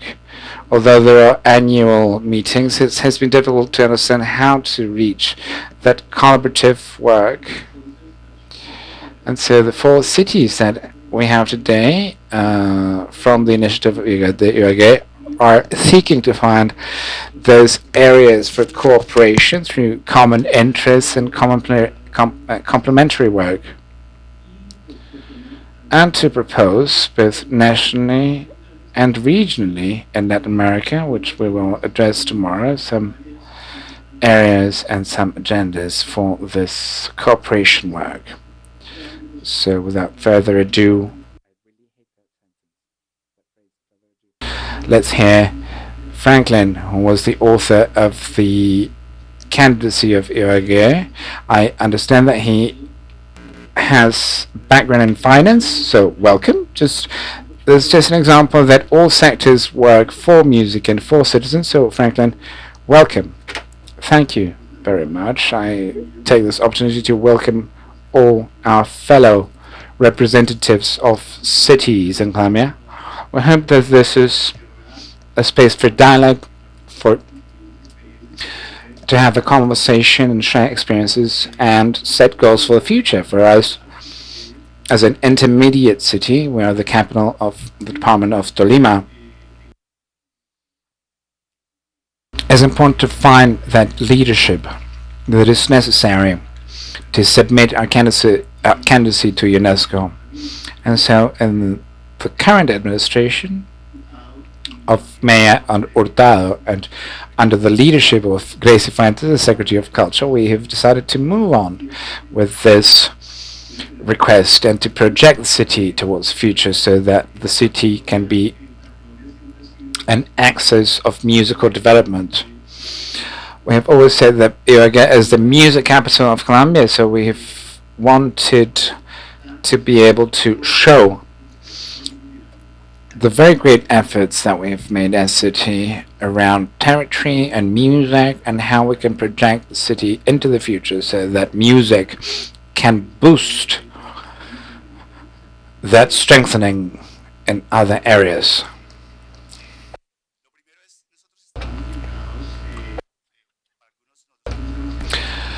We are a hinge city.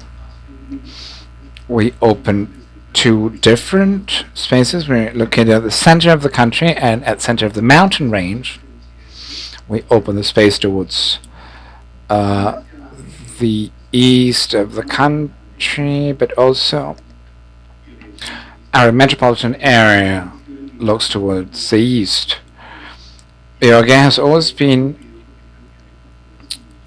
a city through different traditions have flowed. And so in that sense, that proximity with regions such as the coffee growing region, the west of the city and Bogota allows us to show that Ibagué has a great potential to be an attractor where culture can induce development.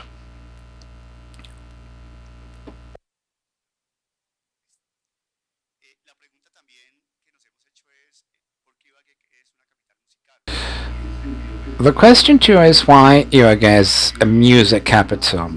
For over 100 years, Ibagué has had a center for the arts, the Tolima Conservatoire, that has allowed us to generate a great amount of professional musicians and an offer for the country that's very, very relevant. And it exists among musicians, that idea that a great part of the orchestras of the country are filled with alumni of the conservatoires of Tolima. And this shows the effort that the territory has made around creating an educational offer that is useful for the country in that sense. The city has also organized an educational system, a local system, towards more relevance in traditional music, but also the value chain that is needed to strengthen the industry of music. On the other hand, there's also the relevance of cultural identity and musical identity and finding strength in traditional Andean music. We have festivals such as the Festival of Colombian Music that has had 34 editions and that has projected the city towards the country and the world through our traditional identity, but we also have academic music festivals that have strengthened the image of the city as the music city of Colombia. And in the past 20 years we have diversified our offer, including urban and popular genres that have led our offer to be a lot more structured.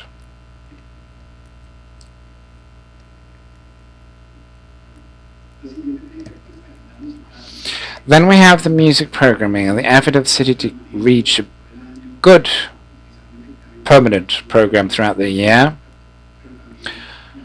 and generating social inclusion. This has allowed us to have a very well-structured agenda and an institutional programming from the mayor's office, but also from academia through the conservatoires of Tolima, both the Tolima and the Ibagué Conservatoire. And we have also found strength in universities who, although they don't have a music program, they have music as an offer for students' well-being.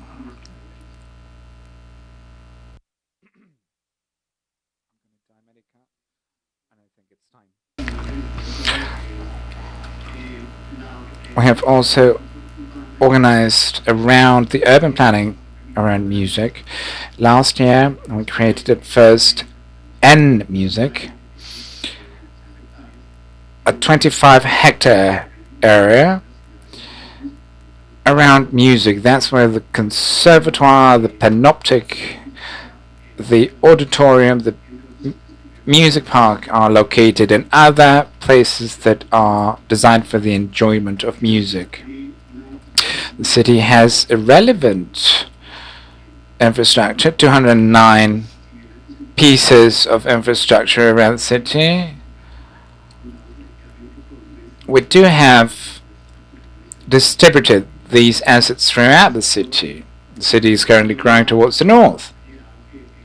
So this has generated new infrastructure towards the zone of the north of Ibagué. Now the study, we found 71,000 available spaces for live music in the city, and we also find a series of urban furnishings to improve our offer locally.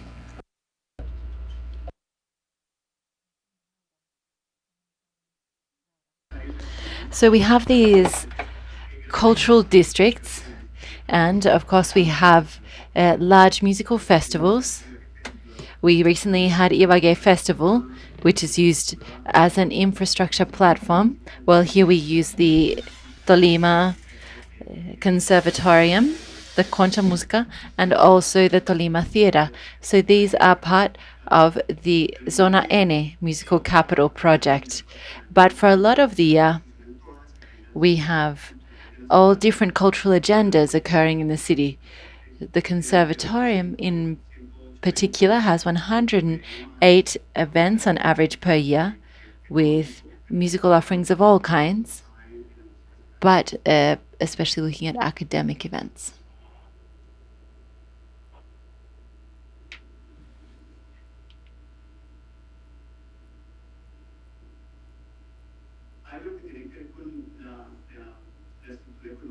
When it comes to the economic structure of the city around music, we have around 206 musical companies in the city. The greatest number of these are concentrated in production and IT. And so we have around 22 festivals.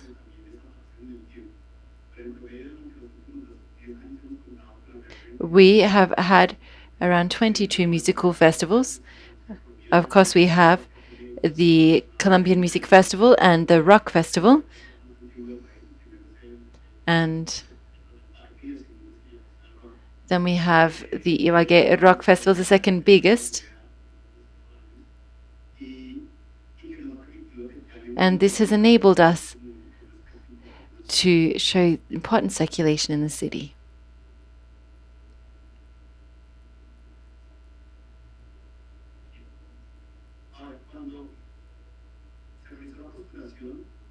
So when we presented the city as a candidate,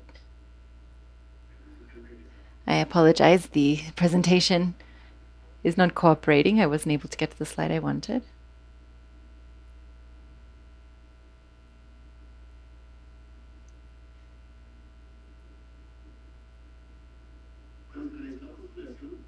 So when Ibagué presented its candidature,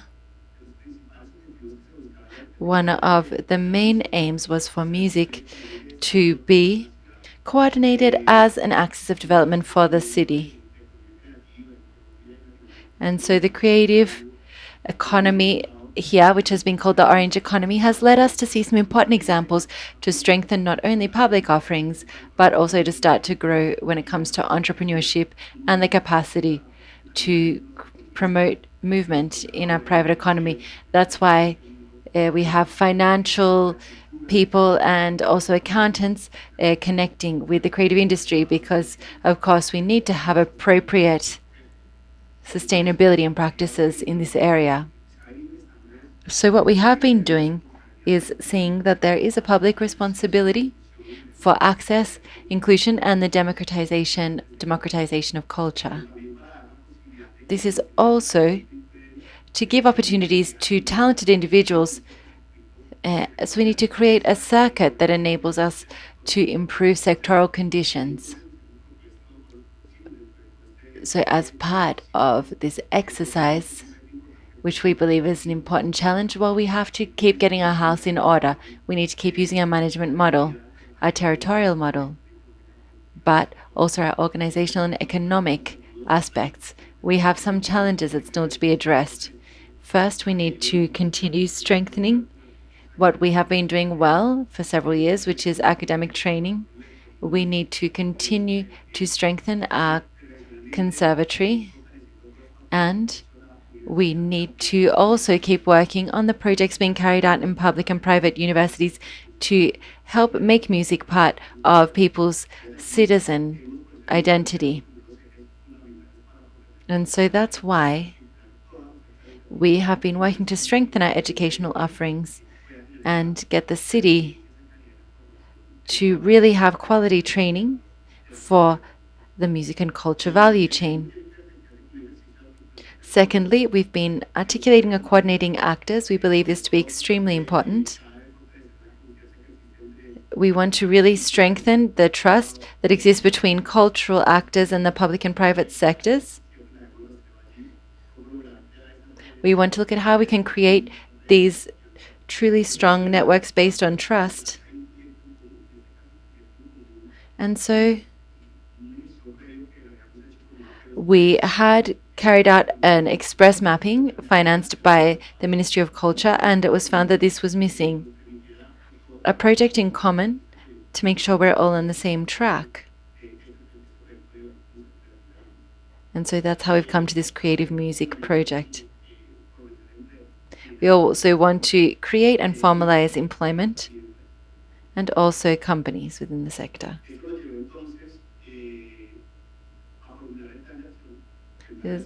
This has brought us to this action plan for UNESCO.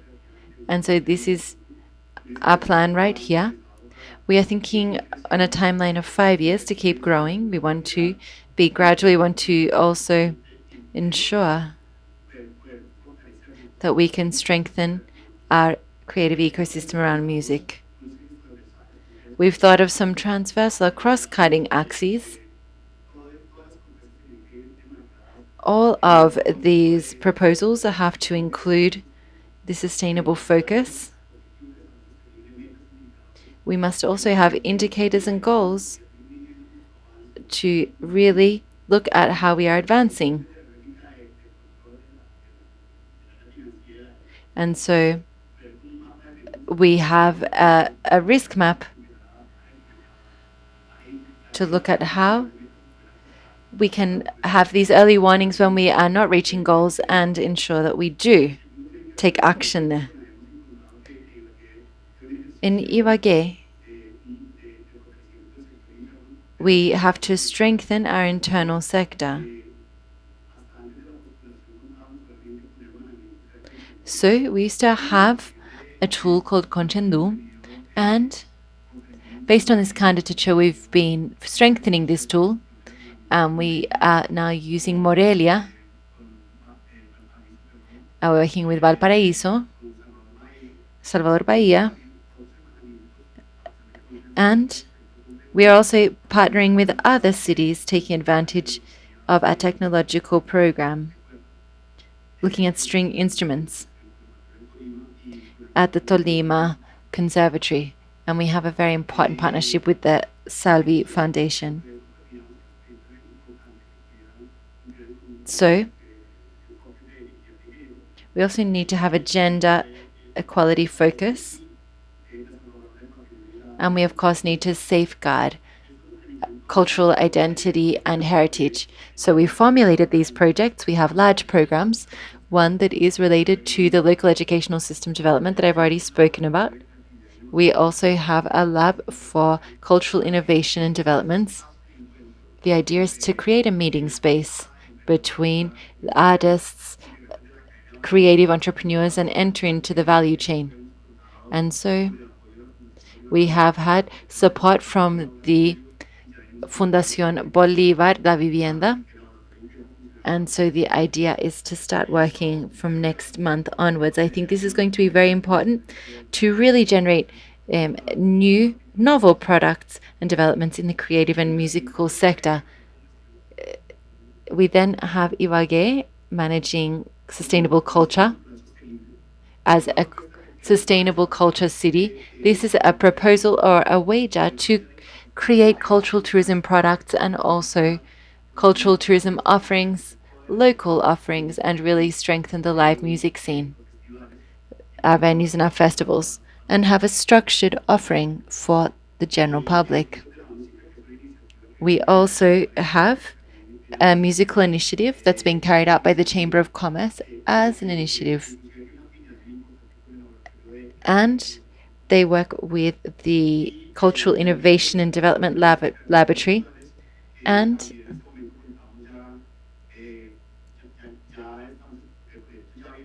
the project is advancing, and we now have an international collaboration project with Michoacán, with Mexico. We have funding now for a year, different experiences and knowledge, because they have a cultural observatory. So we have made advances not only with our candidature, but also in our partnerships. I apologize, I'm going very fast. Okay.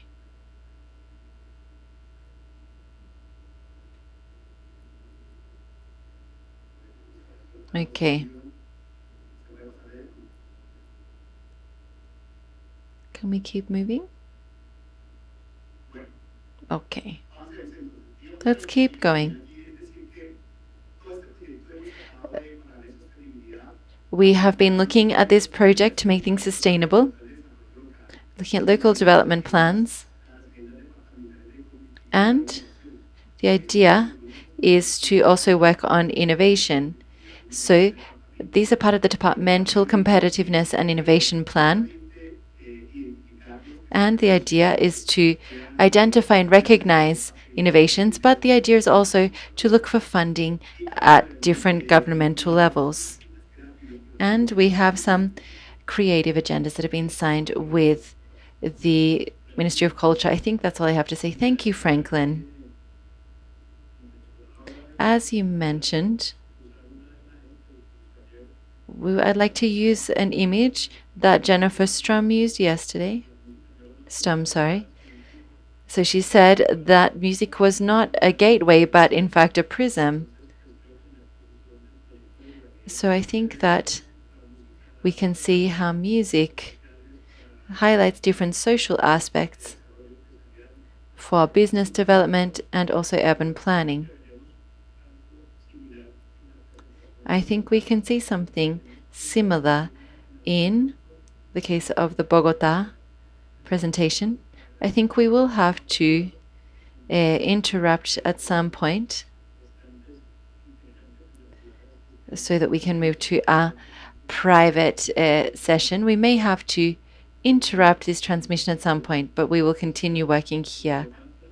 Bogota was the first city, the first music city within the network, and in fact the first Latin American city to participate. In fact, Maria Claudia, several people who are here who have worked as cultural managers, in fact helped in putting Bogota forward as a candidate for this music city candidature.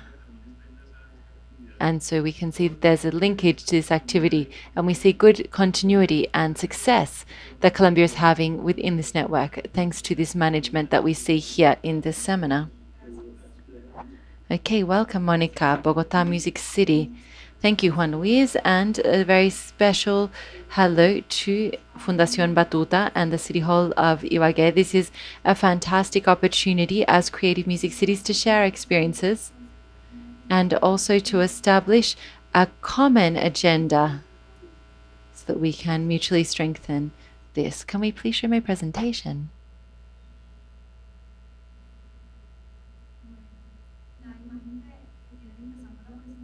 Okay.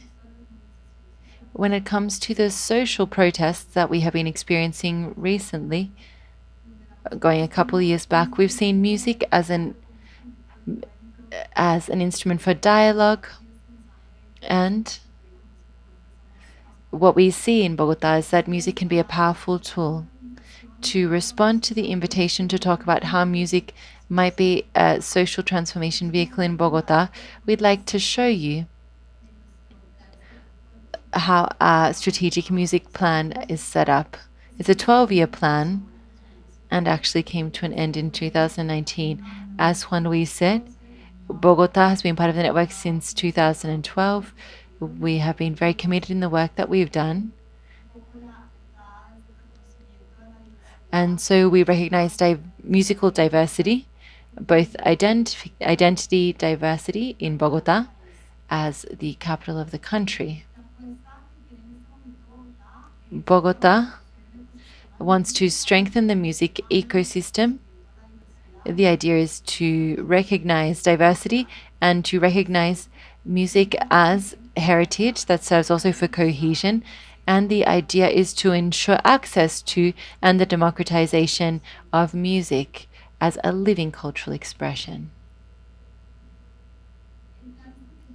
The strategic plan in Bogota has 4 different nuclei of action, which we'll just quickly take a look at because we have limited time available. So this is also people are the first nucleus of action. We also look at how we can strengthen our agents who are in different stages in the value chain. It's about also creating social fabric and finally using music as a catalyst for the creative and musical industry.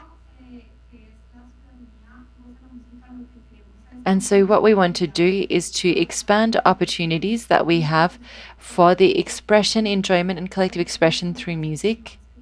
And these actions are associated with also ensuring infrastructure to circulate music. We also need to have diverse musical programming for our citizens and these cultural expressions that are so important. So we will quickly look at some of these alignments. Bogota has several live music scenarios or stages. To tell you what's happened in recent years, we are really focusing on building 7 sporting and cultural centers. These are called Centros Felicidad or happiness centers.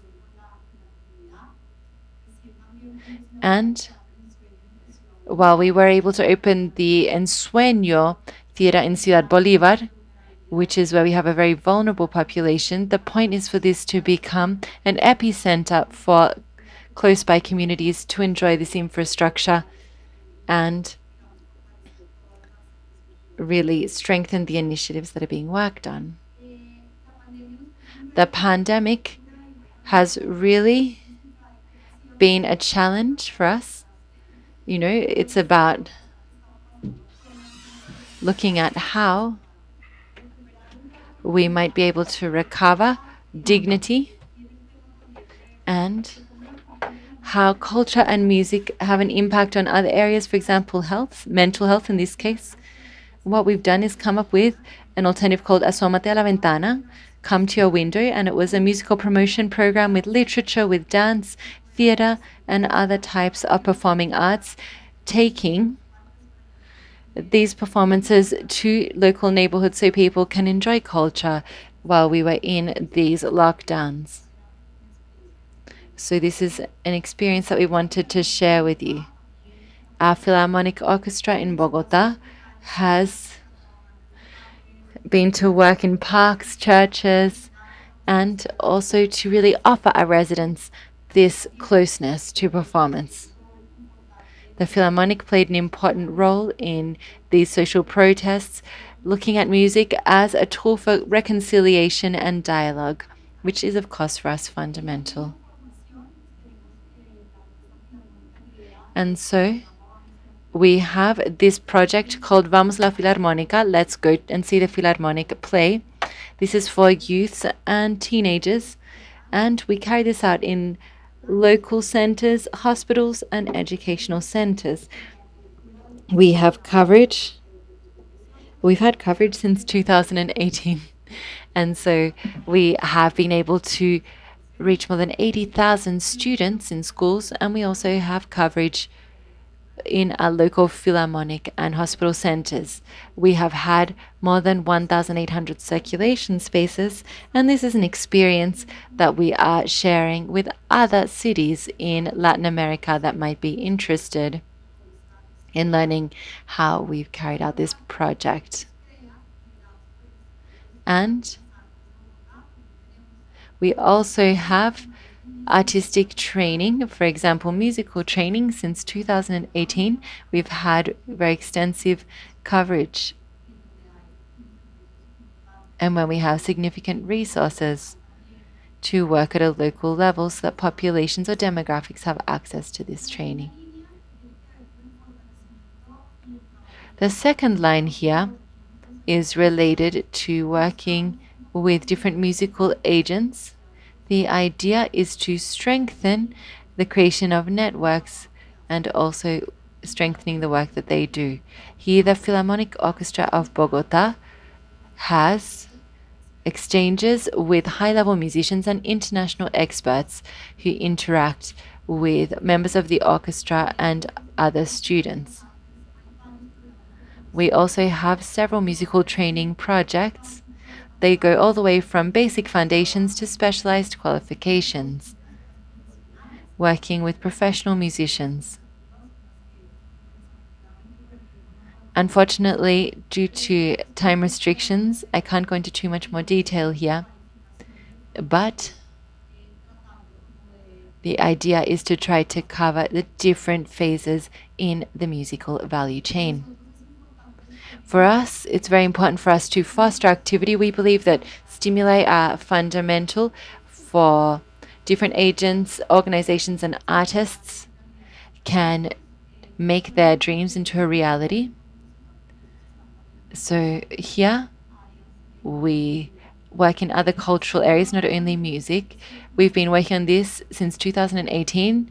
We've had over 700 projects, and we have invested more than $2 million only in musical projects. This is a sectoral wager, and here we have the Secretariat of Culture of Bogota, the Philharmonic Orchestra of Bogota, and our foundation, Gilberto Alzate. When it comes to circulation, we also have our park festivals, where we take public space to play music. The idea is to appropriate or empower spaces. And of course, we've had to reinvent this in the pandemic. We've not been able to carry out these events, but we've had some very interesting projects arise there. So this continues to be a central part of what we do. We want to maintain our festivals and maintain these options for our audiences. We want them to have access to these high-level musicians. We also have the Alzate Londoño Festival, which has been very well received and helps with many initiatives. Franklin, you talked about the creative district that you have. We have the Bronx Creative District that we really want to stimulate. And we also have an International Sakura Music Festival. The point is to see music as a material form of heritage. Due to the pandemic, we have very important projects. We have different demographic foci. We work with certain demographic groups, for example, elderly people, women. We have this project which has several strategic pillars. The idea was to provide circulation opportunities to elderly people, elderly musicians. We have popular and traditional music. The idea is to open up performance spaces and also give them some economic incentives so they can participate. We also have some different conversational fora available, and then we have an additional initiative that sought to integrate these different demographic groups that we have in Bogota. Musical acupuncture is essentially a space that seeks to interact with the land, with our communities, in building audiences, and the idea is to find a musical calling in our territories and have interaction between our agents, communities, and artists through these different dialogue spaces. And we have an additional space where we believe that sectoral agents who will later help us to use this as a medium and long-term planning instrument. We also have technological tools that have enabled us or opened up a space in the pandemic. The idea is to interact or to get different members of or different links in the chain to come and talk to each other, sound engineers, composers, musicians. And this was a musical exercise. This was a high impact, a very lovely project, and this was an experiment. No, how can I work with someone who I don't know, who I've never worked with previously? And we have some very valuable and important works that have arisen from this. We'd like to share them with you. The third pillar or line is related to heritage, memory, and the construction of a fabric of sounds. For Bogota, we've made a real effort in this initiative, Bogota Suena.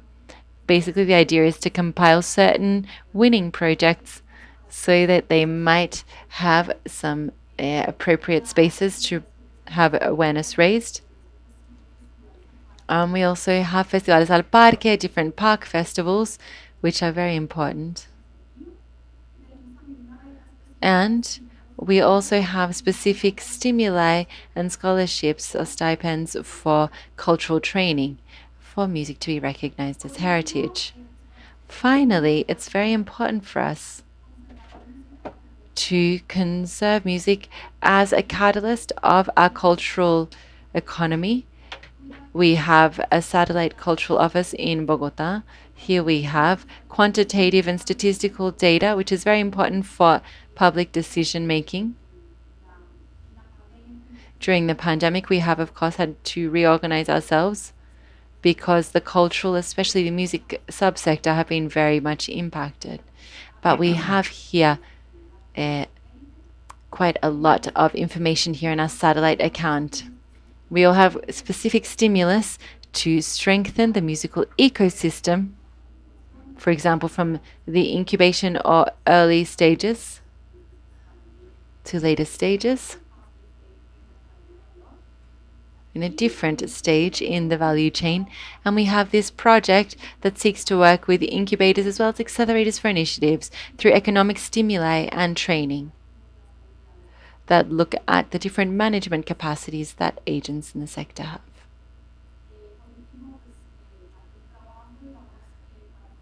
And in order to strengthen the ecosystem, this would not be possible unless we were to work with agents, in this case private actors such as the Chamber of Commerce, collective groups. We have Bogota Music Market, which is a platform or space, which is very important. It's for exchange and also for business roundtables. This has been very valuable in the city's track record. I think that's all the time that I have. So thank you once again for the invitation. Bogota is here at your service. We would love to continue to share our experiences and initiatives with other artistic cities. Thank you so much, Monica. So now let's hear about experiences from each city. Bogota's been doing this exercise for the longest of all of them. And so we see a true range of opportunities and experiences that could be shared and that may also have things in common with other cities and their needs. Medellin is perhaps one of the most dynamic cities when it comes to international promotion of international cooperation dialogue. And Diego, our expert joining us today, will tell us about this. In the case of Bogota and Ibagué, this is the cultural administration section, which leads some of these economic strengthening initiatives. And obviously, we have a lot of different sectors working together. Diego, could you please tell us about your experience in Medellin, which is very interesting? Well, Luis, thank you very much. First of all, a warm greeting to Batuta and the Mayor's Office of Ibagué for this invitation. It's very interesting to get to know all these projects. We are a very dynamic city regarding internationalization, and music is not outside this exercise. And so we have an exercise in international cooperation and funding that we carry on throughout the world. The presentation is distributed along 4 main areas: Medellin as a district project, a little bit of the context of the strengths and values of our city, so that you get to know a little bit about where we're going and what are our characteristics as a city, some programs within the program of Creative City of Music, and in the end, one of the most significant initiatives in our city, which is Medellin Me Cuida, Medellin Takes Care of Me. Music can give names to the unnameable, said Leonard Bernstein, composer and conductor, who reflects why we are here in this seminar. For those who don't know Medellin, that Medellin is the capital of the department of Antioquia. This department has 13% of the population of Colombia and contributes with 14.5% of Colombia's GDP.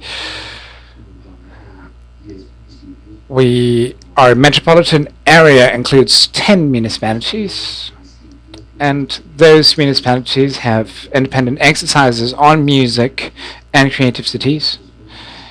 They even articulate with orange development, like the projects in Envigado, Itagüí, and Bello, that are the municipalities in the metropolitan area.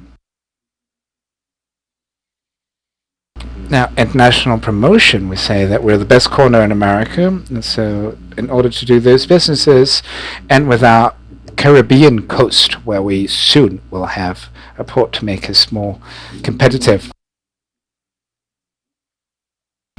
Some of the values and strengths of Medellin, well, citizen culture is something that has transformed us throughout the years, precisely due to our history as the most violent city in the world, and becoming an innovative city that grows towards a future that has received cooperation, but also offers cooperation and teaches best practices. Of course, the metro culture is the highlight of this citizen culture of our city, and that all visitors admire when they come visit us within the metro system. Along this line, resilience is very significant. Young people, mainly and children, in the most marginalized areas, they have found ways to resist through culture and art. And they tell the story of our city and our social transformation, and this takes us to innovation, which is one of the deepest values that we cherish. We want to innovate by creation and through international and local relationships, communication, integration with other sectors. So this is a fundamental value for economic development and cultural development. Strengths, cooperation, as I mentioned before. Of course, not just with the global north, but also with the global south, with our American brethren, and with our cities. Entrepreneurship. We have an ecosystem for entrepreneurs that is rather robust, but we want to extrapolate to cultural enterprises that behaves differently to traditional entrepreneurship.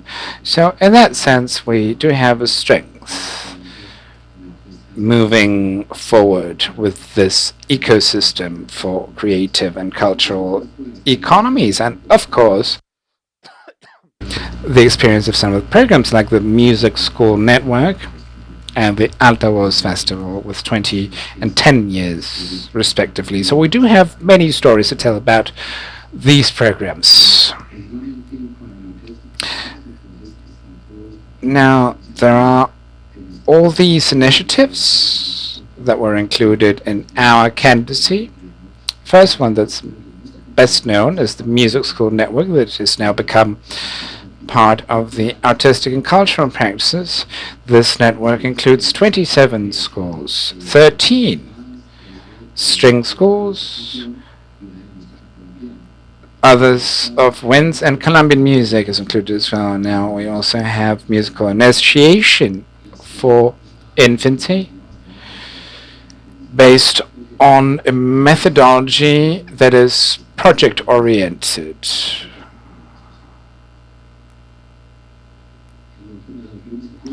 The other initiative is the Altavoz Festival that we have celebrated for 16 years. Now, in this phase, we have had over 200 artists and 100,000 visitors. It's not as big as Rock al Parque in Bogota, but it definitely is growing and having a great welcome among our public. It's not just a festival, but everything that comes behind that. The training, accompaniment to artists so that they can showcase their talent and manage everything appropriately. The Culture and Art Promotion Call that is open for all projects in the city to be strengthened and to be implemented for circulation training and the whole value chain we do through this call of the Secretary of Culture. The Tango Festival. Now, this festival is second most important after Buenos Aires in the world. It's very curious because we are the city where Carlos Gardel, the greatest tango singer, died. And there are lots of bars dedicated to tango in Medellin, so community organized this festival themselves, and it has been legitimized by the public spirit. And so all these bars take these initiatives and they showcase dance and artists and music, and it's very popular with tourists. The Flower Fair. This is our most significant project. We have built a social fabric around this, seeking the welfare of all our citizens and the strengthening of our identity, our traditions, our art and our culture. Music for Life is an initiative that we have due to the pandemic.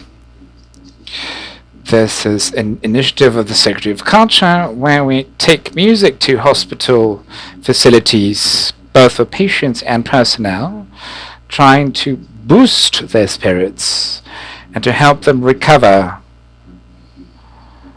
from COVID-19.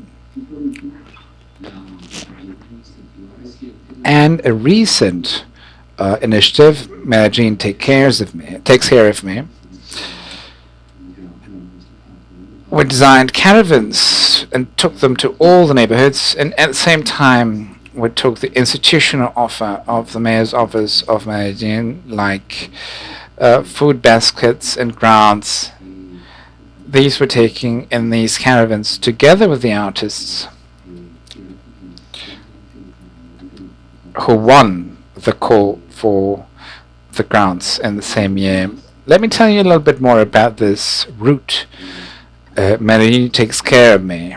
As a strategy before COVID-19, we created new stimuli and scholarships for all these artists on networks and digital platforms, management, dissemination, virtual training, all these initiatives that the cities had to implement precisely to face the pandemic. And this sector was really affected by the pandemic. And so we need to boost it. So yes, we created these caravans with messages of hope and love for families and homes to feel accompaniment from the public sector. And that said that music is the protagonist among the community. Now, these caravans included 3 vehicles with full biosafety protocols, and they drove around the whole city, and we had singers and presenters and other artistic manifestations, and of course music. We took this message of hope to these neighborhoods.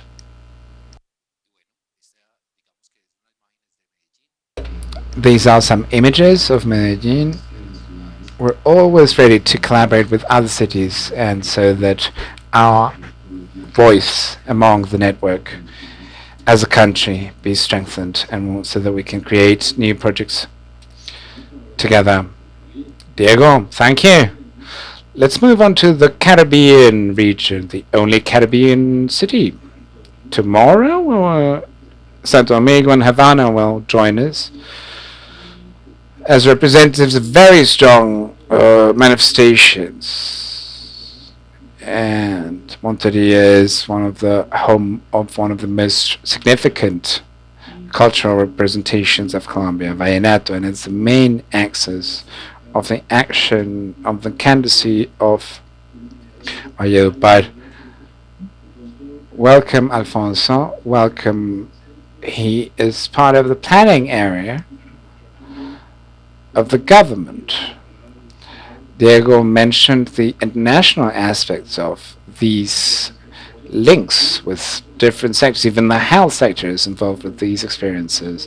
In the case of Alfonso, Valledupar is a project that is included at the main core of the mayor's office. So, Alfonso, welcome. Thank you very much. I want to thank Batuta and the mayor's office of IOAG for allowing me to be here in this very significant space. As Juan Manuel says, Valledupar has the strength that it is full of music, of vallenato, renowned throughout the world. As you mentioned before, Bogota is the oldest as a creative city, but Valledupar in 2019 was acknowledged. It's the youngest one. And I want to share with you a short video clip so that we can be contextualized and we can see the strengths of Valledupar in culture.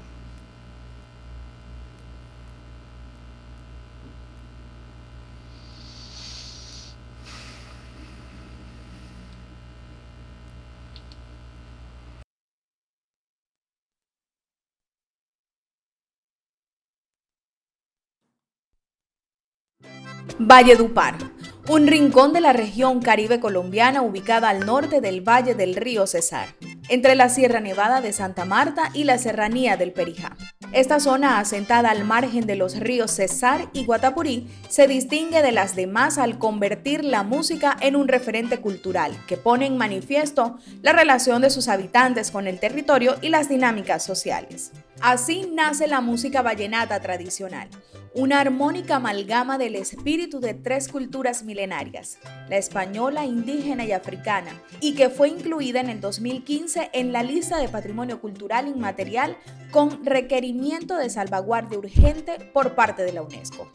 La historia y el sentir de un pueblo son expresadas a través de 4 aires: puya y merengue, vida, bienestar y alegría desbordante, son y paseo, expresión de sentimiento y contemplación. Es así como el vallenato se constituye como vehículo para la construcción del imaginario colectivo y su participación en el desarrollo urbano sostenible, gracias al posicionamiento de la ciudad como referente musical y cultural en el país. Valledupar es música. Prueba de ello es la influencia histórica que también ha tenido de otros ritmos caribeños como la cumbia y el bullerengue. Su zona rural ha sido cuna de juglares del vallenato durante 4 generaciones. La fundación del Festival de la Leyenda Vallenata posicionó a la Gran Fiesta de los Acordeones como el máximo evento de este género en 1968. Desde entonces y a lo largo de varias décadas, Valledupar ha sido un territorio atractivo para visitantes de otras regiones y que traen consigo otras tendencias musicales. Esto ha permitido la diversificación de géneros musicales, lo que ha permitido surgir eventos como Festival Tierra de Compositores de Patillal, Festival de Música Vallenata en Guitarras y Tambobandas, Festival de la Quinta Caseta Rock Festival, Encuentro Cultural Étnico y Folclórico de la Sierra Nevada, Encuentro de Gaitas en el Corregimiento Guatapurí, Festival Vallenato de los Niños con Síndrome de Down, FIDES. Actualmente Valledupar cuenta con una adecuada dotación de escenarios culturales como plazoletas, escuelas y espacios dispuestos para el desarrollo y aprovechamiento de la economía creativa de la ciudad. Más de 33 organizaciones se dedican a la formación en cultura musical para niños, jóvenes y adultos, incluyendo a población vulnerable y desplazados.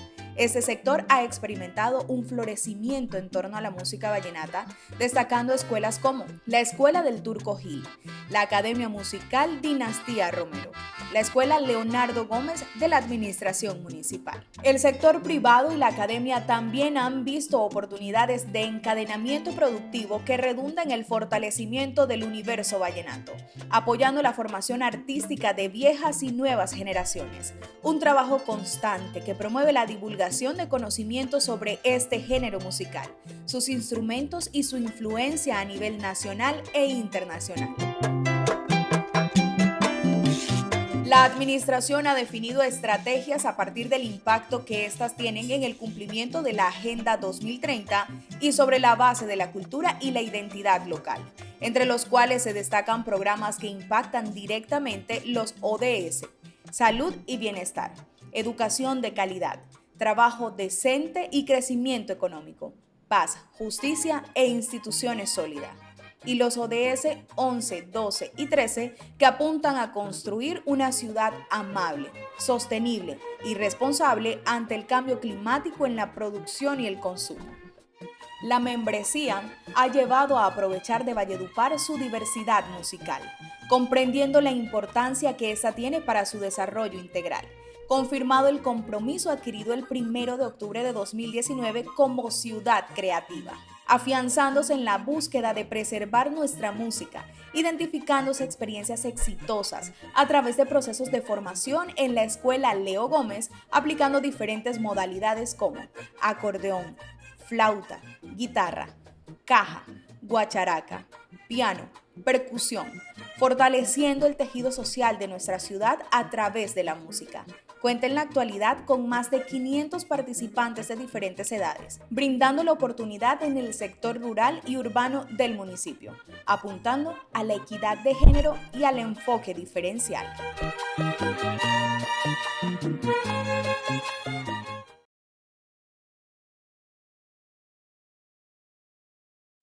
Well, as we can see, Valledupar is strong with music.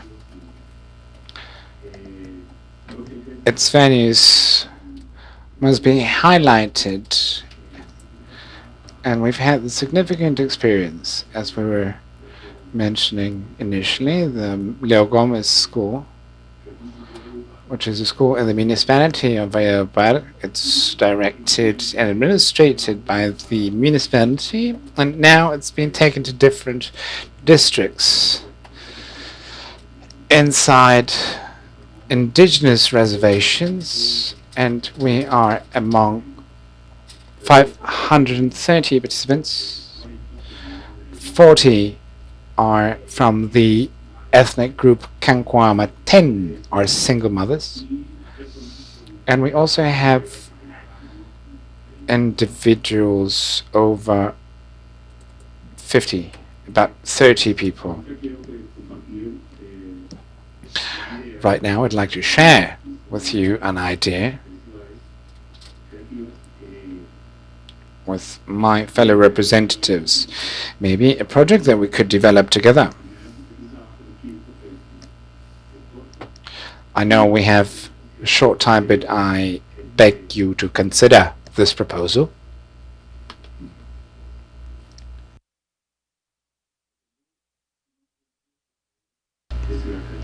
I propose an encounter of UNESCO Creative Cities Network cities to share our vision regarding entrepreneurship,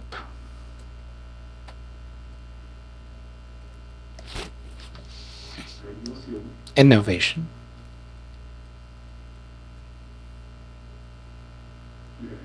and creativity.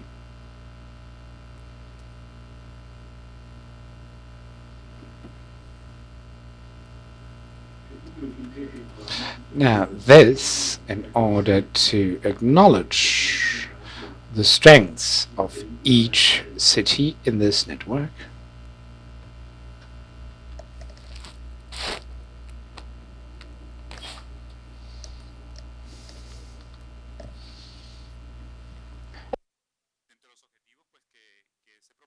now the objectives that we propose is to bring attention and create awareness around creative cities, to disseminate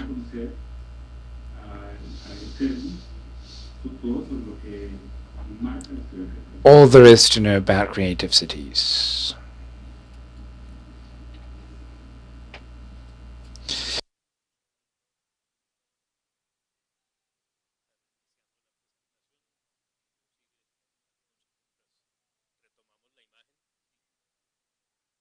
It's having some technical issues with the images. We had requested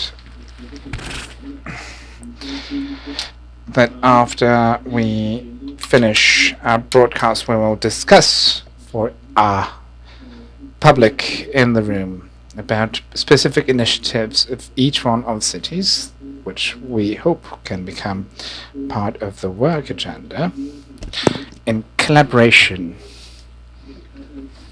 of this national network that we have tried to put together a number of times. But thanks to this in-person event after lockdown, I think these focal points will, and this future focal point of UAG, and with the initiative of UAG, we hope that we can make it work as a group.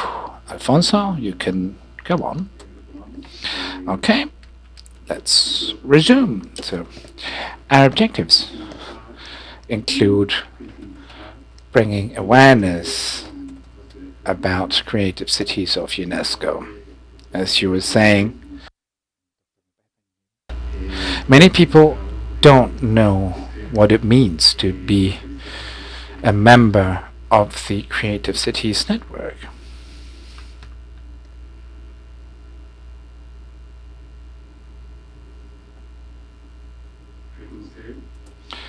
And to acknowledge actions and projects and strengths of each city that is a member of this network, to generate distribution networks and future initiatives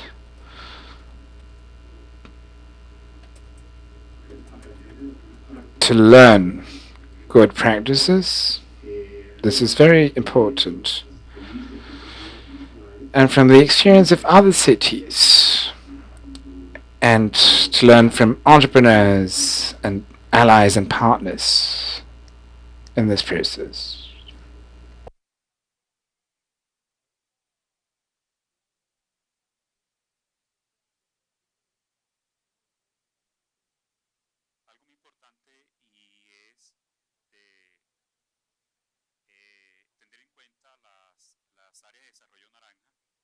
Now we also need to bear in mind that we need to look at orange development areas. In the case of Valledupar,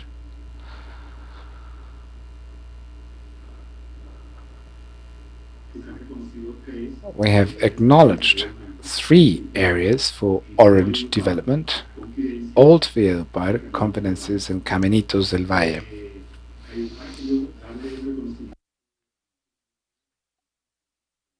Valledupar wanted to honor these songs that have been historic within vallenato music. The first tourist district is closely related to the area where the city was founded, the historical center, and it contains certain very traditional neighborhoods like Cañahuati, where many artists in vallenato music grew up in composition and percussion mainly. The second district is Confines. This is a district that is characterized by concentrating the gastronomic offer. It is a district, it is a gourmet district.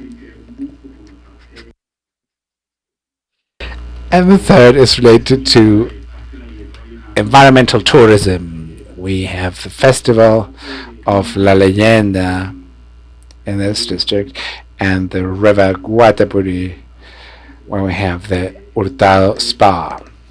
So these are the 3 districts that we have acknowledged as orange development areas within the city of Valledupar. I would like to end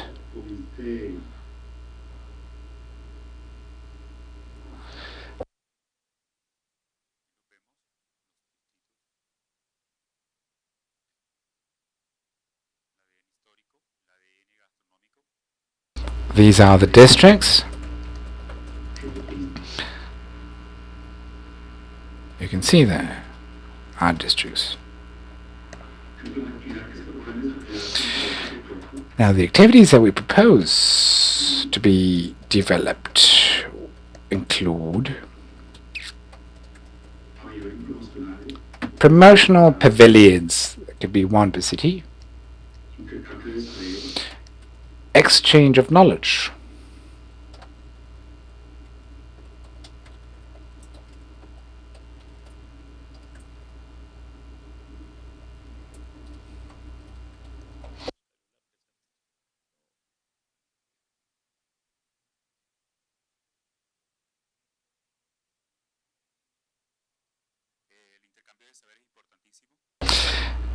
knowledge exchange was very important. The pavilions,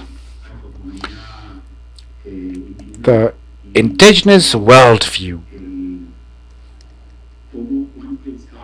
and how it influenced the origin of music. This is very important. So yes, this is the end of my presentation. Oh, presentation is back. Oh, thank you.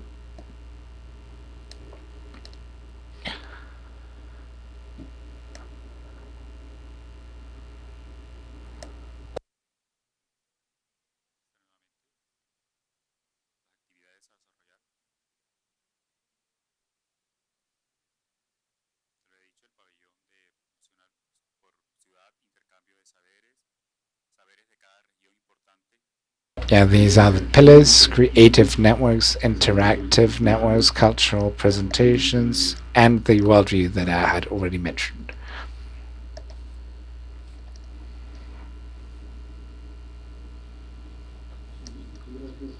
Oh, Alfonso, thank you very much. We had a good look at 4 territories of the country. I think we will close our public broadcast today. Tomorrow we'll have Seminar 1 at 3:30 in the afternoon with the cities of Latin America in music. Havana, Santo Domingo, Morelia in Mexico, that Franklin mentioned, Salvador de Bahia in Brazil, Valparaiso in Chile, Frutillar in Chile, and Ibagué, of course, and we will participate a little bit with the results of our work session that we will begin now. To our virtual audience, thank you very much, and we will continue working for our in-person guests. We will reach conclusions, and we have a first invitation from Mayupar. Thank you very much, everyone, for being with us today. We shall see you tomorrow in the second version of the International Seminario of Music and Social Transformation.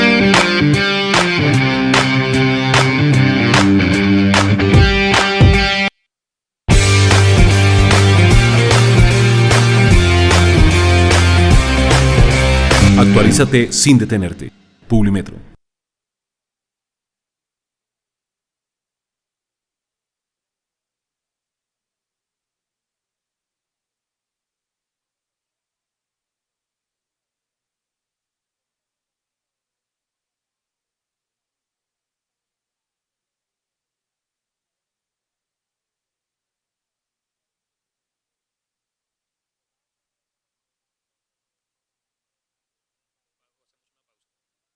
Let's take a break.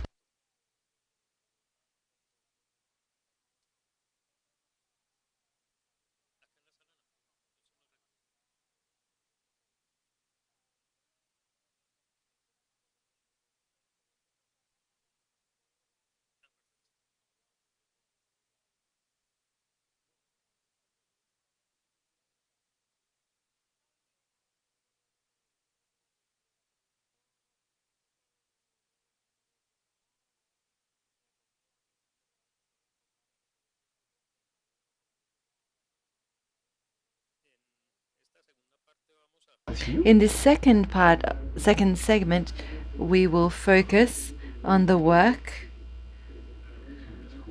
that several of the cities represented here today have participated in. We had Valparaiso, Chile, and we had a meeting there. And we have periodic meetings and representatives from different cities consistently meet up with each other.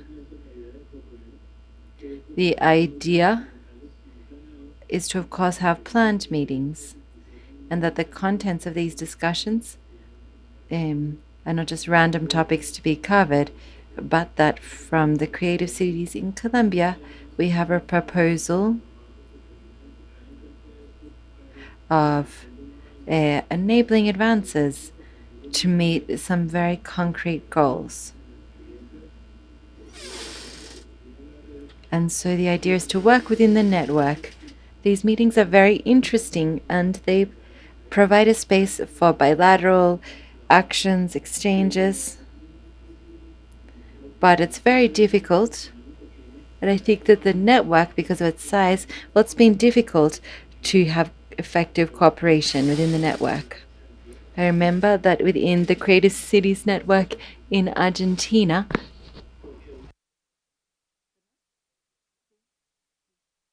and so we have to reach concrete goals. We hope that this is the result of this meeting. And based on past conversations, we've identified 6 different working areas. And so we're looking at different city proposals for initiatives and activities. We will be sharing these with you today here. And here, as Monica said earlier on, I think that we have a clear idea of what could be worked on. I think that the how is not yet clear. We may not get there today and tomorrow. But we have social development. So that's the whole focus of this seminar. And of course, citizens are at the center, in the heart of everything. starting with health and mental health. And the public cultural offering, let's say the right to enjoy music and cultural products, really focuses on citizenship. And so we also need to look at cultural heritage amongst our populations, our different ethnic groups. So 10 years ago, this was not so evident, but we need to have recognition of the multiple cultures and social and ethnic communities that each city enjoys. And so we have the Guajira Peninsula participating, Valledupar. This is a center, an ethnic center. The third front we worked on is really fostering our agents, really strengthening our agents and their ecosystem. Of course, we need to look at economic development, and there are several occurrences of entrepreneurial projects related to urban planning, and also the Orange Culture Development Areas, DNA as we call them, or clusters, or it's also about knowledge management. So, all of the guests, I think, have referred to the SDGs. To have a clear joint direction for governments and organizations to take to get to certain transformations around the world. This could be one of the measures, the metrics used to look at whether or not we are heading in the right direction. Or, as Franklin said, there are sectors that do not like to be measured. They do not like to look at numbers. But we must verify impacts and compare experiences in different contexts. This is a very attractive idea. So this knowledge management pillar of raising information and information analysis. And so the idea is to work on artistic, cultural, and historic projects, or economic projects also. It's very important for all cities. I think all cities have recognized this need, and there are some initiatives already in place, and that's what we've looked at today. And finally, we have to have relationships with external peers and internationalize. There are some economic components at times, and we've heard about the BUM and these export efforts. But increasingly we see these as exchange spaces. The idea is for influences and projects and investments to enter. And when it comes to internationalization, we also need to think about cultural diplomacy. So not everything is economic. There are also some areas where we need to, for example, exchange knowledge or proposals. We need to lead international networks. And so it's about sending artists. The idea is to work on these common goals.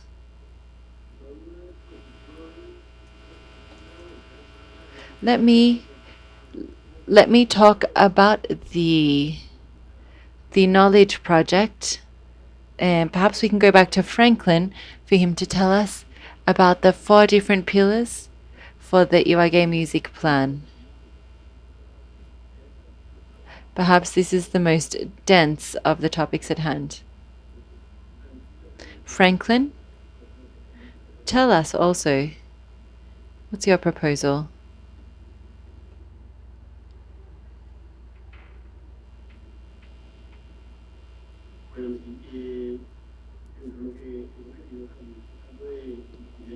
What we have been trying to propose and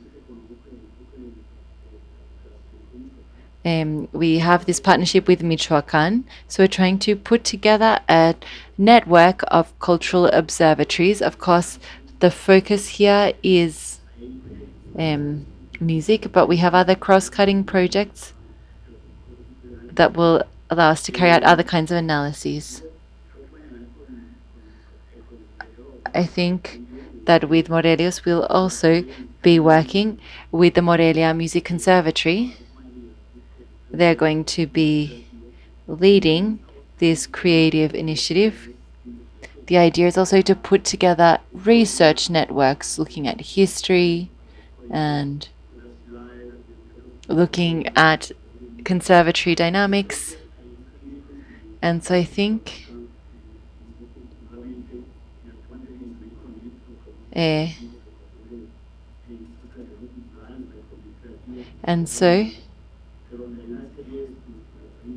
I think that there's some very important initiatives. The idea is not only to share methodologies, but also carry out an analysis of indicators.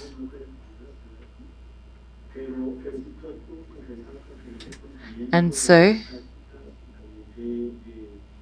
it's about looking at practices and research results. Of course, we have the economic aspect to look at, but we can also look at music and musical history. There are some important wages being made. Medellin set up also an observatory, and Bogota is also very strong when it comes to observatories. But it's also about working in a network, working with some already identified groups, looking at infrastructure, and it's about coordinating and starting this transfer. I think universities are very important here. So it's about working with students, researchers, groups. This is extremely important. So we want to create these groups when it comes to knowledge, create this network of observatories, and also create a network of researchers in amongst these cities, these creative cities. And so when it comes to the Cultural Observatory, which measures cultural transformations, well, we have that, but we also have a seminar.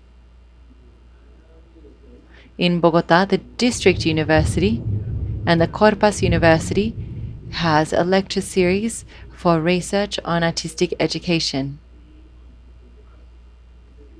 So, the seminar has made it very evident that there is an enormous amount of experience in the capital that we have when it comes to information and knowledge related to the impact of musical education for social development. But we don't have a periodic reflection space. So in this seminar, we have tried to include art in the family basket. And so, yes, there is an environment in which Valledupar, Medellin, Ibagué are very strong in this area. And I think that it's been a great example and really has been a driver for many cities such as Pasto, Bogota. But the network does have great capital in the form of experience. And the point is to manage the knowledge that we've seen in this seminar. We need to plan also a space, a periodic annual space. And the idea is to base ourselves on experiences from our cities where we already have existing experience. Maybe I can hand over to Monica, because when it comes to training, I think you could comment here. Okay, we have very important experience with the observatory network. I think it's called like Como Vamos, how are we going? It works all around the country. At the regional level, we have networks. I think that Ciudades Como Vamos is like a diagnostic tool to look at how cities are going. And I think there have been some important advances looking at how cities are working together. I think we could learn from that, absolutely. Yes, I think my mic is switched on. The Creative Cities Colombia Network, and those of us who are part of the music cluster, as well as our other cities, Cali, Popayán, and Buenaventura, well, I think we have... Okay, Cali is for digital arts. Yes, and Popayán for cuisine, gastronomy. I think we have a very valuable opportunity here. And now, let's hope that we will soon include Ibagué in the network. I think we have some perspectives in the south. What do we need in the creative economy? And really give strength to music as a social transformation tool. I think we have a great opportunity to work in a network and really have a Latin American perspective. I think Colombia would find this space very valuable. The space that we have here is great. And we also have to really foster this ecosystem, the musical ecosystem and the cultural and heritage network. It would not be possible to carry out alternatives if we don't look at fostering initiatives. In Bogota, we recently, due to the pandemic, have looked at how we can use Bogota's resources. We have 20 localities. Sometimes our development resources were not being properly used, but we managed to connect these and make sure that they were locally circulated and really generate interaction with our local communities. And I think when it comes to the Philharmonic Orchestra, we can really share our experience. And so we need to look at the dimension of this project and the democratization and also children's access from educational centers, local centers, and proximity.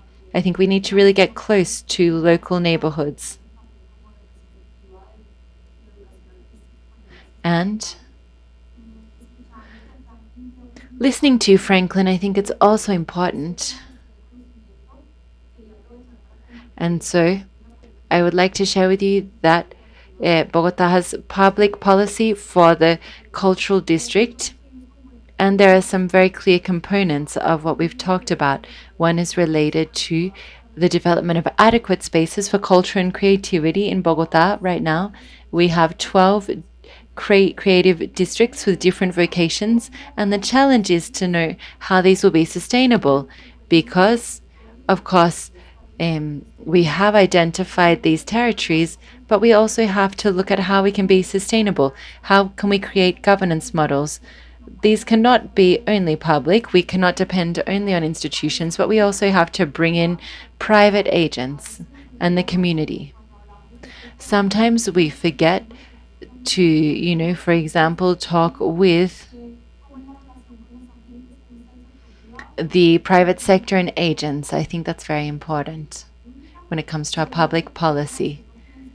We also need to look at access to financing and we have really scarce public resources, and in the pandemic, culture was one of the first areas to be affected. No? I think that if we had not had, for example, a good book to read, we would have found this even more difficult. And so, if I go to the bank and I have to show some kind of guarantee, obviously I cannot take a piece that I've composed as collateral. And so we really need to make financial institutions more aware of the cultural sector. We don't have sufficient resources to finance culture, specifically music. Also, we have to qualify our agents. We have to train people. This is a first phase. It's very important, but we also need to stimulate research. We have to stimulate creation and circulation, distribution, and commercialization. So what can we do to make sure that we have this really broad vision in the distribution chain? And how can we make them aware of the importance of these resources? For us, it's very important to do this. We have created the satellite account in Bogota to have real data about what is happening. And we need to look at how to create jobs and also at economic reactivation. We also need to build trust, right? Being in public space scares us.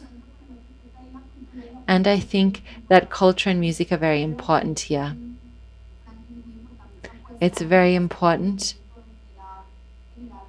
that we create data, but that we also put these up for discussion about what they mean in economic terms, but also in social terms and in building trust. I think perhaps we could hand over to Diego, because I know that these park festivals and many of the Medellin strategies when it comes to the use of public space and parks and libraries have a similar story, where there's a lack of trust. In Bogota, it's a lack of belonging. All of these big festivals and urban planning and infrastructure that can be used to help to read the city as a city and not just as something that's externally added without it losing its identity, I think is very important. So now we're scared for a different reason. We're scared of public spaces. And in cities like Bogota or Medellin, we've seen that arts and culture are very important when it comes to changing things. Kobe in Japan experienced a terrible earthquake, and they were trying to find strategies for people to free themselves of their fear after that experience. Diego, I'd like to hear about your experience. You've shared some of them. The other matter that Monica has just mentioned is related to training agents. You've already had some very interesting experiences in the cultural sector, and you've really known how to properly use that experience. And you've been able to transfer this knowledge. No? You have to translate these initiatives because sometimes we have different sectoral language. Please go ahead. Yes, Juan Luis, thank you very much. When it comes to cultural citizenship, the Secretariat of Culture is involved. We don't call ourselves the Secretariat of Culture, but rather the Secretariat of Citizen Culture. So this has a specific subtlety to it because it's about appropriating public space. This is extremely important. And that's why in Medellin, we pay so much attention to, for example, public gardens and public libraries. We try to make sure that these public facilities are always much more beautiful than the private versions. It's about appropriating public space. And we have an enormous challenge to get people to really recover these spaces and their social identity following. Para poder proponer, para poder que la ciudadanía también desde su presupuesto participativo siga construyendo el sueño que tienen en sus comunas y no es alejado pues de la gestión, yo creo que cultural que hacemos todos nosotros.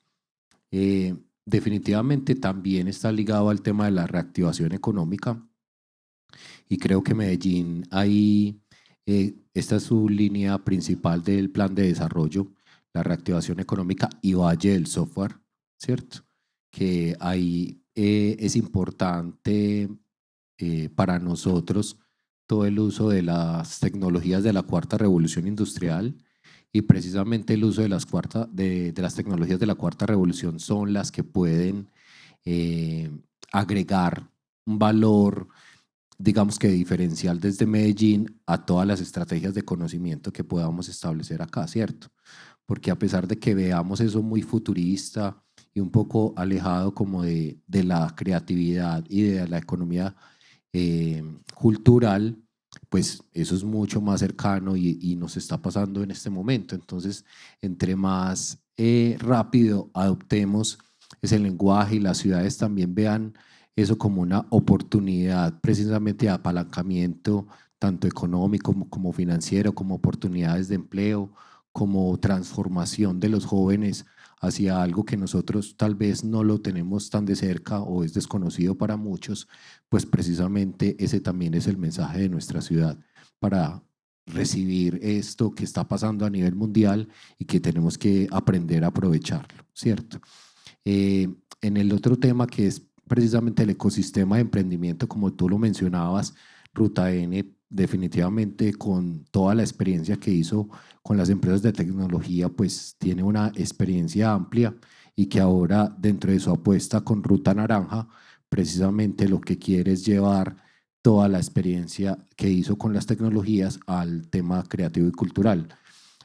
Ahí yo creo que tenemos todos, por supuesto, muchas cosas que contar. Lo que tú mencionabas, que para los artistas muchas veces el tema de los números es como escalofriante, o ellos o piensan que si yo lo llevo a números, entonces dejo de ser artista, pero precisamente eso es como uno de los paradigmas que tenemos que aprender a tumbar y a derrumbar para que ellos también piensen que puede ser sostenibles financieramente, que proponer, hacer su pitch de proyecto, hacer esa propuesta a inversionistas, a fondos, a un montón de actores que están precisamente en este momento buscando inversiones con impacto.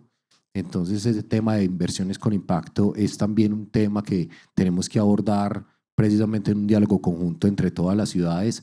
Cuáles son esos fondos que ahora están buscando no solamente la rentabilidad financiera, sino también el impacto social, cómo conversa eso con los ODS, cómo conversa con sus propios principios. La Agenda 2030, todos sabemos que no se va a cumplir con recursos solamente de los gobiernos, sino que también necesita un alto porcentaje que viene de la filantropía y de las organizaciones privadas con el Pacto Global. Entonces yo creo que ahí tenemos muchas discusiones que necesitamos abordar urgentemente y que, como tú dices, planear y crear un plan puede ser alineado de todos nuestros objetivos. Yo sé que todos tenemos un plan particular dentro de nuestras ciudades, pero definitivamente el desarrollo económico, la reactivación, el fomento, la movilización, la promoción de nuestras ciudades siempre va a ser algo en común para todos. Veo sí, dos pues, temas que mencionaron en común, tal vez por ser ciudades que están muy metidas en temas macro fuertes. El de la alianza con lo privado, pues que estaba indirecta para la industria y por ahora todavía le falta fuerza, pero ha servido para ser un elemento de diálogo y por lo menos un interlocutor muy alineado con el gobierno, y en Medellín pues ha sido fundamental desde la empresa. El tema de las tecnologías, que en el almuerzo conversábamos con el maestro Frank de Guatapé, que estaba ayer, y con una de las participantes de los encuentros juveniles de la tarde del Global Leaders Program, que nos hacían caer en cuenta que la tecnología nos cambió la manera de funcionar, y pues todo el impacto de la música en las movilizaciones se dio en parte por la facilidad de conectarse y de armar de manera totalmente horizontal entre jóvenes estas presentaciones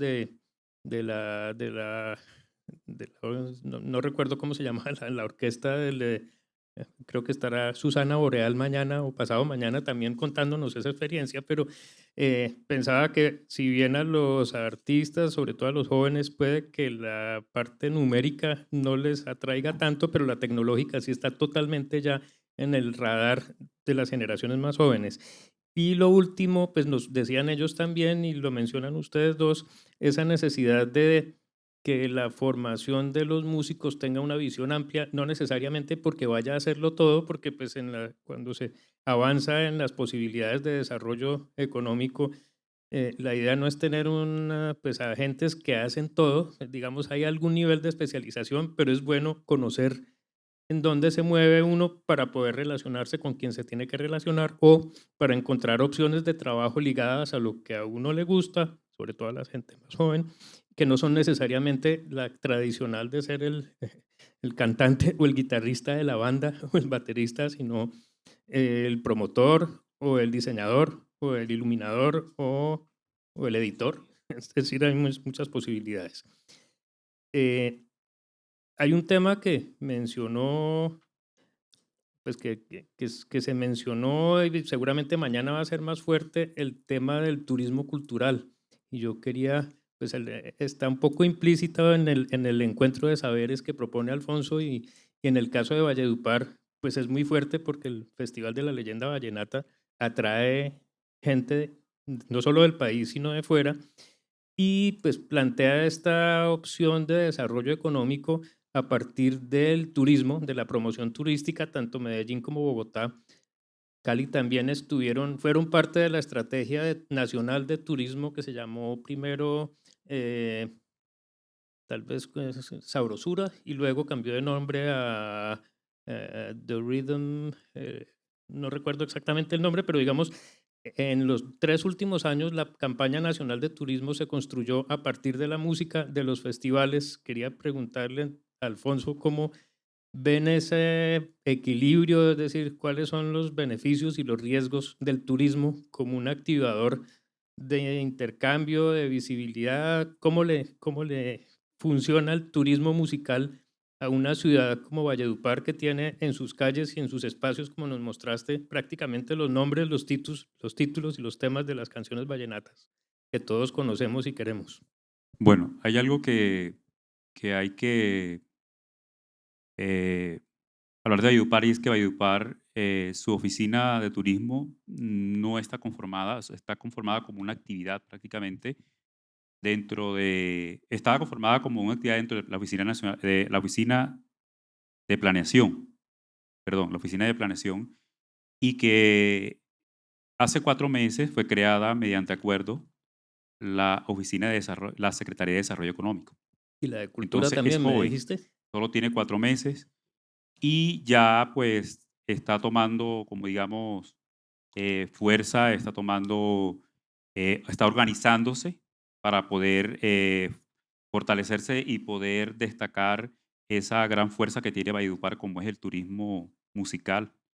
Dentro de eso, las rutas musicales, dar a conocer toda esa parte que marca los corregimientos, los sitios turísticos, los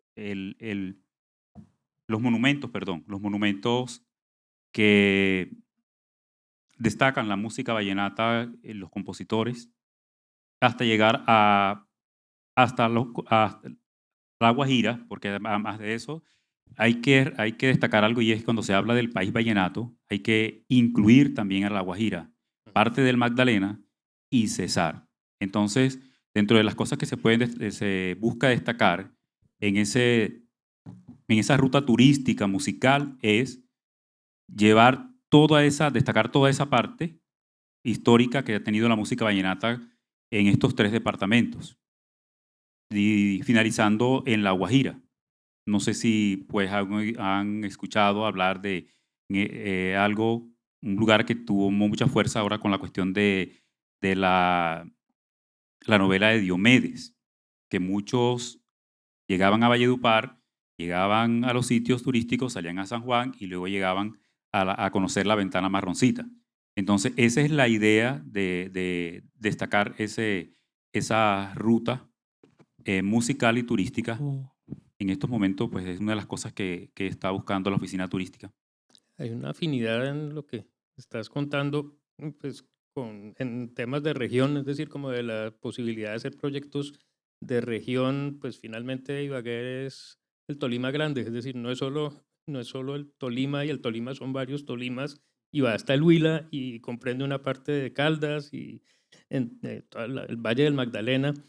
Y pues en los proyectos que nos mostraste, entiendo que parte de los festivales que se alojan en Ibagué son festivales que, como mencionaba Mónica, son de toda la región, una situación parecida a Frutillar en Chile, que es una ciudad que no es muy grande, pero está en un lugar estratégico. Ibagué es bisagra, como decías tú, de esta zona centro del país, del Tolima Grande, y pues veo que Valledupar también es como el centro que uno tiene en la cabeza de toda esta región que comprende el Magdalena, pues Alejo Durán era de Magdalena, y La Guajira, pues entonces, pero pues la ciudad tiene la oportunidad de ser como un centro de región que amplía sus, pues así como Bogotá y Medellín las amplían por su inmigración, por sus inmigrantes, Medellín por su área metropolitana también, porque tiene, como mencionaste, pues todos los municipios del Valle y ya va creciendo hacia Santa Fe de Antioquia y hacia el oriente. Pero entonces Ibagué es como el centro visible de Honda, de Mariquita, y todos los festivales y las particularidades pues, de cada una de estas regiones, del sur del Tolima, del Valle del Magdalena, de la zona andina. Entonces veo que ahí está otra vocación seguramente compartida de las dos ciudades como de un turismo que haga de la ciudad como el centro de visibilidad y de promoción de toda esta riqueza cultural regional. Incluso hay un reto muy importante en esto del turismo cultural, particularmente musical, tiene que ver con los modelos de gestión de los festivales, particularmente porque digamos que la lógica en las ciudades intermedias o en las ciudades pequeñas es que los festivales sobreviven, digamos, con los recursos públicos. Entonces, quien financia los festivales en su gran medida es el recurso público, vía estímulos, vía, digamos, en algunos casos, por ejemplo, Ibagué tiene unos acuerdos municipales que ya obliga a que el municipio le coloque recursos a algunos festivales. Y entonces cuando uno empieza a mirar ya desde una lógica un poco más de organización productiva, uno dice, pues el festival tiene unas valoraciones, una valoración de como capital simbólico, capital cultural, una valoración social y una valoración económica. Y las tres valoraciones en términos de lo que puede ser un balance, pues son muy importantes de tenerlas en cuenta. Pero los modelos de gestión de los festivales requieren que también se entienda que existen, que se puede generar un tipo de producto cultural que puede ser sostenible, o sea, que puede buscar financiación, que puede vender parte de lo que es, digamos, toda su lógica de producción. Inclusive lo que uno encuentra en muchos festivales del país, y pues lo digo ya por algunos estudios que se han realizado, es que las tres etapas que tienen que cubrir, que es preproducción, producción y postproducción, a veces se acortan básicamente en 2 meses. Sobre todo, insisto, cuando hay una lógica de que el recurso público tiene que llegar para poderse hacer el festival. Esto implica, sí, siento yo en este caso, que se revisen los modelos de gestión de los festivales y de alguna manera también eso implica una actualización, una capacitación, una formación también de los gestores culturales para poder establecer modelos de gestión que innoven y que busquen la sostenibilidad de los mismos. Entonces, en turismo, por ejemplo, se plantea que una región puede tener recursos culturales, pero que tenga recursos culturales no implica que tenga productos culturales. Eso implica un empaquetamiento como tal. Entonces, detrás del festival hay muchas cosas que suceden. Lo vimos ahora, por ejemplo, con el Ibagué Festival, hicimos la medición con la OB de Bogotá, del Ibagué Festival acá, y encontrábamos cosas interesantes como, por ejemplo, la necesidad de articular cada vez más el comercio alrededor del festival, ¿sí? Entonces hizo que estábamos con restricción por todo este tema de la pandemia, y uno encontraba que, por ejemplo, cuando íbamos a las comunas, alrededor de donde estaban haciendo las presentaciones, el comercio no estaba articulado al festival. Entonces si el festival como da un acceso a los públicos, a la cultura, hay un tema de inclusión, pero podría fortalecerse, tener un mayor impacto cuando se articula con el sector comercial, particularmente cuando llega, por ejemplo, a veredas o a comunas. Entonces, eso implica una organización productiva. O sea, tenemos mucho por hacer. En este caso, digo yo, pues yo creo que con la Feria de las Flores lo tiene claro, ¿no? Nosotros aquí tenemos un festival también, el Festival Folclórico Colombiano, que las mediciones que se han realizado es que aproximadamente llegan de 1 a 2 millones de personas durante el Festival Folclórico Colombiano. Casi que la mitad de Bogotá se baja para Ibagué en épocas del Festival Folclórico Colombiano. Entonces acá Ibagué es imposible, no hay por dónde andar. Pero sin embargo, insisto, esto es un fenómeno que hay que estudiarlo, que hay que trabajarlo, que hay que organizarlo, porque creo que estamos perdiendo la potencialidad en este caso también, pero también nos podemos estar desbordando. Hay unas capacidades instaladas que tiene cada ciudad y también hay que decir cuándo hasta acá es suficiente, ¿sí? Para no tener un impacto ambiental negativo, que es lo que puede pasar también. Entonces aquí creo que hay un reto muy importante en turismo cultural con un enfoque de sostenibilidad. Bueno, menos mal el financiero hace parte de este grupo, ¿cierto? Sí, sí, afortunadamente está como bien repartida el conocimiento. No tenía, nos quedan unos 8 o 10 minutos del tiempo agendado a esta reunión. Quisiera como plantear 2 temas.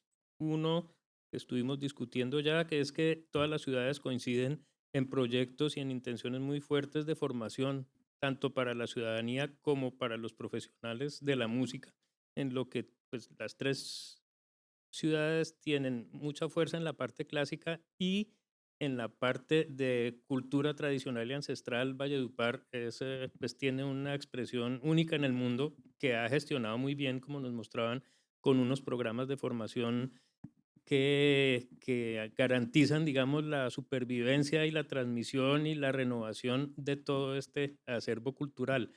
Hay una paradoja que hemos discutido también en varios momentos y que también creo que la mencionaba Jennifer Strom ayer, que es que en la formación clásica, por ejemplo, Ibagué, como decías tú, exporta sus músicos de muy alto nivel a las otras ciudades y parecería no tener suficiente espacio laboral, ni siquiera en Medellín, que alcanzó a producir unos violinistas de un nivel altísimo, pero Bogotá los absorbe y la misma Bogotá le cuesta a veces trabajo tener como un mercado laboral que absorba, mientras que está por el otro lado toda la cultura, la música tradicional, la urbana y la popular, que tiene mucho arraigo y pues, como mencionas tú, pues el Ibagué Festival, como nos decía Julia Salvi hoy, trata de introducir unas prácticas para la población, para los financiadores, para los medios, similares a las que hizo en Cartagena, pues para mover toda esta línea de música en la que Ibagué es tan fuerte y entregársela pues a un público más amplio. Mientras que uno pensaría que es casi silvestre el interés por la música popular y por la tradicional. Entonces, en ese sentido, las 4 ciudades tienen proyectos muy fuertes e intereses muy fuertes de formación. Los invitaría como a de pronto ya exponernos alguna idea concreta, el que quiera, de una iniciativa que pudiera ayudar a aterrizar una colaboración en ese frente. Tú ya mencionaste la oferta sobre la filarmónica, sobre el programa de la filarmónica. Y un último punto, tal vez los últimos 5 minutos, que se refiere como en el tema de cooperación e internacionalización, ya como a invitarlos a que nos hagan una propuesta concreta. Ya tenemos una del encuentro de saberes en Valledupar, que será el 2022, tal vez. Ibagué entiendo que también tiene uno, entonces digamos los invitaría a hablar un momento sobre las oportunidades y propuestas que quieren hacer del tema de formación y sobre pues el próximo encuentro, cuándo se vuelven a encontrar o cuándo nos volvemos a encontrar, que tenemos 5 minutos me dicen, entonces sería esta pregunta muy breve para que respondan todos o quien quiera. Sobre el tema de formación, pues yo creo que hay iniciativas muy importantes. Creo que hablar de la medición y el impacto que tiene la formación artística y específicamente musical sobre los niños y niñas es un tema interesante. Es decir, cómo esa formación realmente amplía y transforma la vida de los niños y niñas que tienen esa oportunidad. Creo que ahí hay una ventana que podemos aprovechar. Y frente al tema de cooperación, pues yo creo que el llamado, mañana tendremos la mesa con las otras ciudades latinoamericanas, pues debería ser ese, ¿no? Como constituir un nodo, una mesa de trabajo con una perspectiva desde el sur, latinoamericana, en donde podamos como plasmar nuestras necesidades, pero también las fortalezas que tenemos y poder hacer un trabajo de movilización de conocimiento y de saberes interesante que nos pueda nutrir a todas. Creo que esa sería como quizás la invitación que podríamos hacer mañana. Yo creo que también está diciendo Mónica, esa medición de impacto, la mayoría de las entidades de los gobiernos locales nos hace falta esa medición de impacto, ¿cierto? Nosotros tenemos presupuesto para lanzar muchas iniciativas, muchas propuestas, ideas que se ponen en marcha, pero definitivamente al momento que un internacional nos pide, bueno, el impacto, ¿qué pasó? ¿Dónde están esos chicos que ustedes formaron? ¿Dónde van? Comparado con la línea base, ¿qué pasó con ellos? ¿Cierto? Entonces creo que ese puede ser un súper proyecto de nosotros, o sea, una medición de impacto que pueda decir dentro de las ciudades creativas de Colombia qué estamos haciendo, cómo estamos impactando a los jóvenes y a los niños. Y el tema de cooperación internacional, pues recordemos que estamos en una red de ciudad. Las redes de ciudades tienen tres objetivos estratégicos fundamentales, que es el tema de la visibilidad, ¿cierto? Cómo nos vemos frente al mundo, cómo le contamos al mundo que aquí existimos, que tenemos mucho que contar. El intercambio de las buenas prácticas, que lo dijo Alfonso muy bien, que es algo fundamental y que precisamente estamos en esta red para compartir esas buenas prácticas o para que nos enseñen y nosotros también enseñar, ¿cierto? Y por supuesto, la última, pero no menos importante, la incidencia política. Cuando pertenecemos a una red de ciudad también tenemos una incidencia política porque esta red busca precisamente, o todas las redes de ciudades buscan tener una participación en las discusiones a nivel global. Entonces, en la medida que podamos precisamente tener esos tres objetivos marcados por esta red y que no necesariamente el tema de ciudades creativas solamente quede en la UNESCO, sino que todos sabemos que tenemos una reactivación económica como reto mayor dentro de nuestros territorios, pues hay que sacarlo adelante. Bueno, yo pensaría que en el caso de Valledupar, algo muy importante sería la cooperación internacional. En eso estamos un poco débiles, debemos fortalecer y conocer más sobre la manera de cómo otros países, otras ciudades pueden aportarnos también a nosotros. Bueno, yo creo que nos vamos a encontrar en 2 meses otra vez en Cali. Ya Cali está organizando un evento y van a están invitando a todas las ciudades creativas. Entonces allí también creo que y fue llamado la atención que tú hiciste en Valparaíso. Que dijiste otra reunión importante, qué pasó antes y cuáles son los compromisos a futuro. Entonces creo que acá ya hay una expresión, una manifestación que nos une, que es la música, y entonces ese mismo llamado de atención lo tenemos que hacer a los demás encuentros y es decirles, bueno, organicemos el plan de acción, cuáles son los proyectos conjuntos, qué es lo que realmente le da a la vida. Chévere encontrarnos, chévere vernos, tomarnos un tinto, a darnos un abrazo fraterno, pero ahora esto coloquémosle proyectos y acciones para que podamos tener ahí. Entonces, como diría Grace, les compro el proyecto de impacto y el de cooperación es simplemente sentarnos realmente a trabajar conjuntamente. Esa es la invitación, que creo que fue el llamado de atención que hiciste en Valparaíso. Pues creo que ya llegamos al final de nuestro espacio, ya nos queda es como poner esto en limpio y prepararse para ese encuentro. Entiendo que pues estarán pendientes las invitaciones de Valledupar al encuentro de saberes y entiendo que Ibagué ha propuesto como parte de su eso sí, reconocimiento como capital iberoamericana de cultura de la red de ciudades capitales de Iberoamérica. Sí, que la promueve la Unión de Ciudades Capitales Iberoamericanas, la UCSI, otra red, pero entonces entiendo que tienen previsto una invitación en el 2022 y como había sugerido en alguna de las conversaciones y Diego también, pues hay que tener como la trazada de estos espacios y volverlos periódicos y planeados y creo que ese es como el compromiso de esta Red Nacional de Ciudades Creativas de la Música que se da hoy de hecho y que esperamos que se formalice mucho más en los próximos meses. Muchas gracias a los pacientes que nos acompañaron en todo este espacio y esperamos pues mostrarles resultados de esta tarea en un próximo encuentro. Gracias a todo el equipo técnico y por supuesto a los anfitriones.